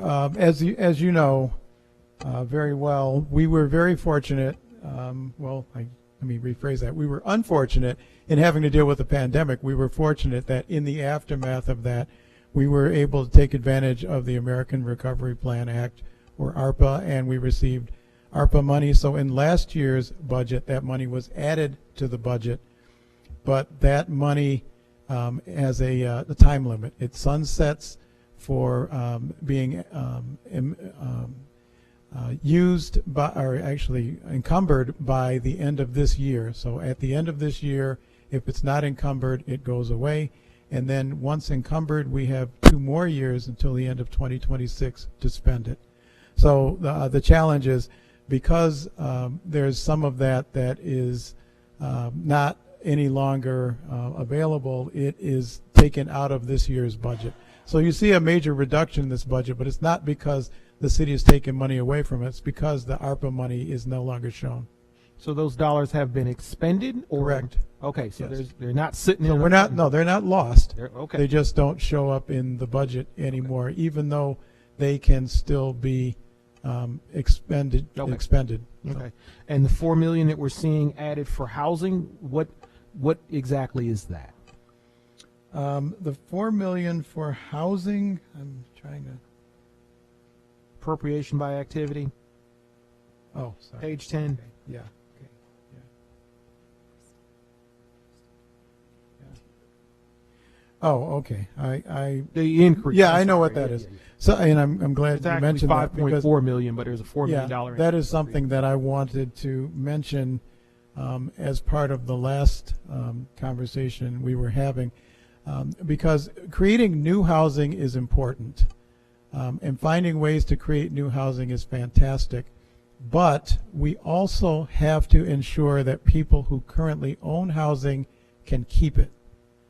And what we find is, in many of our neighborhoods, there are folks like my parents and others who worked really hard to get a house, own that house, have owned that house for years, but need a roof, or need a furnace, or need something, and can't pay for it. And because the values of our houses haven't really increased as much, there isn't any or isn't much home equity. So we were made aware of a new program that the state of New York launched, and it's called THIP. So we applied for it, and we were very fortunate to receive a $4 million allocation of the THIP funding. And that THIP funding is for Targeted Home Improvement Program. So it is specifically for owner occupants who are at or below 80% AMI. It can be up to $40,000 per house. They have to be owner occupants, and it can cover almost everything: roofs, utilities, heating, water heaters, siding, almost anything. But we are launching that program this year in this budget, and that's where that $4 million is from. That is outstanding. It's my hope that we'll be getting regular updates on what the plan is for the implementation of those dollars. It's my hope that we'll have a conversation before we make expenditures about focusing and targeting those dollars. You know, $4 million seems like a lot, and then you start doing a couple roofs, and $4 million ain't a whole lot of money. $4 million is approximately 100 homes. Right. At 40,000 each. Right. So, So yes. it looks great, but it's not a lot, and I'm just hoping we can really be intentional about the focus of where those dollars go. It's nice that there's some parameters that are already built in by the state, but I think we need to have a conversation about who we're looking at with these dollars and why. So yes, I look forward to that conversation. Thank you. And Commissioner Miller, those are the dollars that we actually accepted. Council voted on the acceptance of the award last month, is it? Yes. Okay. And we Councilmember appreciate that because that allows us to move forward. So We're not going to say no to $4 million from the state. I have a number of questions. Do you want me to split them in half? Or just go for it? Yeah, I mean, I'll keep an eye on time. Go for it. Okay. All right. So a couple of things that I heard in your opening comments. In terms of, this is the first year that we've seen a decrease in, or an increase in city population. I don't think that trend is going to go away. I think we are going to have a population that we are not going to be able to handle. And so it's not like oh, look at us, we're doing some good things, our population is increasing. That's going to be a problem. And I have said this before, that we need to be making sure that we have enough places for our people who are here now to live, and be making sure that we can accommodate the influx of population that we will have due to climate change. The 1,500 units that are built, coming online, or in the pipeline, can we get a breakdown of the numbers of each of those categories? How many are built already? How many are in construction? How many are coming? And their AMI breakdown. When you talk about building in mixed income neighborhoods, I absolutely agree, but the data shows that they do not work without intentionality. And so what are we doing to make sure that we are working with the cultural differences, to make sure that there's not physical displacement and there's not cultural displacement going on in these neighborhoods? In terms of home ownership, how can we encourage home ownership when 65% of our city is owned by either out of non-homeowners? I don't know how we increase that number. I get that we're building 37 houses with $13 million, but I don't see how that's a little sarcastic, sorry, how that chips away at the problem. I mean, I've said this before, $13 million, and I know we've added on to the program, and that we're looking for other, financial contributors for the program, but I just don't see how that's the best use of our money. So I want to understand, what is your theory of change regarding neighborhood stabilization? Because I would imagine we might have some differences there, but that might explain why we're spending the money that we are on single family new construction. I'll let the commissioner talk now. Okay, and for the statistics that you requested, is it okay if we provide those to you in writing? Yeah. Okay. So when you talk about a theory of change, what we're really looking at is, something that the mayor said earlier, and that he says to me every time he sees me: 37% home ownership is not enough. We've got to get that number up. So that is an area of real focus, and we are looking for ways to do that. Unfortunately, as you know quite well, we don't really have a private home building market in the city. We don't have developers coming in saying, give us some land and we will build some houses. Every house that gets built in the city is built because we have assisted in some way to have it built. And as you know quite well, new homes currently cost somewhere between $350,000 and $450,000 to build. So one of the things that we understand is we can do some of those, but we can't do all of those. We also have a large number of vacant homes, and those homes need to be repurposed and brought back onto the market.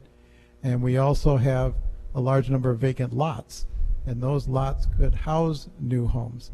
So we have some people who are trying different things. I've been working with a woman who wants to build a new home on Conkey, and she has signed up with a modular home builder who is going to build this modular home, bring it in, and drop it on a lot. If that is something that is successful and can be done much more reasonably priced, that's something we can lean into and find ways to do.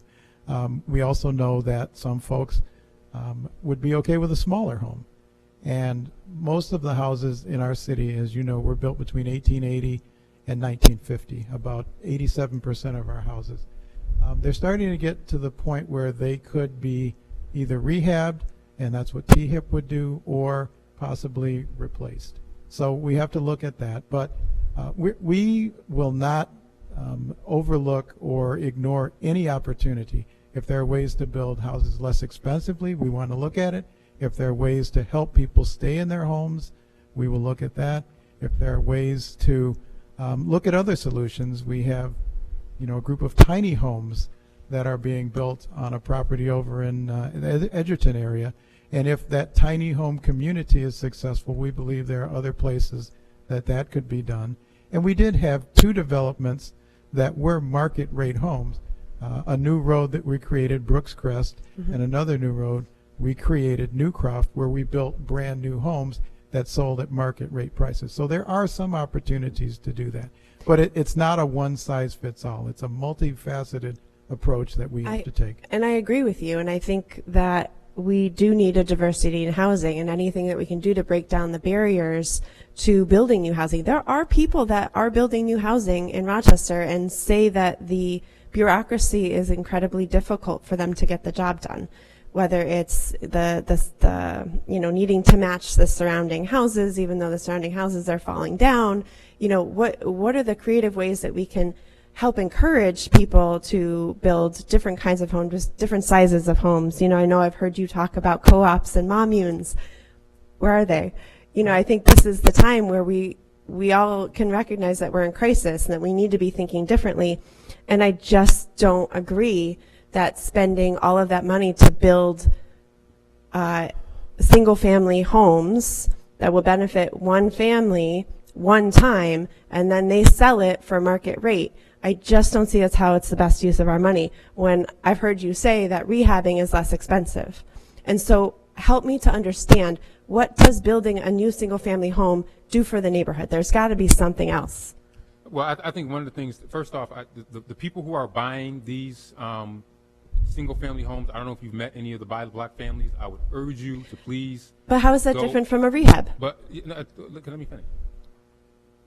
I recommend that you visit Thomas Street when we start building the ones on Bull's Head, to visit those folks. These are people who have lived in the neighborhood. They're not building a house and then moving in and selling it and looking at the flip. Most of these people, all of them, live currently within the current community and are not flipping these houses. These are not house flippers or people that are doing that. So, but that's just one tool. It is not sustainable for us to build 20 or 30 single-family homes. We don't want to do that. But in addition to building those single-family homes over on Thomas Street, we're also looking at the entire street in its totality and not just those single homes. So you heard about the THIP dollars that we just mentioned. We're using roofing and rehabilitation dollars to not just focus on the one house that we're building, but we're looking at uplifting the entire neighborhood by making sure houses that might be falling apart, might be dilapidated, might have a senior that needs a roof, to also make sure that we put money into those dollars. Because the mistakes that we made in the past is we would build a new home and then not look at the house next to it or the one across the street. So that is also a part of this new quest to try to get new homes built. The other thing we have to do is we have to ensure that we look at current vacant properties that can be rehabilitated, because those are much cheaper than trying to build a new home, which is not sustainable. So that has to be a part of it. Working with Habitat for Humanity to make sure that they are focusing on home building in areas that they are. And if there are lots that we can give to them, we try to do everything we can to give those to them. Working with the land bank, using them as a tool to be able to add in terms of home ownership, and getting them to get those homes over to people who want to be able to stay there. So it's a multi-prong approach, but you are 110% right. There is no way we were blessed with if we didn't have the American Rescue Plan Act, there's no way we would have been able to afford or do that, because you're right, it's cost prohibitive to be able to do that. But luckily, because we had those dollars and we're also investing in the other properties that are around it, I feel comfortable justifying it, because we're not doing it just in isolation. If we were doing it just in isolation, I would absolutely agree with you that it would be, you just be building a new house and not looking at the entire neighborhood. And that's why we also chose Bull's Head, because as we're working at Bull's Head, that also gives us an opportunity to target other homes that might need rehabilitation. But we just can't do it in isolation. And then in terms of the non-homeowners, we have to continue to work with partners to help us in this quest to build new homes, because we can't do it alone. I was just looking at some of the units. The 164 units Center City Courtyard, 123 units over at Canal Commons, 128 units at the Hickey Freeman Building on North Clinton Avenue, 76 Alta Vista, 114 affordable units at the Edwards Building. So it's got to be to your point, it's got to be an all or above approach, and we can't do one thing. And you answered the question yourself when you said you hear from people who say that there's some type of bureaucracy. We got to make sure that we dismantle that bureaucracy to get it sped up so they can build those homes. Right, and there's sites that people would like to build on that are held for scatter site development for churches that are building apartments. And so we have to look at everything and make sure that we are creating the environment for home ownership for homes to be built by private entities, because I said what I said. I don't think that we should have spent that money that way. I wish we would fix everybody's roofs instead. 2 more questions and I'm done.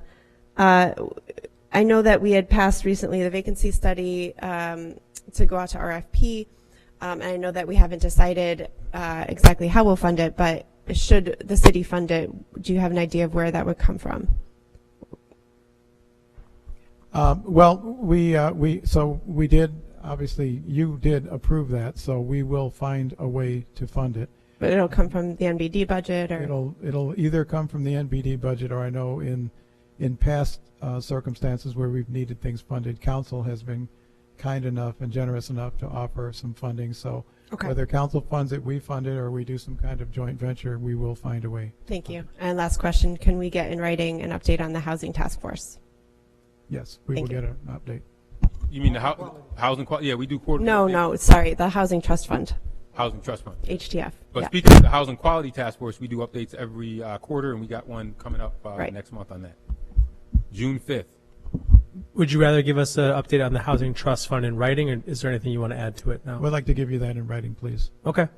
Before I pass it over to President Melendez and Councilmember Lightfoot, I just want to add, I hope that both of you are right, that population keeps growing. The 2023 vintage census, the one where they don't go and do the IDs, but actually just look at a whole series of data, show that we dropped by 2,000 people from 2023, from now to in the last year, put it that way.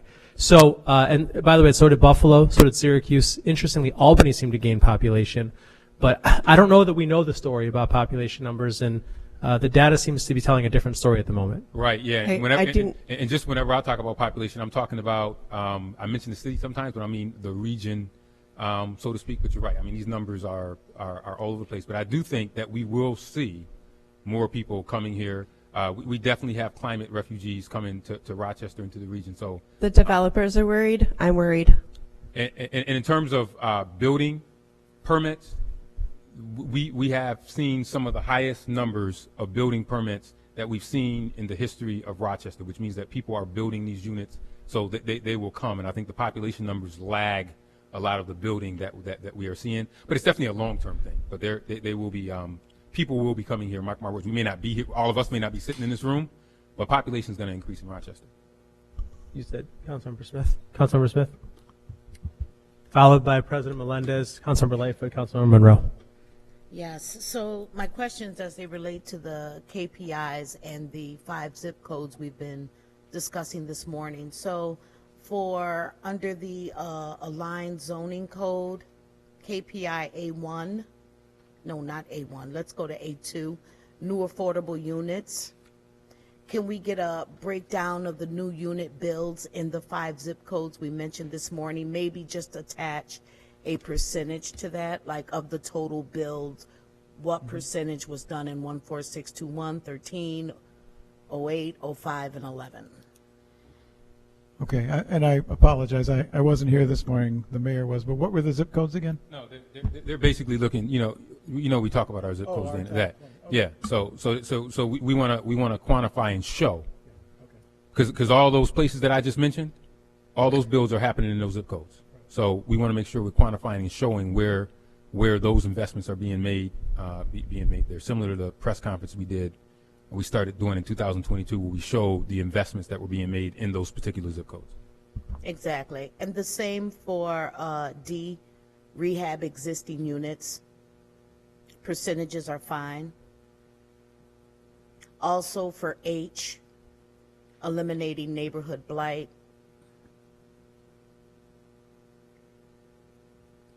And then staying within the zoning code under job creation. So I'm interested in understanding what the balance or ratio between the number of positions that require an advanced degree and those that do not. So seeing who those jobs are available for. And then under engaging residents, under customer satisfaction, that's G18, pertaining to C of O. So is that KPI specifically related to landlords or to tenants who are also complaining about no C of O? And I can get that in writing. Okay, thank you. We will be happy to get that for you. And under the customer satisfaction KPIs, is this directly related to residents complaining of code violations?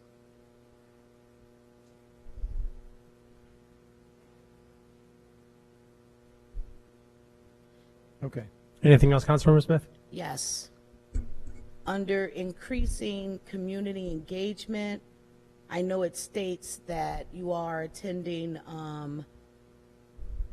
a large amount of neighborhood association meetings, but not a lot of folks living at or below the poverty level attend those meetings. And so I have asked this continuously. I'm wondering if at least every quarter you could hold some type of community town hall within the different quadrants of the city, just to give updates, because there are some great programs and initiatives coming out.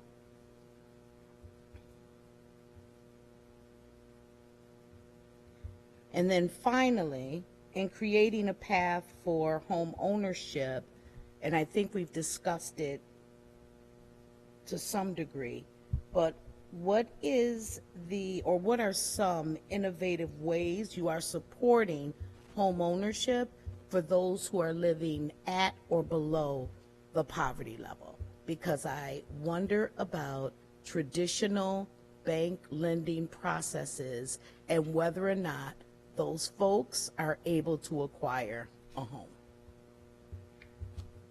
Okay. President Melendez. All right, thank you, Chair Gruber. So I don't think there's another issue that unites this council more than housing. We all, I think, have the same viewpoint that we need more of it. We need more quality housing. We can't build it fast enough. The state can't give us dollars fast enough to build it. And so I guess my tirade here is going to be about the opportunities we have. So I definitely agree that we can't continue to concentrate affordable housing in one particular neighborhood or one particular section of the city. So I do want to continue the path of not only focusing on the zip codes that we're talking about, that we prioritize, but also thinking about where else can affordable housing be built that may not be the typical neighborhoods, if you will, to spread out where our residents have the opportunity to live.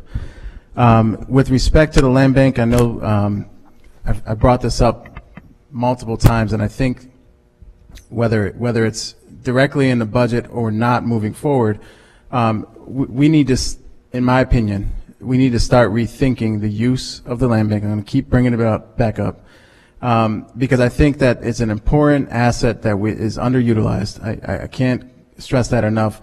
When we talk about rehab of units in the city of Rochester and the ability for us to control our housing stock, I think the land bank provides us a unique opportunity to control our housing stock and to get creative. To Councilmember Smith's point about, you know, what are we doing for the at or below poverty line residents? I think the land bank can be an opportunity for us to do some development and sales to first-time home buyers in the city. And I know that we also have this Rochester Monroe Federal Credit Union that's right up the street. Nobody knows about it. It's right up next to the parking garage. I think there's opportunities to engage entities that are smaller, banking institutions, and looking at what we can do to sell properties and to engage in non-traditional lending practices. The other thing I would mention is that, and this is for my council colleagues first and then to the administration second, we have to do everything we can as a council to best position the city to get the state dollars. And I know that sometimes things like you see the sticker shock of a $350,000 house, but the reality is that when you look at the state programs are providing funding for those types of houses to be built. And so, in my opinion, and based on experience and working in community development, we have to figure out how do we get the city of Rochester to be the best position to take as many dollars as we can from the state of New York to invest in our city to create more opportunities for housing. So that's the AHOP program, the Affordable Housing Opportunity Program. And then obviously everyone knows about the tax credits and those opportunities for affordable housing. It's not a one catch-all or one size fits all situation, but I think as many buckets as the city of Rochester can leverage our dollars to get more state dollars, that's my hope is that's the position this council will push for, that will continue to push for. And to that end, I want to say today to my colleagues that there is a project that I think we can take action on that I'm aware of that is applying for the AHOP program, and that's the First Genesis Community Development Project.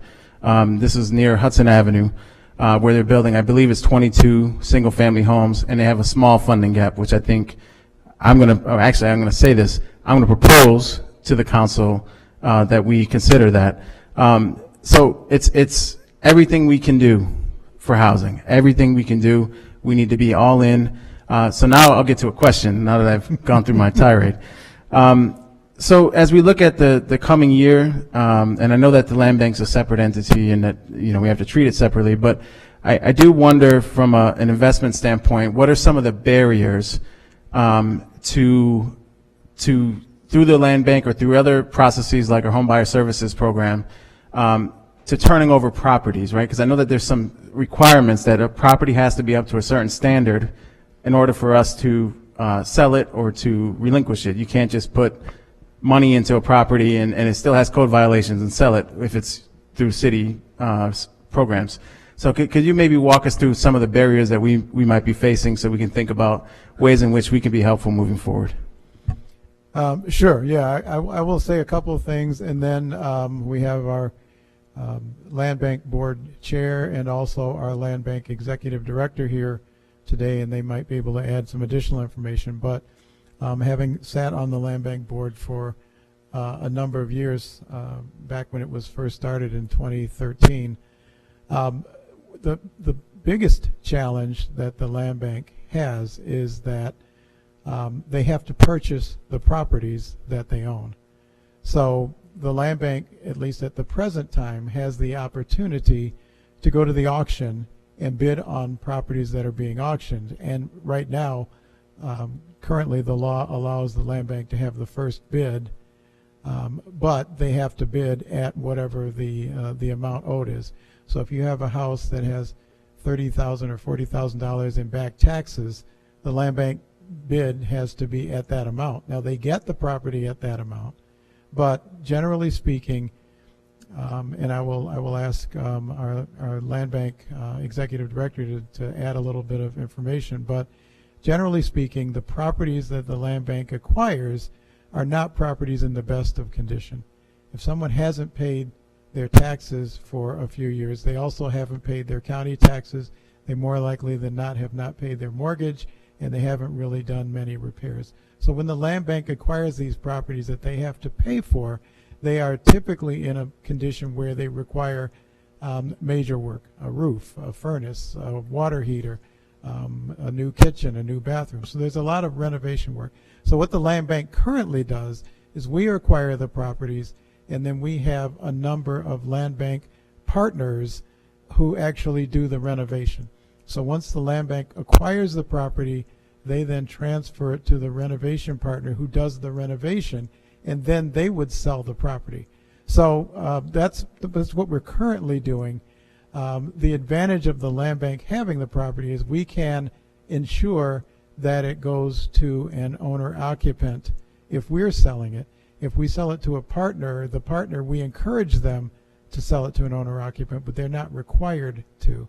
So that's really the biggest challenge, is that these are not, pristine properties that somebody just didn't pay their taxes and the land bank gets them. They're typically challenged properties that require some level of work, which increases the cost and then makes it more challenging to get people in as owner-occupants. But I don't know, Paul Scuderi, would you like to add? Clarifying question before we move to Okay. Paul. So the land bank has to bid on the property, is what I heard you just say. So there is no mechanism for the land bank to straight from the city acquire. It all has to be done through bid by law. It has to be done by bid, but the current law allows the land bank to have the first bid. So once the land bank, prior to the auction, makes a list of the properties that they're interested in, Yep. and then we submit one bid for all of those properties at the opening of the auction, and then those properties all come to the land bank. So we are able to make the first bid, take those properties right off the table at the very beginning. But we do have to pay for them. So. But no one else could bid on them But no after one else land can bank. bid Okay, on them I just want to make sure I understood that. Thank you. That's correct. Paul, would you like to add a couple of comments on that? Yes, please, I will. So just to expand on that a little bit for members of the council, just to understand, the commissioner did indicate that currently the land bank does have the opportunity to present the first bid, and it cuts off anybody else. The land bank makes that bid, land bank acquires that property. That's the way the law is currently. There is some suggested changes to the legislation that may take that ability away from the land bank, so stay tuned on that. So that would make land bank acquisitions a little more challenging. But the other end of the discussion that the commissioner took you through is accurate. Oftentimes the properties that are acquired by the land bank are in very difficult condition. These aren't the kind of things you see on the 12:30 at night infomercials where you paint and carpet it and you make lots of money and everybody's happy. These are full gut rehabs. These are $80,000, $90,000, $100,000 rehabs or more. May not be the best product for an owner-occupant to show up and bid on. Because most of the time an owner-occupant has a different job. They have a full-time job. They come home from work at 6 o'clock. They figure out, they're going to go there for a couple hours. It'll take a really, really, really long time to finish that house. So those are a lot of times not even interested, or they're not an interested product for someone who wants to be an owner-occupant, which is why we do those major rehabs. They go a lot of times to Habitat or to the Rochester Housing Development Corporation for Home Rochester, and those eventually do, after the rehab, they do go to first-time homeowners who are owner-occupants. So we do get them into the hands of owner-occupants, but there is a challenge in that, and the commissioner is right. By the time you have 2, 3, or more years of delinquent taxes, and maybe a couple of years of vacancy before that, you have a really, really challenging house. So, we all know this. Around here, the weather eventually wins, so a vacant house doesn't hold up well. So those are some of the challenges, and we're trying to navigate through those.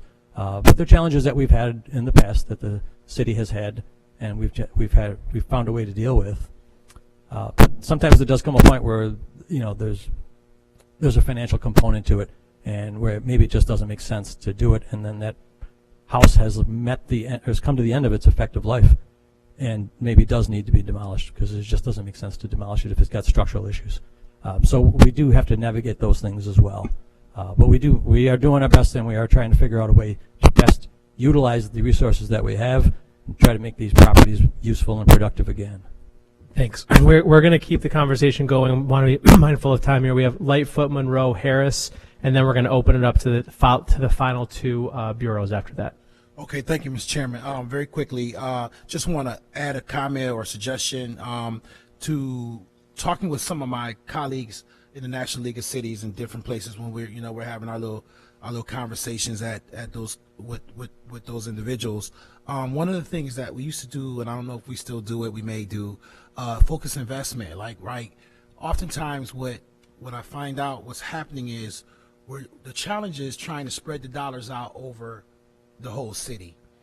Maybe a different approach is to look at the areas that we're really trying to change that are causing or have the most needs or are most challenged, and maybe to focus in those areas for a period of time where we go in and we change block by block until we see a significant change in what's happening in those communities. One of my developer friends who does this for a living all over the country says that's the recommendation would be to change street by street, block by block, as opposed to trying to spread things out all over. That typically makes it less impactful.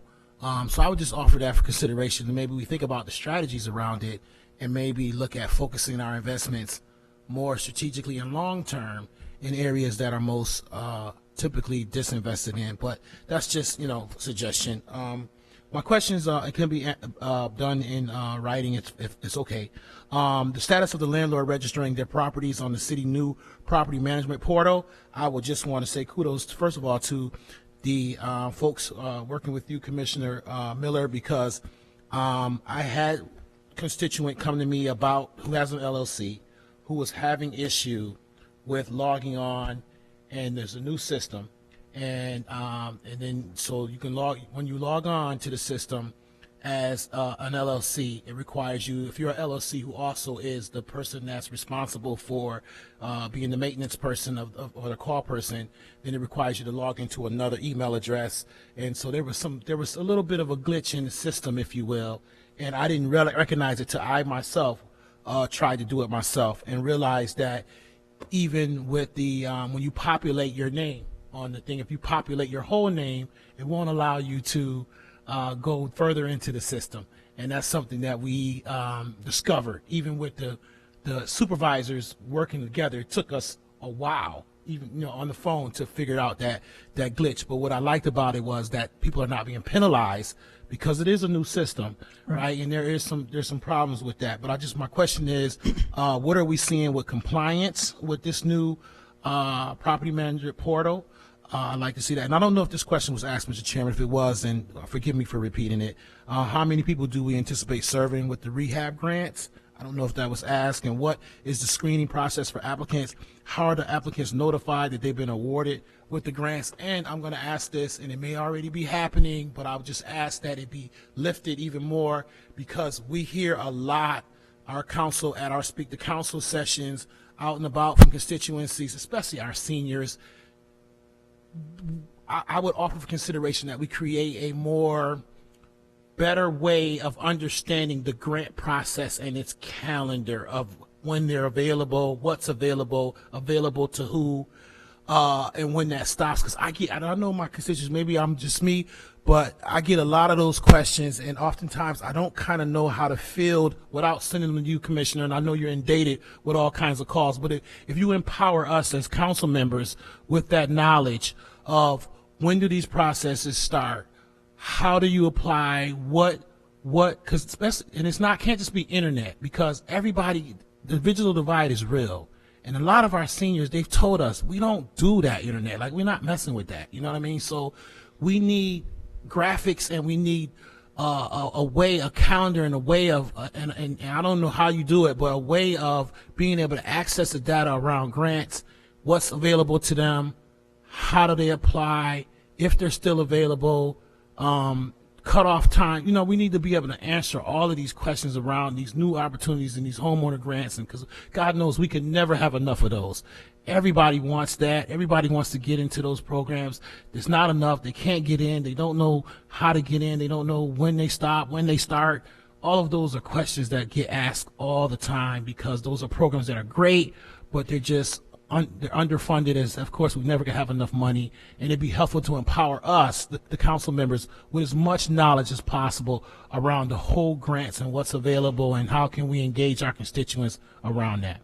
Thank you. Okay, well, thank you. We will take a look at how we can put together something that is easily navigable and accessible, that has maybe a calendar of grants. But to your other point, I just want to make sure everyone understands that yes, you can go online and you can apply for a great many things, and we certainly want to make that as easy as possible, but we also understand that a lot of people just don't feel comfortable doing that, and that's why the primary place for intake for all of these programs is our service centers. So we have one in each quadrant, and we encourage people, if you want to apply for something or you want information, go to your service center. There's somebody right there at the front desk that will be able to take your application. You don't have to go online. All you have to do is show up. So, Thank you. Councilmember Monroe.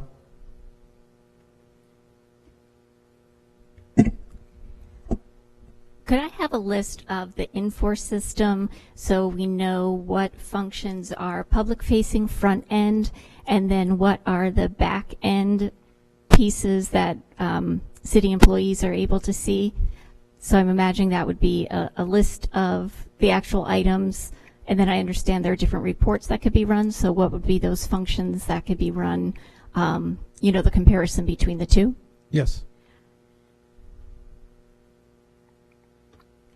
And I'm also wondering, has there been discussion about returning back to a full-time permit and zoning counter? I certainly hear from people that it makes things more difficult having limited hours that they can go, as opposed to it being open the same time City Hall is.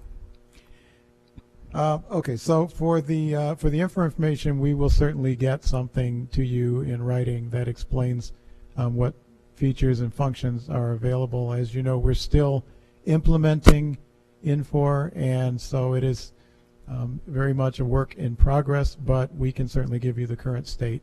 As far as the permit counter, part of the rationale for going to Infor was to create more opportunities for self-service, for people to not have to come to City Hall to get a permit or to get something reviewed, but to create a circumstance that's a little bit, and our director of buildings and compliance is not here with us today, but the way he has described it to me is a vision of something more like a quote-unquote Apple store, where you walk in and there's not this counter between you and the people, and there's not this I'm waiting in line to get something done, but you walk in and it's more of you're sitting around a table and you're having a conversation with someone, and that's kind of where we are headed, to make this less institutional.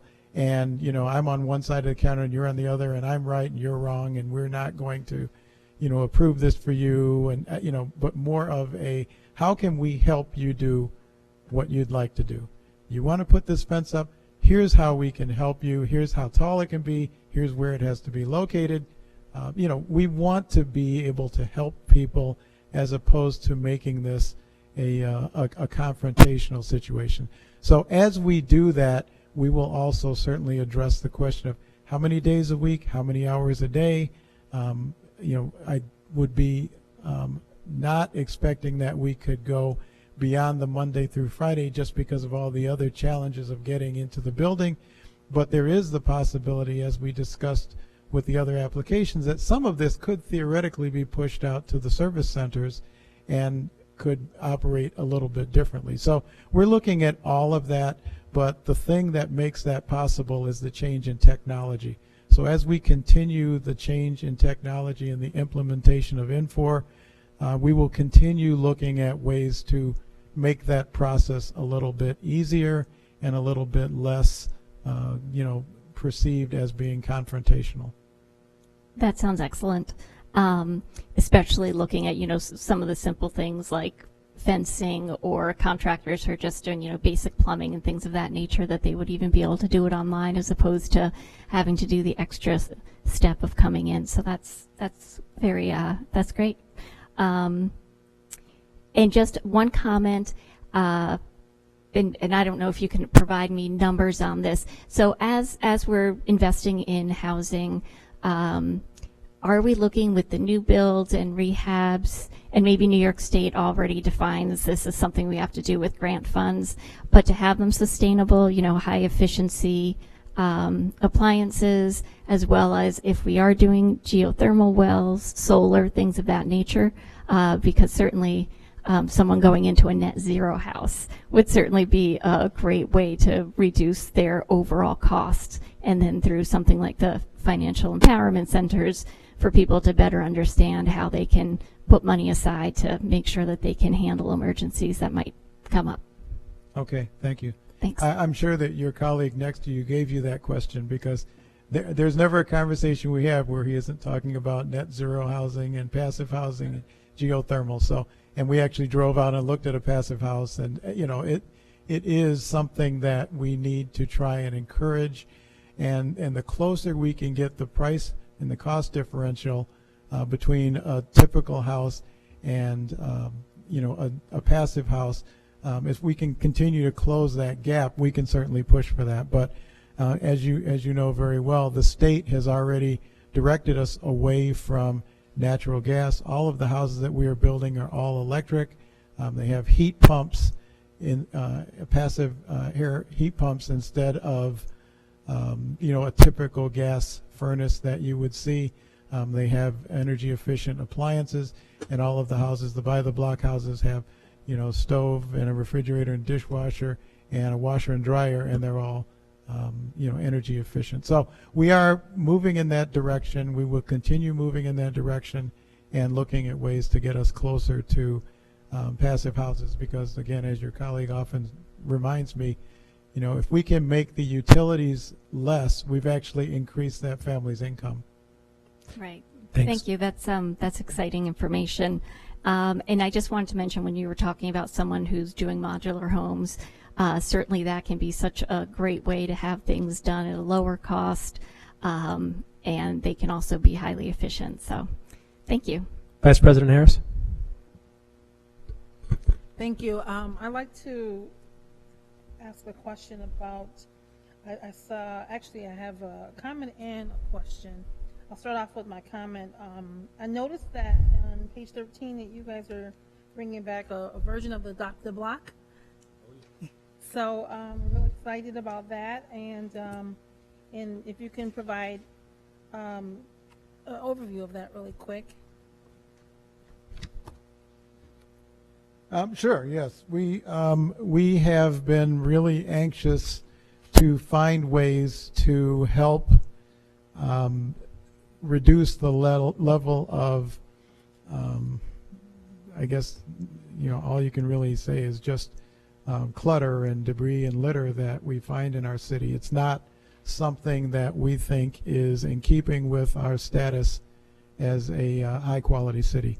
So we started actually last year and this year with an abbreviated version of Adopt a Block that operates on commercial corridors.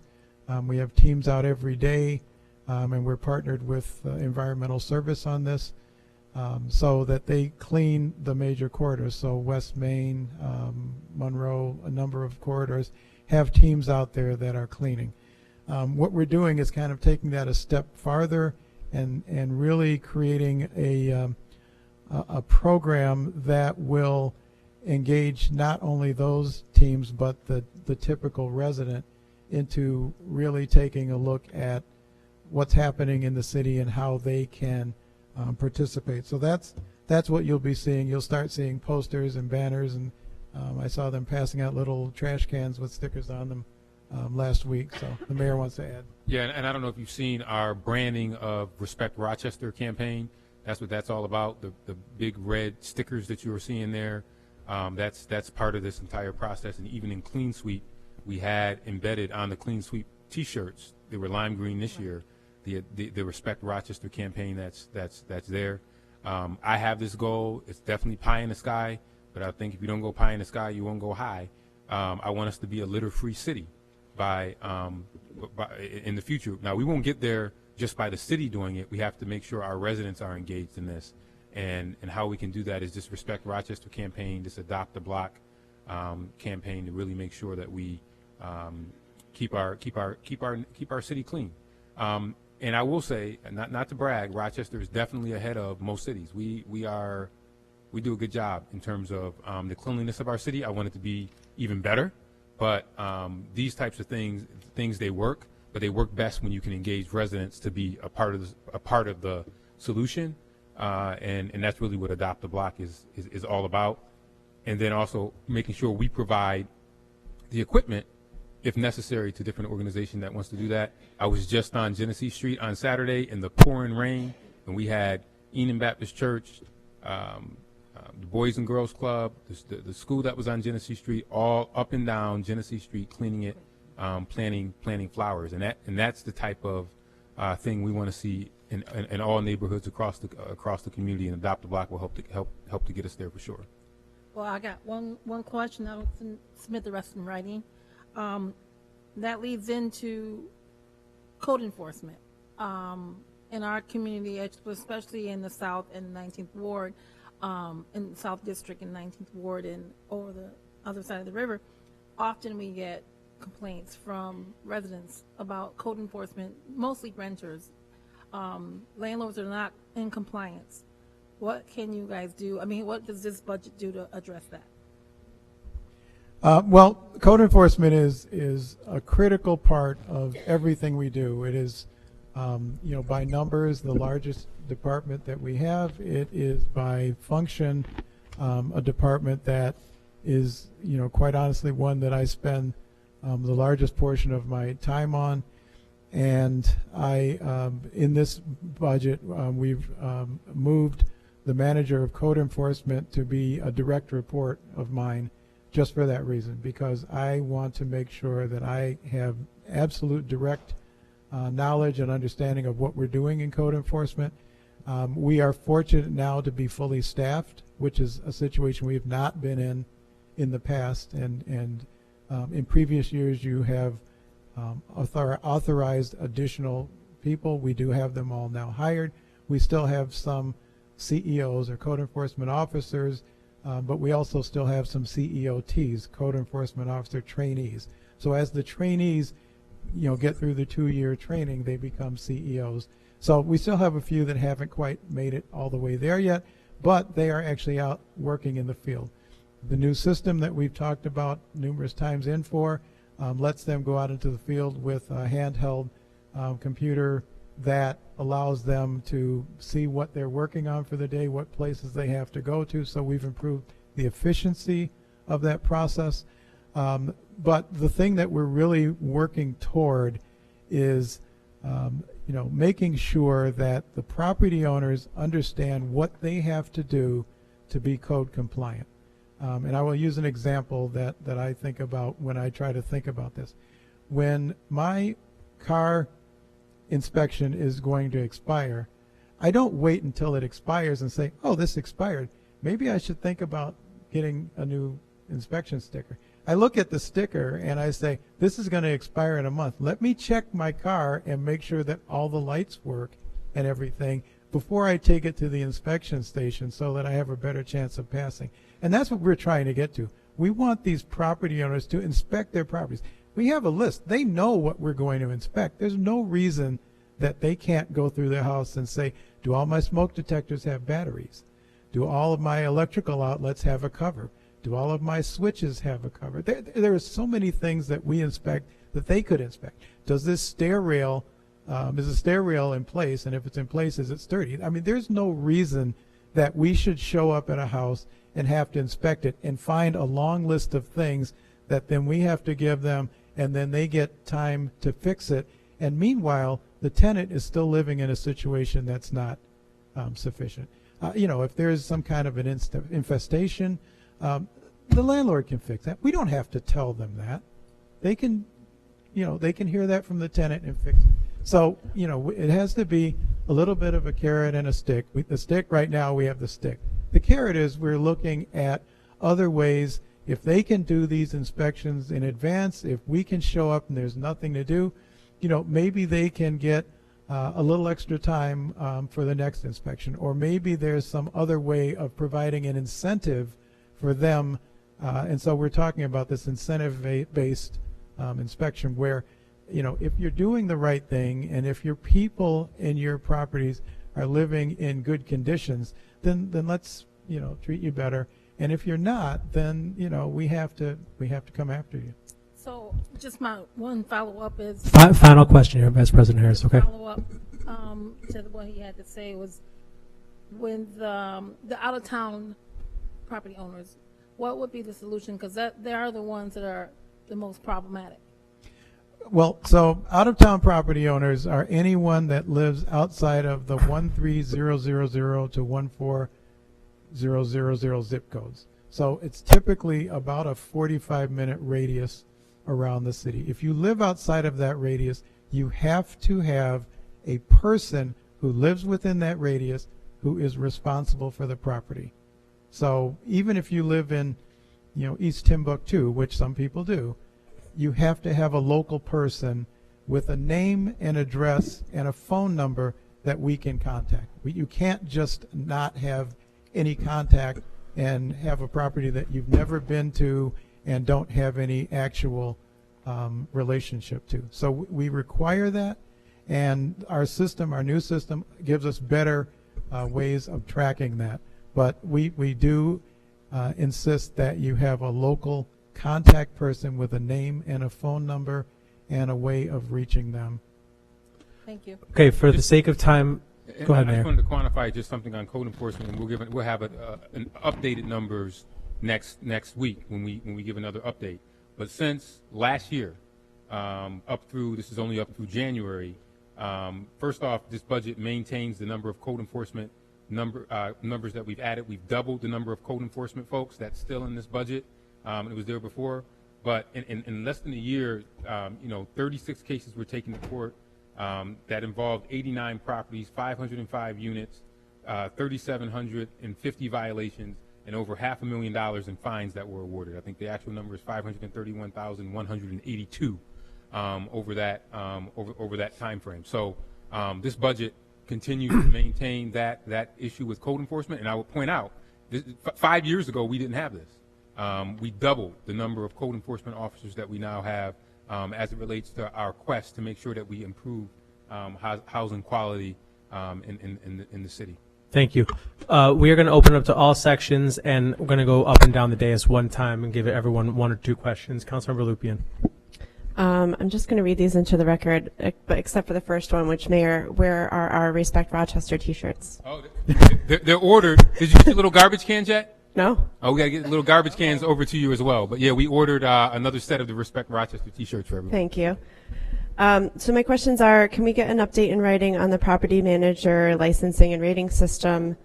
There was mention previously about the requiring a local contact person, but I've had the experience many times that information is not uploaded into the system. So in writing, how are we seeing compliance? What are the issues, and how will we enforce that information being given to the city? And finally, update in writing on what's going on with the Cobblestone House. Thank you. Did you get an email from me in the Cobblestone House? We just got an update on that. We can Great. provide it to you. President Melendez. Yes, thank you.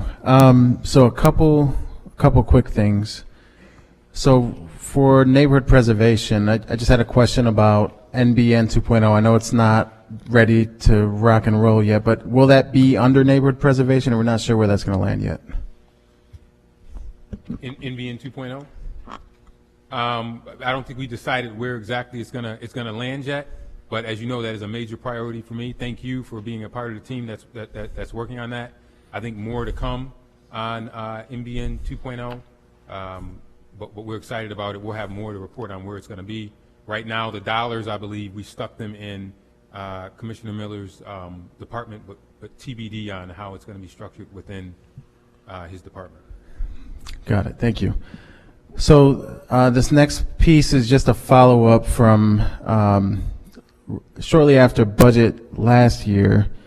I was interested in trying to put together a code enforcement report card and creating a dashboard for both council and the community. I'm not sure that the N4 system could do this or if we need to do it outside of that, but I just want to read into the record what I'm interested in. I'll send this in writing.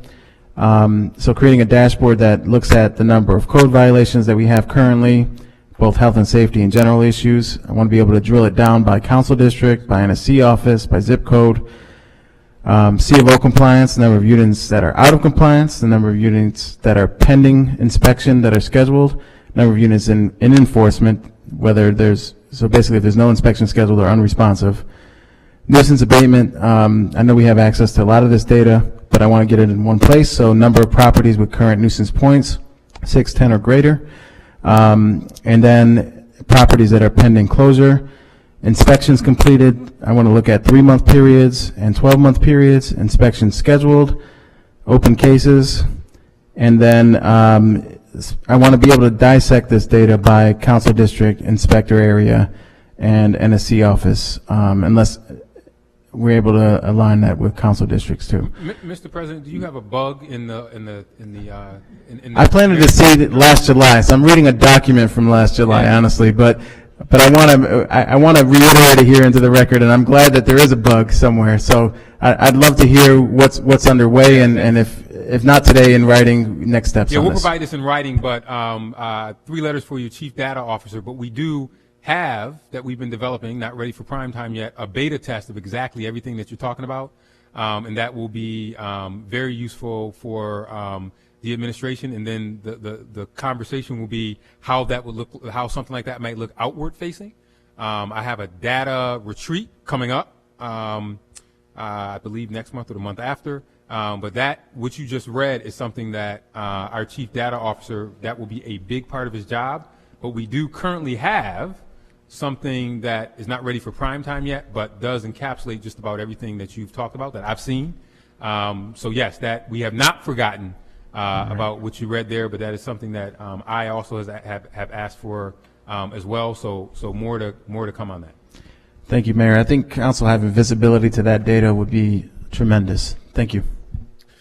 Couple questions from me here. One, just to go back to the, I appreciate the conversation before about housing and the need to have different housing types. I just want to ask specifically, like, how do you see this budget, or maybe a better way to ask is, what is the role of the city in helping to create things like condos and co-ops, types of housing that we don't have a lot of in Rochester that we want? What's our role in that? I'll say this, and then I'll pass it over to Commissioner Miller. We have already been having extensive meetings with, including one a couple of weeks ago, with a wide variety of folks to try to get people together to build these types of houses. What we have to understand is, and I think this has been the theme, what just about every council member has said, is we can't build this stuff by ourselves, right? We don't have the money to try to build, nor would it be prudent for us to build 500 by the block houses, right? Or for us to take the lead on condos. But what we can do is put people together and try to create the conditions, number one, and help people get access to the resources to build these different types of houses. So that is what our goal is. I think that what you see in this budget is a lot of supporting dollars that will help create the conditions to be able to do that. So you see that with the THIP dollars, for example. So if a developer or somebody wanted to come and build a new house at X location, they can know that we're investing in the houses that are in and around that neighborhood. We recently had a conversation with another municipality that is doing something unique as it relates to selling lots for $1 to residents that might be interested in building homes on that area. We're continuously having conversations with Habitat for Humanity to see how they can play a role in building some of these properties. So that is the action steps that we are taking. So I think it's the steps, the convening things that we have to take, but then the underlying conditions in terms of dollars that we can allocate within the budget, which is what you see with a lot of these things, and allocating dollars that will help create the conditions in the neighborhood that make it more palatable for people to be able to build there. Because what we get is, okay, if we bring this here and we build in this neighborhood, what is the city doing to make sure that we are supporting this neighborhood in a bunch of different ways? And one of the ways that are just as important, and I don't think we say this enough, just as important as us building new homes is making sure that people can maintain and stay in their homes. So that is also a part of the building of the new homes, is also making sure that, yeah, we're not building new homes, but then Mrs. Smith, who might live next to one of these new homes and is having problems with her roof or needs some kind of help because she's aging in place, that we're also supporting those types of things as well. So I think it's all of the above, and that's what we have to do in order to really try to create the conditions. How can we create the conditions to make sure that the things that you just mentioned are happening? Yeah, I appreciate that, and I recognize that coming from this council stage, there's council members that I just have a functional disagreement with, that, you know, that affordable housing is the only housing that we as a city should be helping to build. I think condos, co-ops, these are tools that cities need to have a very diverse ecosystem of housing. We don't have those things, and I'd love to see some strategy coming out of, and I'm not saying that you aren't having those conversations, I'm saying I don't necessarily see it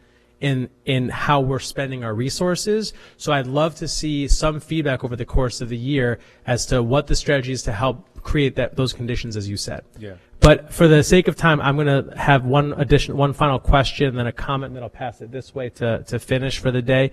An update on the Neighborhood Service Center study that we asked for last year as part of the budget process, just in terms of timing.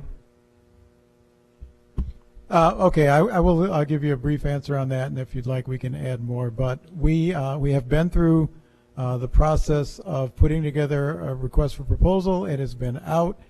We have gotten responses from a number of firms. We have narrowed it down to one firm, and we are moving forward to introduce a contract with that firm. That will be coming to you very shortly. I'm not sure if it's this month or next month. And at that point, we will be able to launch that study. So wonderful. We are almost there. Thank you very much. And then just a comment. I stand by what I said at the beginning. I think there were, the best way I could describe some of the KPIs in previous years was a bit meandering. Some things that I didn't think were actually what we should have our eyes on the prize. I think this is narrowed down in really meaningful ways. But for the neighborhood preservation, there's, unless I'm missing it, there doesn't seem to be, there is one KPI 32 about points of contact or walk-ins. That's specifically about the NSCs. So I'd love to just see that that number broken down, that 43,000, or that's the guess, but the 38,000 for the estimated for this year, of which quadrants those are in. And clearly, I mean, based on what we budgeted at 57,000 and what's happening at 38,000, it seems as though the NSCs are not being utilized to the extent that we probably imagined they were or want them to be. And I just love maybe some ideas as to what we're going to do to spruce that up. That would be part of the NBN 2.0, but which I know you aren't calling it that anymore. I saw very clearly in the budget. An NBN type thing is, I think, the words that you used. Yeah, we got to come up with a good name. I don't mind it. I like NBN 2.0, but my staff they want to brand it with something, because it's not exactly the same thing, but it's we're coming up with something. I can't remember what you said, Mr. President. The name you had, but I mean, clearly we look at page 4. The KPI is 50. There was an expectation of 57,000 people using the NSCs. It was still NBN, right? And 38,000 have used them as of the time of this budget published. So I'd like to see that broken down by quadrant, and I'd love to also know what the strategies are to get them more utilized by people. With that, I'll pass it to Councilmember Martin. Yes, could you say more about why the Healthy Food Accessibility Program initiative was paused, and share more about the transition to the Healthy Rock Grocer program? Do you mean the senior citizen? No. You're talking about the money that we had from ARPA funds, and we had intended to use that money to recruit grocery stores. So we had really a plan to find out how we could take advantage of that funding. We reached out to several grocers. The mayor held a meeting, actually 2 meetings with the leadership of Wegmans. He had a meeting with the leadership of Tops.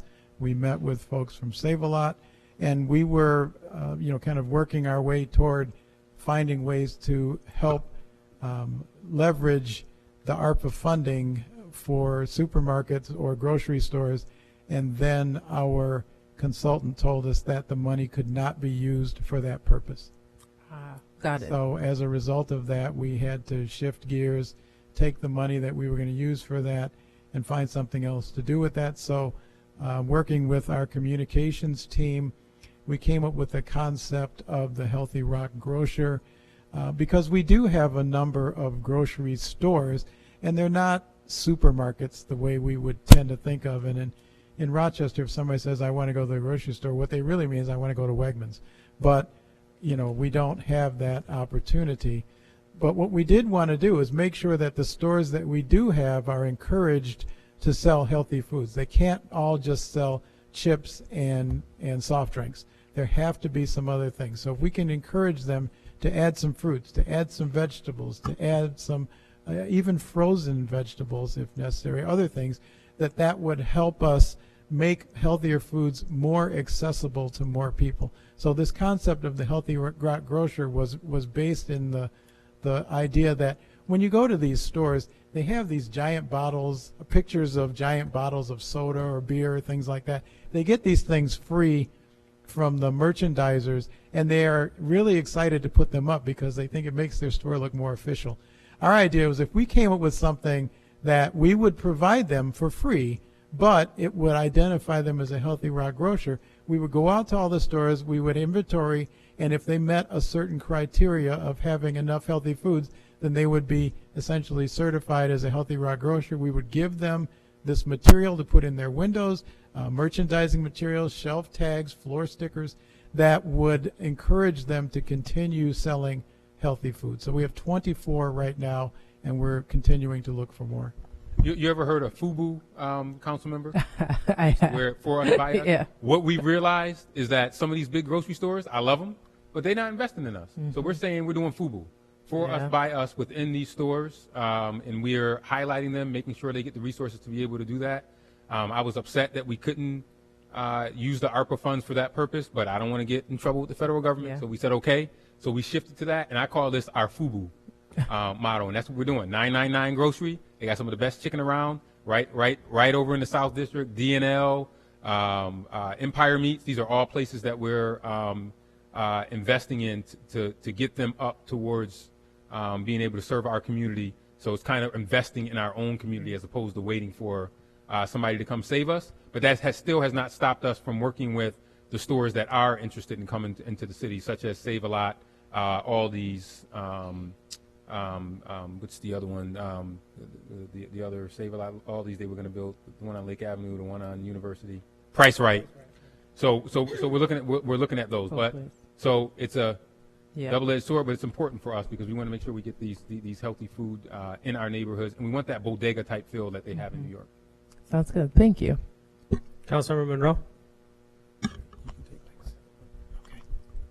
So Rochester has been a great model for lead hazard mitigation, and I see that obviously we're continuing that, but that there are new regulations that are coming in place. Is that going to make a substantial change to what we have to do? Because I know that we do the dust wipes and things of that nature. Just wondering what kind of impact it'll have on our program. It will have an impact on our program. We're still evaluating the full impact of it, but this is driven by the state, and what they're doing is actually reducing the acceptable level of lead by half, and then ultimately trying to get it to zero. Now, that's certainly not unachievable, but it's a lot more work. The other thing they're doing, which is going to make a big difference, is that currently for 1 and 2 family buildings in the city, we inspect them every 6 years. For anything 3 and above, we inspect them every 3 years. With this change in the state law, we will have to inspect everything every 3 years, which will greatly increase the number of inspections that we have to carry out. So we're still trying to evaluate the the impact of that change as it goes into effect in 2025, and how our staffing would be impacted by that. And Councilman Monroe, the coalition to I forget the exact words, but the LED coalition here is very eager to present to council, and I connect them with Chairperson Patterson to come to his committee sometime in the summer. So they'll come present to us about the changes from their perspective. Now, one of the things that was unique about our program was the fact that we knew we had the lead problem. At that time, we didn't have partners in county government who would undertake it, even though they have the charge for that kind of health safety. And we decided to move it to code enforcement. So is there still some interplay with the county and their inspectors? And I don't know if there's any money or revenue that we receive from them. I'm not sure about that. Sam, back there, can you address that? What do you know anything about working with the county? Okay. Yeah. Okay, so we will get you an answer for that question. Okay, thanks. Sorry. If I could just have an idea of how long our demo list is and what's the median time for us to get to demos. I see that we have 100 that are budgeted, but I'm thinking that's our constraints money-wise, and there are more that probably need to be demoed within a year than 100. Would that be correct? Yes, and we will get you a number for that. The demo is one of our biggest challenges because the cost of demolishing a house is it's something that continues to increase because, again, all of our houses that were built between 1880 and 1950 all have lead, they all have asbestos, and where we used to just demolish it and put all of the rubble in the basement of the old house and cover it over, we can't do that anymore. Everything has to come out, everything has to go on a truck, everything has to be shipped away, and in many cases to places as far as Ohio. So the cost of demolishing a house has gone up dramatically. But the other issue, and this is the other challenge, is we have an amount of money every year for demo that is included in the budget, and as long as you're just doing regular demos, we can make it work. But then something out of the ordinary pops up, like 301 Otis Street, which was a huge warehouse full of wood pallets that caught on fire and burnt. Our first 5-alarm fire that we've had in the city in I don't know how many years, and it immediately had to be demolished. So because of that, as opposed to a typical house demo, which might be somewhere in the $30,000 to $40,000 range, this demo was $1.6 million. So we had to pay it. We didn't have any choice. We couldn't say, let's put it off. We had to pay it. The same thing with the Pulaski Library when it caught fire and had to be demolished. We had to pay it. So, we've been very fortunate that our folks in the the budget department have been helpful with finding ways to help us with the costs of those demos. But normal routine demos we can manage in the budget. Something that comes out of the ordinary, it puts an incredible strain on the demo process. Can I ask one last question? Okay. So as you're talking about the Healthy Foods initiatives, and I know that a lot happens with FoodLink and we have other partners,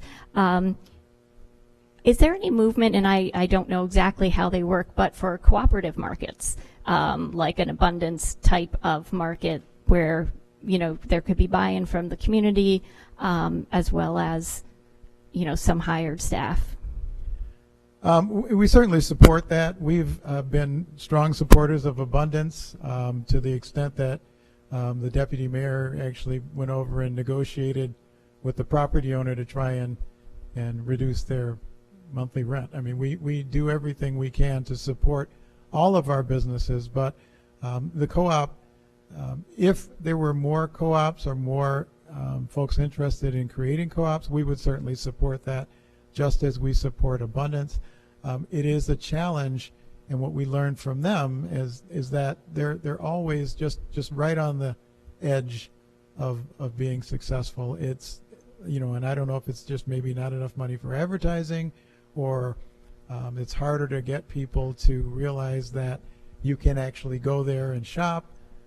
But something, you know, I think has to be done to try and help businesses like that be more successful, and ideally, instead of having just one of those, to have multiple. So we would certainly encourage and be finding ways to support other co-ops that might get started. Very, very low margin industry. It's part of the challenge. Councilmember Patterson.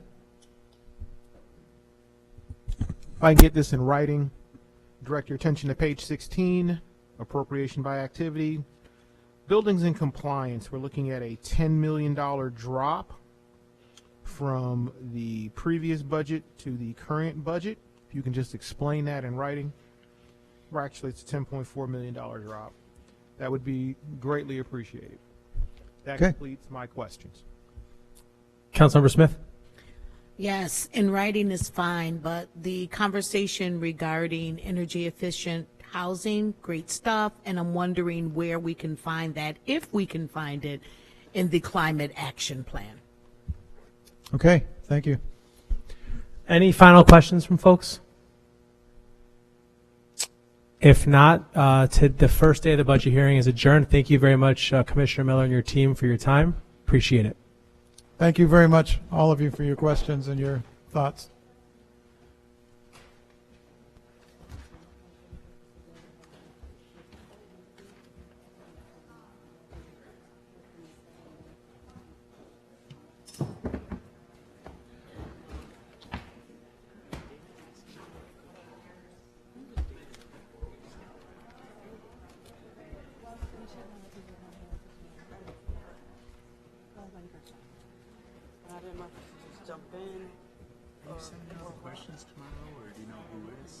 I assume we're getting some. I mean, I've done my best to write up what I heard, but we should be getting something official from them, I assume. Yeah. Yeah, do we know when that'll be, or who? I think it's within 2 weeks, right? Oh, we have 2 weeks, okay.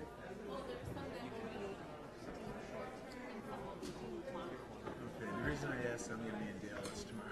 So You don't have to answer them tomorrow. Tomorrow or Friday, it could be next week. Yes. And as soon as we get them, I'll redistribute and send things out. I sent an answer to what I think ours is to one of my team members. So Okay. We could answer it if it's tomorrow or Friday, but if it's not, Okay. then- No, So we this have- week's out of the question. Okay. Perfect. You can rest easy. Thank you. Yeah. Did you write down, there's one question that Councilmember Smith had, I didn't get it, and it was breakdown of the 1,500. Was it the 1,500 by quad?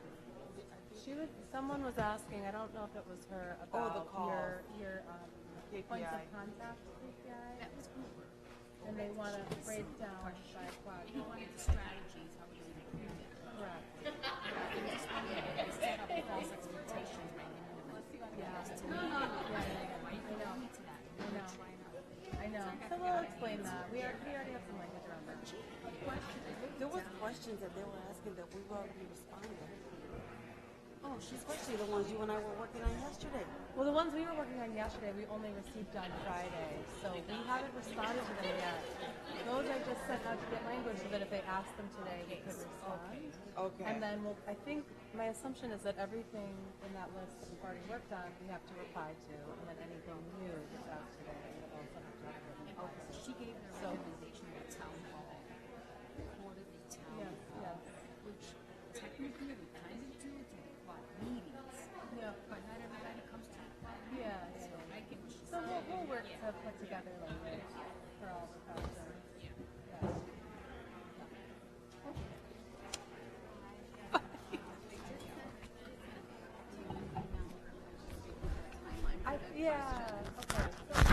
Everything that we came on Friday, we have to answer, plus whatever came up today? Or did they distribute a broader list of questions? It'll be what they collected the questions from today. Okay. Decide what needs to be answered quickly and what Okay. we have more time. Okay. I remember seeing that there was an email with a time frame. Yeah. It's like next Thursday, but that's why Emily's sitting in the back, so she collects questions and sends them. Okay. Okay. Okay, great. could've There were answered some, it. yeah, I know. So there were a few things that were wrong. Hi, how are you?